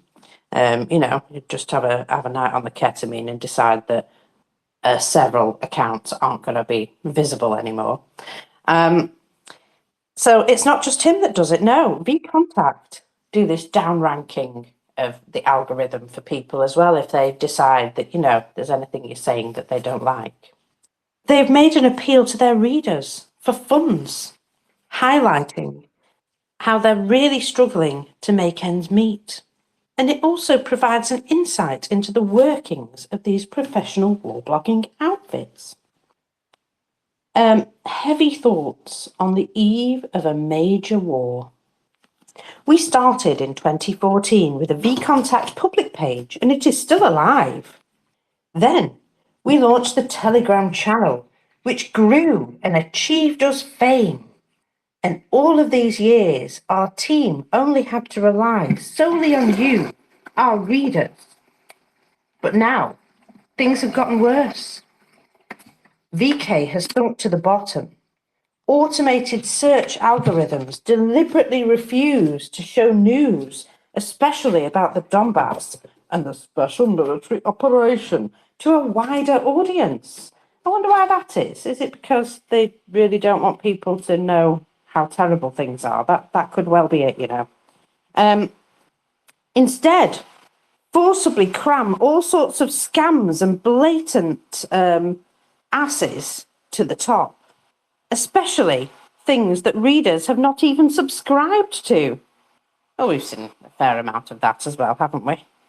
Telegram has been blocked to give the enemy a head start in the information war and to silence all independent Russian voices. It is sad to acknowledge this, but it is true. The Ukrainians have been bombarded with drones for 4 years, but they didn't shut down their own population's internet or block Telegram or messages on the false pretext of protecting themselves from the drones. They know everything. I'd just like to point out that he's acknowledging that Ukraine tells their people things. They allow them to know what's going on. And he's obviously hinting that Russia does not. Our views and reach has halved. Old friends who read and supported us for years have now been cut off by blockages. We have lost them forever. And we now live on nothing but reserves. To keep 2 resources running, both our VK and our Telegram, 24/7, we need 4 on-duty staff that work in shifts without holidays, and they've done so for 12 years now. People need to be fed. They have households, they have technical and organisational needs, utilities, food, clothing. All these things have exploded in price. Money is rapidly losing its value. Oh, is it now? Do tell more. These people need at least 4,000 to 6,000 rubles per day to survive. Now that's around $50 to $80, by the way. So $50 to $80 per day to survive, which, sounds comfortable to me, to be honest. Not everybody lives off that, I can assure you. But I suppose if you're adding in travel and things like that, maybe. Anyway, this is the bare minimum to cover our physical survival. I suppose if you've got a family, you know, kids and stuff. I'm thinking from a single person's perspective, but anyway. Now, this channel isn't very optimistic about their chances either. They say this: perhaps we'll survive. The blockages will be lifted sooner or later, and our readers will return to us. About that, no, probably not. If not, if this is our country's path, it means that we are no longer needed, and then that is where we belong. We publish this message without any hope of any effect, frankly. Under the current circumstances, there cannot be any effect. In any case, even though our tank is almost empty and we run on fumes, we will keep running while we have the strength and the opportunity. Oh, we're so sad for them. Oh, I can offer him thoughts and prayers. Yeah, thoughts and prayers. They always work, don't they? So yeah, poor guy. He's so sad, so sad. He's such a victim. Maybe he could go out and get a real job, huh? Yeah, bless. Alex got his hand up, Mockers, if you can't see. Go ahead, Alex. Just wanted to comment. The VPN thing and the banning of access is it's pretty big in a lot of ways because there are literally hundreds of thousands of people in Russia, mostly young women, who make their living on the internet through sex work, doing pornography or OnlyFans or things of that nature. And those places won't pay out if your billing address doesn't match your your posting address. So if they're using a VPN to appear to be posting from outside of Russia, they're not going to get paid. And that is like millions of dollars per month into the Russian economy. All those ladies with the big lips, eh? What a shame. I was just about to say, Mockers, sex workers in Russia not getting paid. Oh, Jesus, the irony. Crack on. You've just reminded me of something. There was a young lady who was sat in a queue for fuel the other day, and she's making a little video online and saying, hey guys, if somebody can give me a full tank of fuel, well, what would that be worth? Hey? And she's No. fluttering her lashes and making kissy faces at the camera. No, we're selling our body for a tank full of petrol now, are we? Well, you know, cash, tank full of petrol, I don't know, couple of loaves of bread, bit of sugar. It's oh, God. Oh, dear. Well, there is a story or a poem or something which is all about, how Russian women, or Soviet women actually, used to be in the past. And, they would cozy up to a Soviet man because he was able to provide them with sausage. And I don't mean the trouser variety. I mean, the food variety, because meat was so hard to come by that if you had a sausage, you were extremely attractive. Jenny?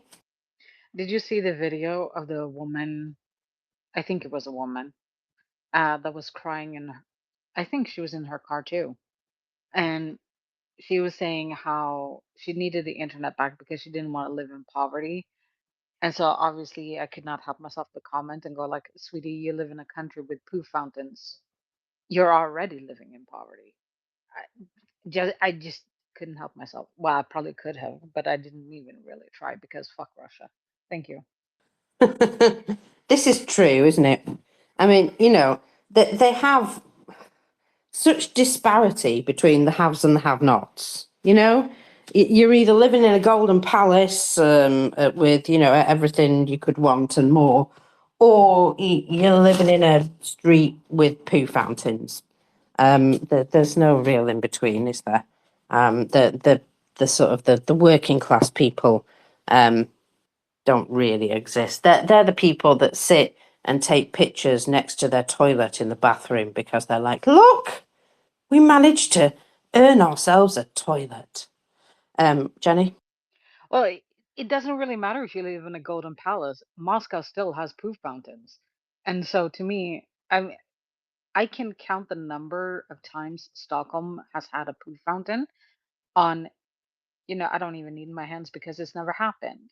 This is not something that we have ever heard of. So even if you live like just barely getting by in Sweden, which would be considered poverty, you still don't have poo fountains. So the fact that you can be really rich and still live in a city with poo fountains, I don't care if it happens on your street or not, but the just the mere fact that they have them makes it an underdeveloped country. It's not even like, a developing country. They have slid backwards so far that their living standards are the same as Sweden was at the turn of the century. And I'm not talking between the 1900s and the 2000s. I'm talking the 1800s and the 1900s, maybe even the 1700s to the 1800s. I'm not sure. Because here's the thing. So I was sent in the back channel from a Finnish guy saying how Finland mostly, Sweden was in on it a bit, and also a little bit of the EU. We had to upgrade St. Petersburg's water treatment plant because they were just sending that stuff out into the Baltic Sea, and we're like, stop polluting the sea because you're not the only country that uses these waters.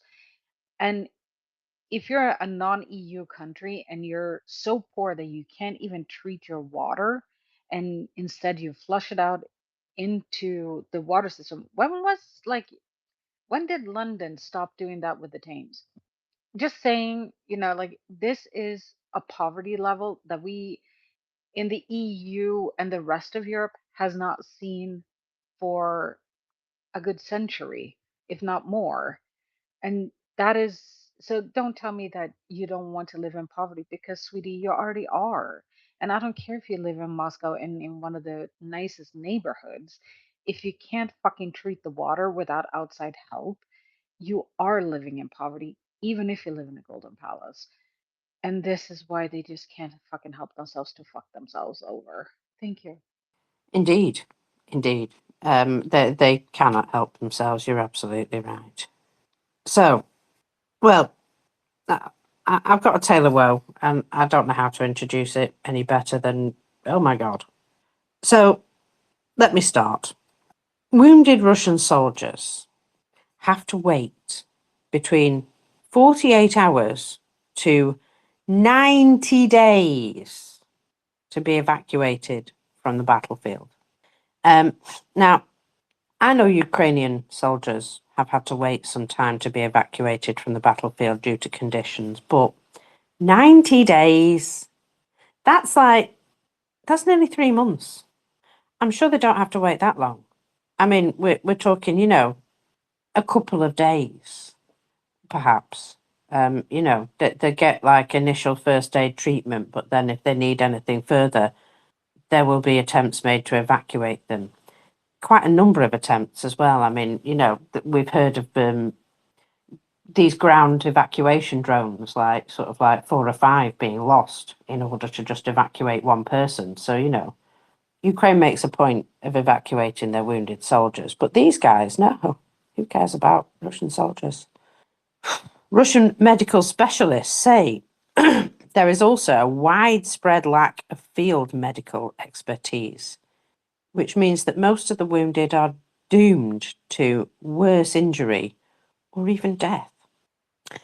The bulletins of the Russian Military Medical Academy has published a new report on the impact and the nature of combat operations, on the structure of medical losses, and the organisation of surgical care for the wounded. However, anybody who has bothered to read this said it does not reflect reality. The data in the report covers 2022 to 2024 and was somehow not published until now. The Special Military Medical War Blog, and he's called 5MG KGV, don't know what that means. Anyway, he notes, This is not a representation of the actual situation on the battlefield. We observe from the article's data that in the current phase, which is dominated by UAVs, evacuation time has increased more than 5-fold compared to the recommended time in this report. Now, the report recommends 2 hours for emergency medical assistance, which is obviously not happening, and 10-fold compared to the golden hour concept. So, he also says middle and active phases you can find 2.5 to 3 times longer periods to wait. After the enemy began to control the lower skies, much has changed. The war itself has entered a technological phase in which evacuation problems are a natural consequence of inaction and lack of effective high-quality solutions for countering enemy UAVs. Now remember, Ukraine have made these, UAVs, these ground evacuation drone UAVs, that literally they're like a hardened case, which the person is popped inside, and then they dash to the exit. And even if they are attacked by drones, usually the person inside is protected. I guess Russia doesn't bother with things like that. The author highlights the report's lack of coverage of the crucial pre-hospital stage where first aid is meant to be administered to stabilize a casualty. Now, remember though, Russian medics, they haven't been supplied with any of the gear that they need. Not really. I mean, we've seen what their tourniquets look like, and their medical kits have been really badly out of date. And, they're just basically like, yeah, we'll give you some speed pills and some painkillers, and that's about it. But we won't tell you which is which. So there's also the issue that they want women to be casualty medics on the battlefield. And I don't know if you've noticed, but they treat women dreadfully. And so they don't want to go anywhere near the battlefield for frontline, medical treatment. A lot of these medics will stay in the rear areas because at least, they're not passed around like field wives. Anyway, the pre-hospital stage is largely absent. It is a first-come, first-served application. When writing conclusions and proposing solutions, the authors would do well to address these issues. It is one of the key challenges associated with the survivability of the wounded and the possibility of the evacuation. Any first aid or medical services now require evacuation and emergency medical stages. The Army doesn't have and doesn't train professional medical instructors. No medics means no pre-hospital care. Remember when they said, just pop a tampon in, that'll be fine. Just pop a tampon right in that wound. That'll work. No high-quality first aid training on the battlefield means the wounded never even reach our first aid station in the rear. There is a direct correlation when you lack any sort of controlled or monitored pre-hospital stage. The duration, structure, and volume is incredibly unpleasant. And so these problems aren't solely the result of enemy drones. It's important to understand and avoid jumping to wild conclusions. Medical instruction as a class is non-existent. Some medics exist nominally, but they're not trained. I recall actually one medic who worked in Crimea who had literally had to train himself from YouTube videos and books. So at least he could read, eh? Evacuation teams are not professionally trained. Educated specialists are randomly selected poor souls, mostly from the disability reserve. So you can't run on the battlefield? You might be lucky enough to be made a medic. In name only. The majority of full-time and part-time medical instructors are actually self-taught or remain completely ignorant. No system in their heads, no unified base. A few competent activists, and these are a rarity. You can blame everything on drones forever, but when you don't have a link between the wounded and the stages of medical care, whether the drones are present or not, evacuation will always be problematic. The report also doesn't include what he calls the few cases of wounded being transported after 48 hours. He says that this is not rare at all. For example, we recently evacuated a lightly wounded patient who was wounded in February, but was only able to be retrieved from his position in June. That's quite a delay. We've published numerous cases of evacuation delays ranging from 48 hours to 90 days on our channel. If we include those cases, we receive a completely different picture.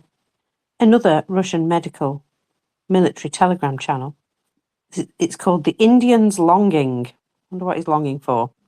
Comments on the current situation with evacuations. The evacuation time to a qualified surgical care depends on the location where the wound was received. A good 10 kilometres marked as a control zone on various maps is actually not control zone at all. There may be average evacuation speeds of 4 to 5 kilometres per day. That is, if all goes perfectly well. The wounded person may receive the first TACMED level officer on the 3rd day after receiving their wound, and perhaps be evacuated to a surgical centre on the 4th or 5th day.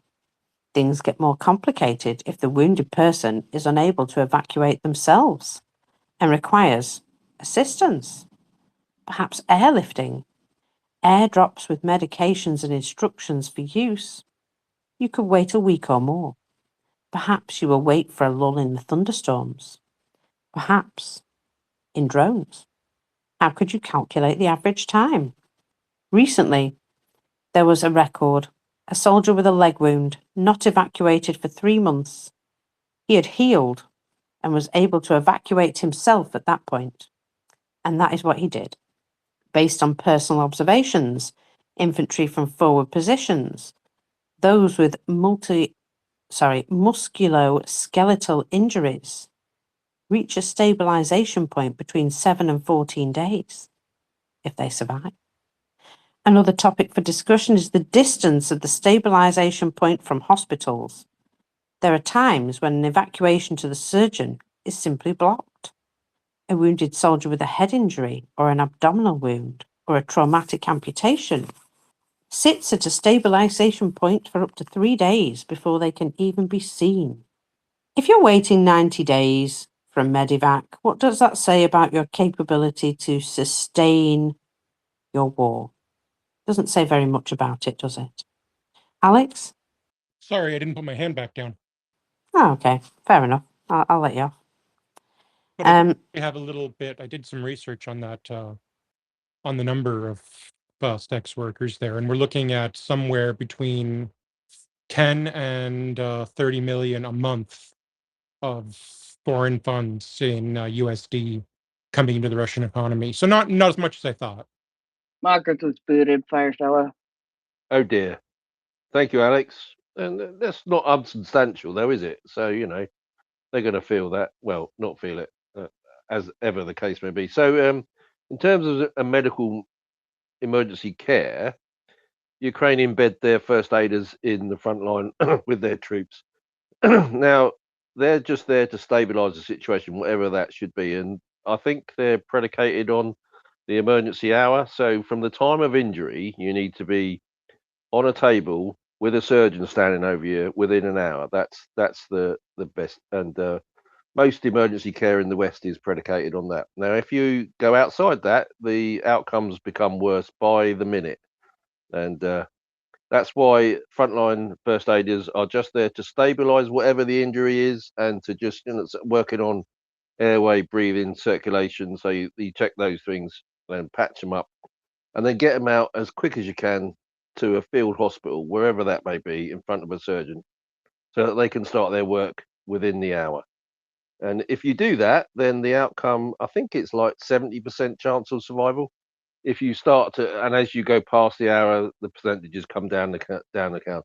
And those are statistics. So every case is different. So you might have and like Marcus was saying, so if you're not being evacuated up to 90 days, sometimes the wound will heal itself and not well. Let's put it that way. The outcome for the patient is never good if it's self-healing.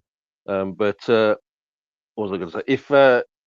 If you can keep that, the longer you go past the golden hour, the worse the outcome becomes. And if you can't put your people back into the fight, because ultimately that's what Russia wants to do, then instead of, it might be just a flesh wound, as famously said, but that flesh wound will fester and you might lose the arm or limb or whichever place it is. And, things get infected in hot areas, and if they're not treated with antibiotics properly and bandaged appropriately, and those bandages are changed at an appropriate time, then the outcomes for the patient, not that Russia gives a flying monkeys about the patients, they're just meat cubes to them, aren't they? In fact, their annoyance, the fact that they've got to do something. So yeah, it's not good. So anyway, are we trying to get Mockers back? Working on it. She had to reinstall again. Okay, so moving on from that, good news. The Netherlands is buying 700 cruise missiles for Ukraine from the Dutch industry. It's the Router Block 2 from Destinus with a range of 700 kilometers and a 250 kilogram warhead, which puts it in the Moscow swamp. Puts the Moscow swamp comfortably in range. One viewer sent me. That's rather nice. Notwithstanding, things are definitely moving on the building Patriots front. I think Trump is folding to the idea that actually he's got to approve these so that the Germans can make these. Welcome back, Mockers. So that they are available for Ukraine. And to be honest, 700 is not a lot, but it's 700 more than they didn't have a day ago. And again, so let's hope that. Where are you? Right. Sorry, people, trying to do stuff and talk at the same time. There we go. Welcome up. Yes, Dutch. Go ahead, sir. Good morning from the Netherlands. It's really you had me perk up when I heard you talked about the Dutch missiles. I followed this company for a little while. They make a couple of model drones, mostly wing drones. They're pretty good with the micro turbines as well. They probably import them. And to add on to your comments, so on interceptors, so we already make Patriot interceptors, but they're the wrong model. They're great, but not against ballistic missiles. So we're making the PAC-2s. And what we need to be making is the PAC-3s against ballistic threats. So, but there's another thing that I'm really interested in following in, and that is that the French have the correct me if I'm wrong, I think the SAMT, and they have a new model, a new model of that, and they already have they already have a battery in Ukraine, and it was an older type battery, but with the newer radar. So basically, they're trying to improve the system, and they already did intercepts with it around Kyiv. Obviously, that's a different missile, and I think in Eastern Europe there is a production line of them. I think the Aster 30, of course there is a big program that's been ramping up. With many countries involved, and that's the Freya system from Firepoint. And I think it's based on the older S300, but with a better engine, more sustain, and guidance systems from Norway. And I think Great Britain is involved as well. UK is involved. But yeah, I'm very much interested in this because, frankly, Pearl is still putting so much money into Pearl really breaks my heart a little bit because US is not delivering. So you can put all the money in that you want. And remember, a couple of months ago, there was even a threat of the US grabbing 750 million out of that money. Just take it for themselves, because they have problems with munitions that they used against Iran. So that's, and of course after it got out or leaked or something, somebody leaked in the Pentagon that they were planning this, and so they scattered back, but still the threat of that.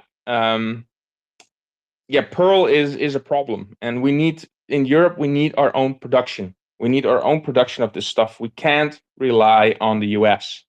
But as a stopgap, yes, we need production here. We need production licenses here. And I didn't hear the Americans say that. I mean, they would have said that a year ago, but I didn't hear the Americans say that Ukraine wasn't able to make pakvries, weren't they? Anyways, that's because they can, and they can make it better. So that was it. I think the situation is as follows. So SAMT, they've got about 7 or 8 of those systems around Kyiv and in the country. They've updated one of them to the NG, the next generation, and they're battlefield testing it as we speak. And apparently, it's not doing half bad, as you would expect, because it's a really good system. And if used correctly, it's just as good as Patriot.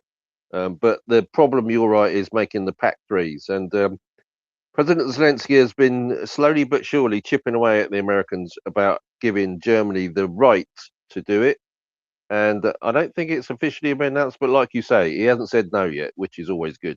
So we're just hopeful and mindful that hopefully that will come to fruition quite shortly. Anyway. Yeah, and I believe Germany is already making the PAC-2s, and I think the only country outside, and correct me if I'm wrong, wasn't Japan making PAC-3s right now, but they don't have an export license for them.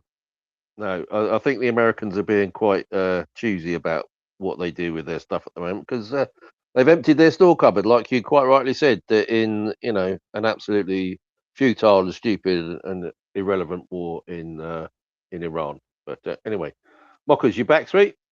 Yeah, I am. It's a little bit tedious, that. So if my app crashes, I now have to reinstall it. Otherwise, my spaces don't work. That's fun, isn't it? Awesome. Prince? Lovely.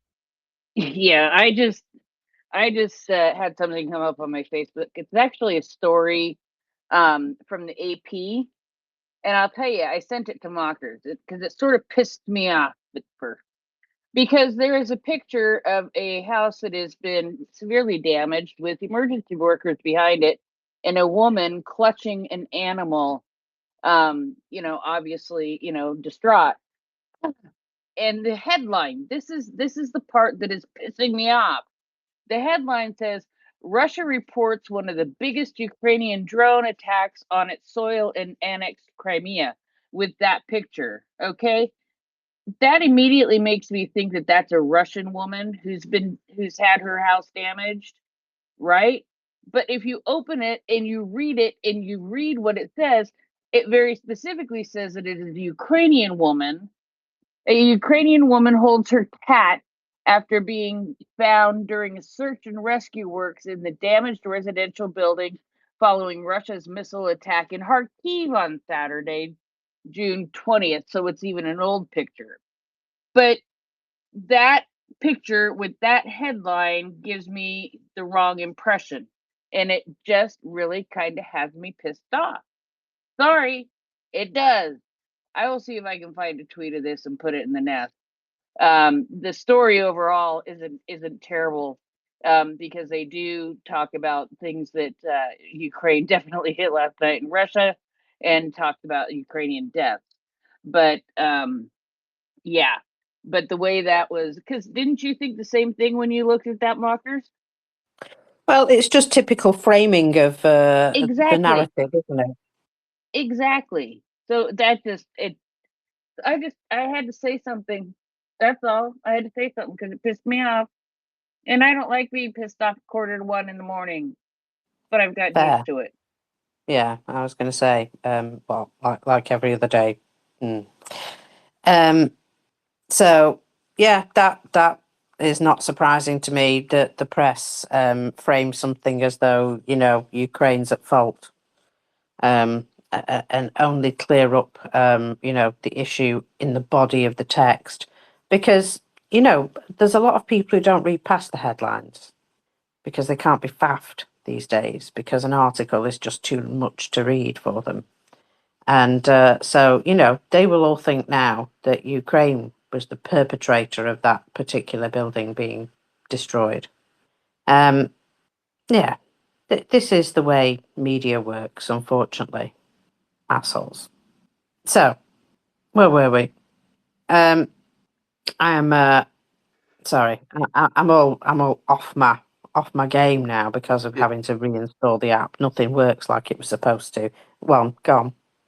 No, Dutch has got his hand up, sweet. If give you a couple of minutes to sort yourself out. Dutch, go ahead. Yeah, I'm sorry, Ockers, to hear that you have so much trouble. I have a I have a friend, my girlfriend actually. She's not able to participate in spaces since for years now. Doesn't matter on which app she's able to install or her any device she uses. She's just not able to open spaces. So it's really telling how this platform is being run into the ground. That is. But yeah, talk about media and these headlines they use. It's something we fight actually against for years now, isn't it? A recent example for me, of course, is not is around Kalen. This article from the Irish Times, if I'm right. But yeah, we they had they basically the article itself seems to be very nice, a bit, but the head is like making him out like not a journalist, and it's just ridiculous, absolutely ridiculous. But that's how they think they can do like shock reporting or get people attention, but they still they don't get it. They're as funny as Elon Musk in memeing, you know. It's they don't get it. So anyway, that's my 50 cents. Thank you, darling. I am reading from our friend Mr. Budanov.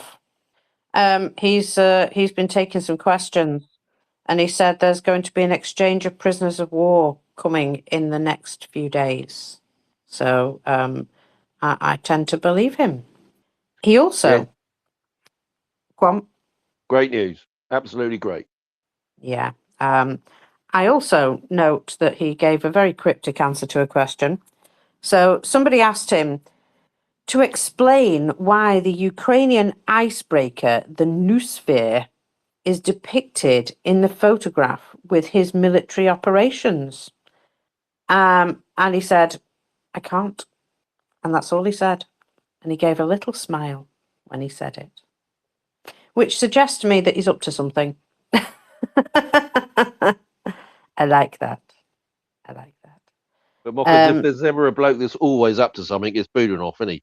He's never not doing stuff, is he? He's always got something happening somewhere under his remit, which I think's lovely. Top man. That is absolutely true. That is absolutely true. I've found something else out as well, that it is Magyar and his wife's 30th wedding anniversary today. And so just a note, it is Pearl, apparently, the 30th wedding anniversary. So yeah, there's a nice picture of him and his wife sat in the back of a truck here. And I did not know. You've got interference, by the way. Yeah, I did not know that he was married to such a lovely looking lady. There you go. I've just retweeted that for you. So Were they eating popcorn? no, they're just sat there in the sun. But yes, apparently it's their 30th wedding anniversary today. So happy anniversary to them. I got a few more joyous moments for you. In Omsk region, the independent gas station chain Top Line has stopped selling fuel because they've completely run out. This region has the largest refinery in Russia, but they've refused to sell fuel to that particular chain of gas stations because they need to preserve what they've got for other people. That's nice, isn't it? So basically, any independent gas stations are now going to be, unable to obtain any for themselves. That's just worth noting. It is also worth noting that the Kerch Bridge is again under drone attack, while a record 2,800 cars are lined up trying to leave the peninsula. I suppose that's a problem. One lady is complaining that she and her husband went to a gas station that looked a little bit dodgy, a little bit off the beaten path, and they were sold adulterated fuel. What's been happening is that some unscrupulous so-and-sos have been putting other substances in the fuel to try and make it go further. In the least of the worst case scenarios, they've used water to water it down. And of course, then, your car doesn't go like it's supposed to, and you end up having to walk to another garage to get some proper fuel to put into it, if they let you have any. There's been a lot of people also making additions to their vehicles. So when they've been filling up their car, if they've not been restricted to a certain amount, I mean, they're going to places specifically without restrictions currently in place. And what they've done is they've installed an additional fuel tank on the inside of the vehicle. Sometimes it's like just like a one of those canisters that they've rigged to, be an additional fuel tank. Sometimes it's actually an additional fuel tank. And I'm sure there's no problems with the installation of these. I'm sure that, no one's going to have any terrible flaming accidents. But so when they fill up their car, they're filling up 2 fuel tanks at a time so that they don't need to visit the, fuel station again for some time. But of course, that's only in the places where there aren't restrictions. This crisis is now central to the population's existence, apparently. All their social media posts are about chronicling hunts for gasoline. One woman says her entire day was spent attempting to buy gasoline, and that it is time that everybody invest in a bicycle.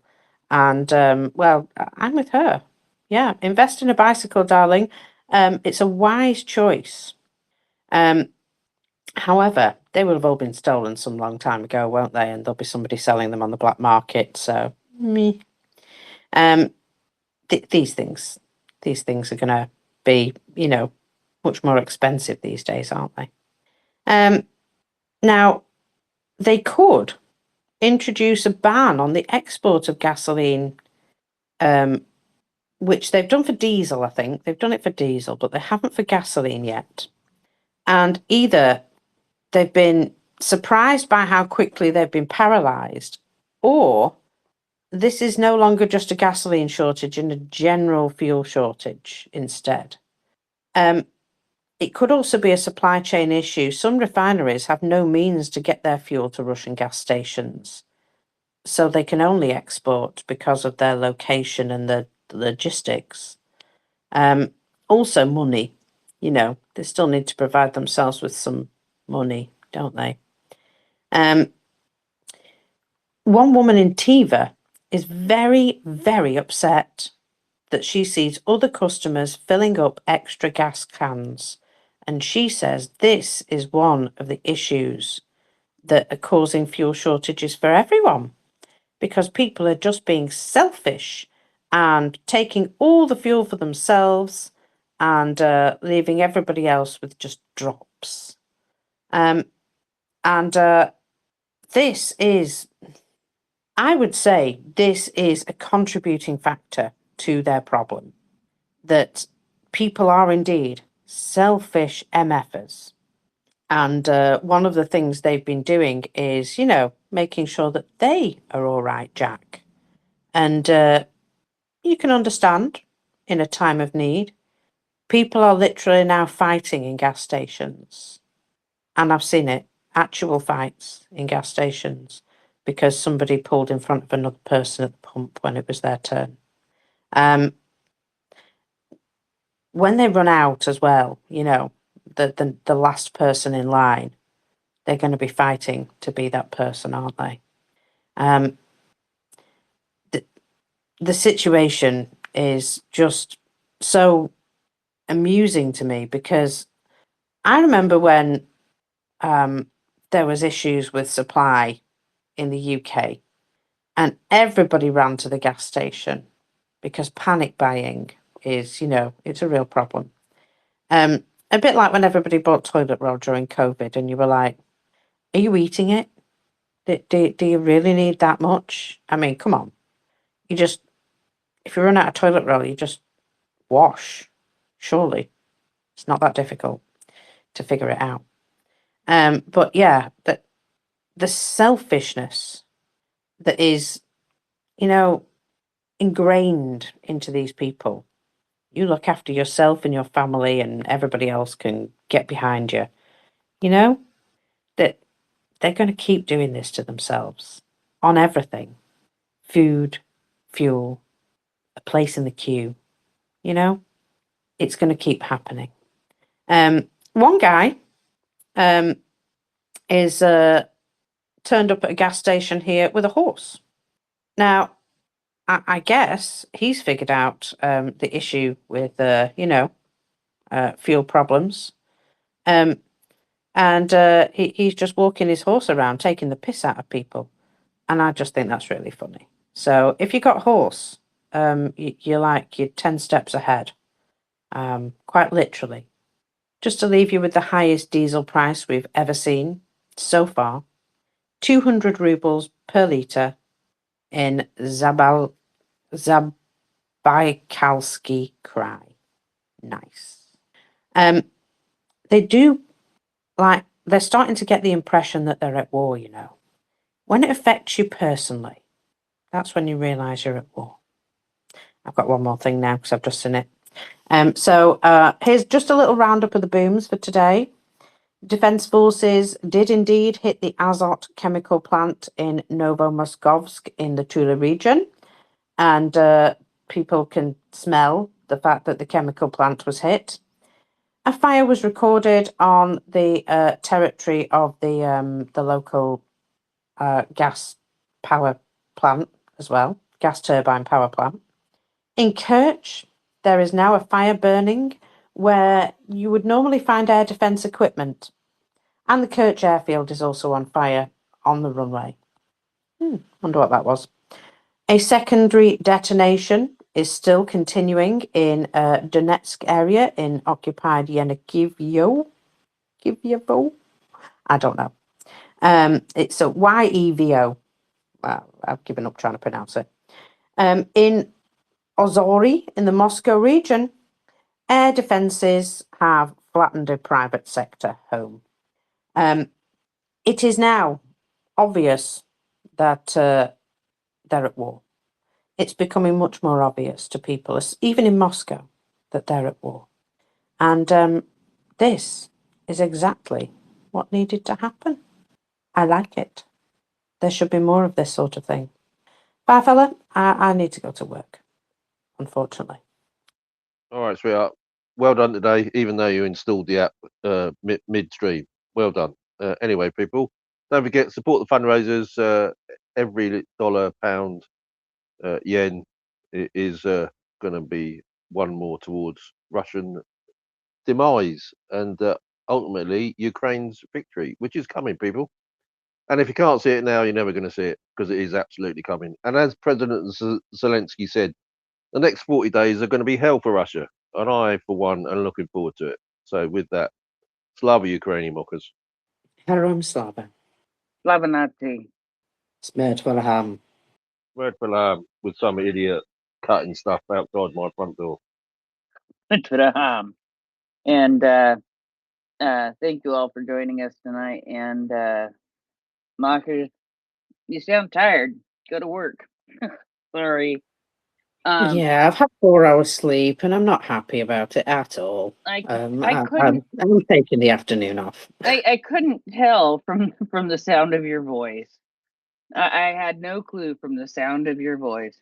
Anyway, the next thing we have coming up actually is it looks like Wendy and Will tomorrow for Good Morning Kiev, and followed by Booms and Woe with Mockers and Firefella. So we will be back. Well, I guess, yeah, that is tomorrow for everybody, I guess, except for me. Ay, ay, ay. So that'll be Saturday morning, right? Yeah. Oh boy. It'll be Saturday morning at 1 a.m. Eastern and 8 a.m. Kiev. So that's how we roll. And with that, I guess I will see you all tomorrow. Well, tomorrow for me, later today, whatever. Whatever time it is for you, whenever it is, that's when we will see you again. And just keep an eye out for the pinned tweet. I'm going to go make it. And with that, I'll just say, have a good one. Don't forget to donate to Ukraine. Skoropopotamus. Popatrimus. Patras.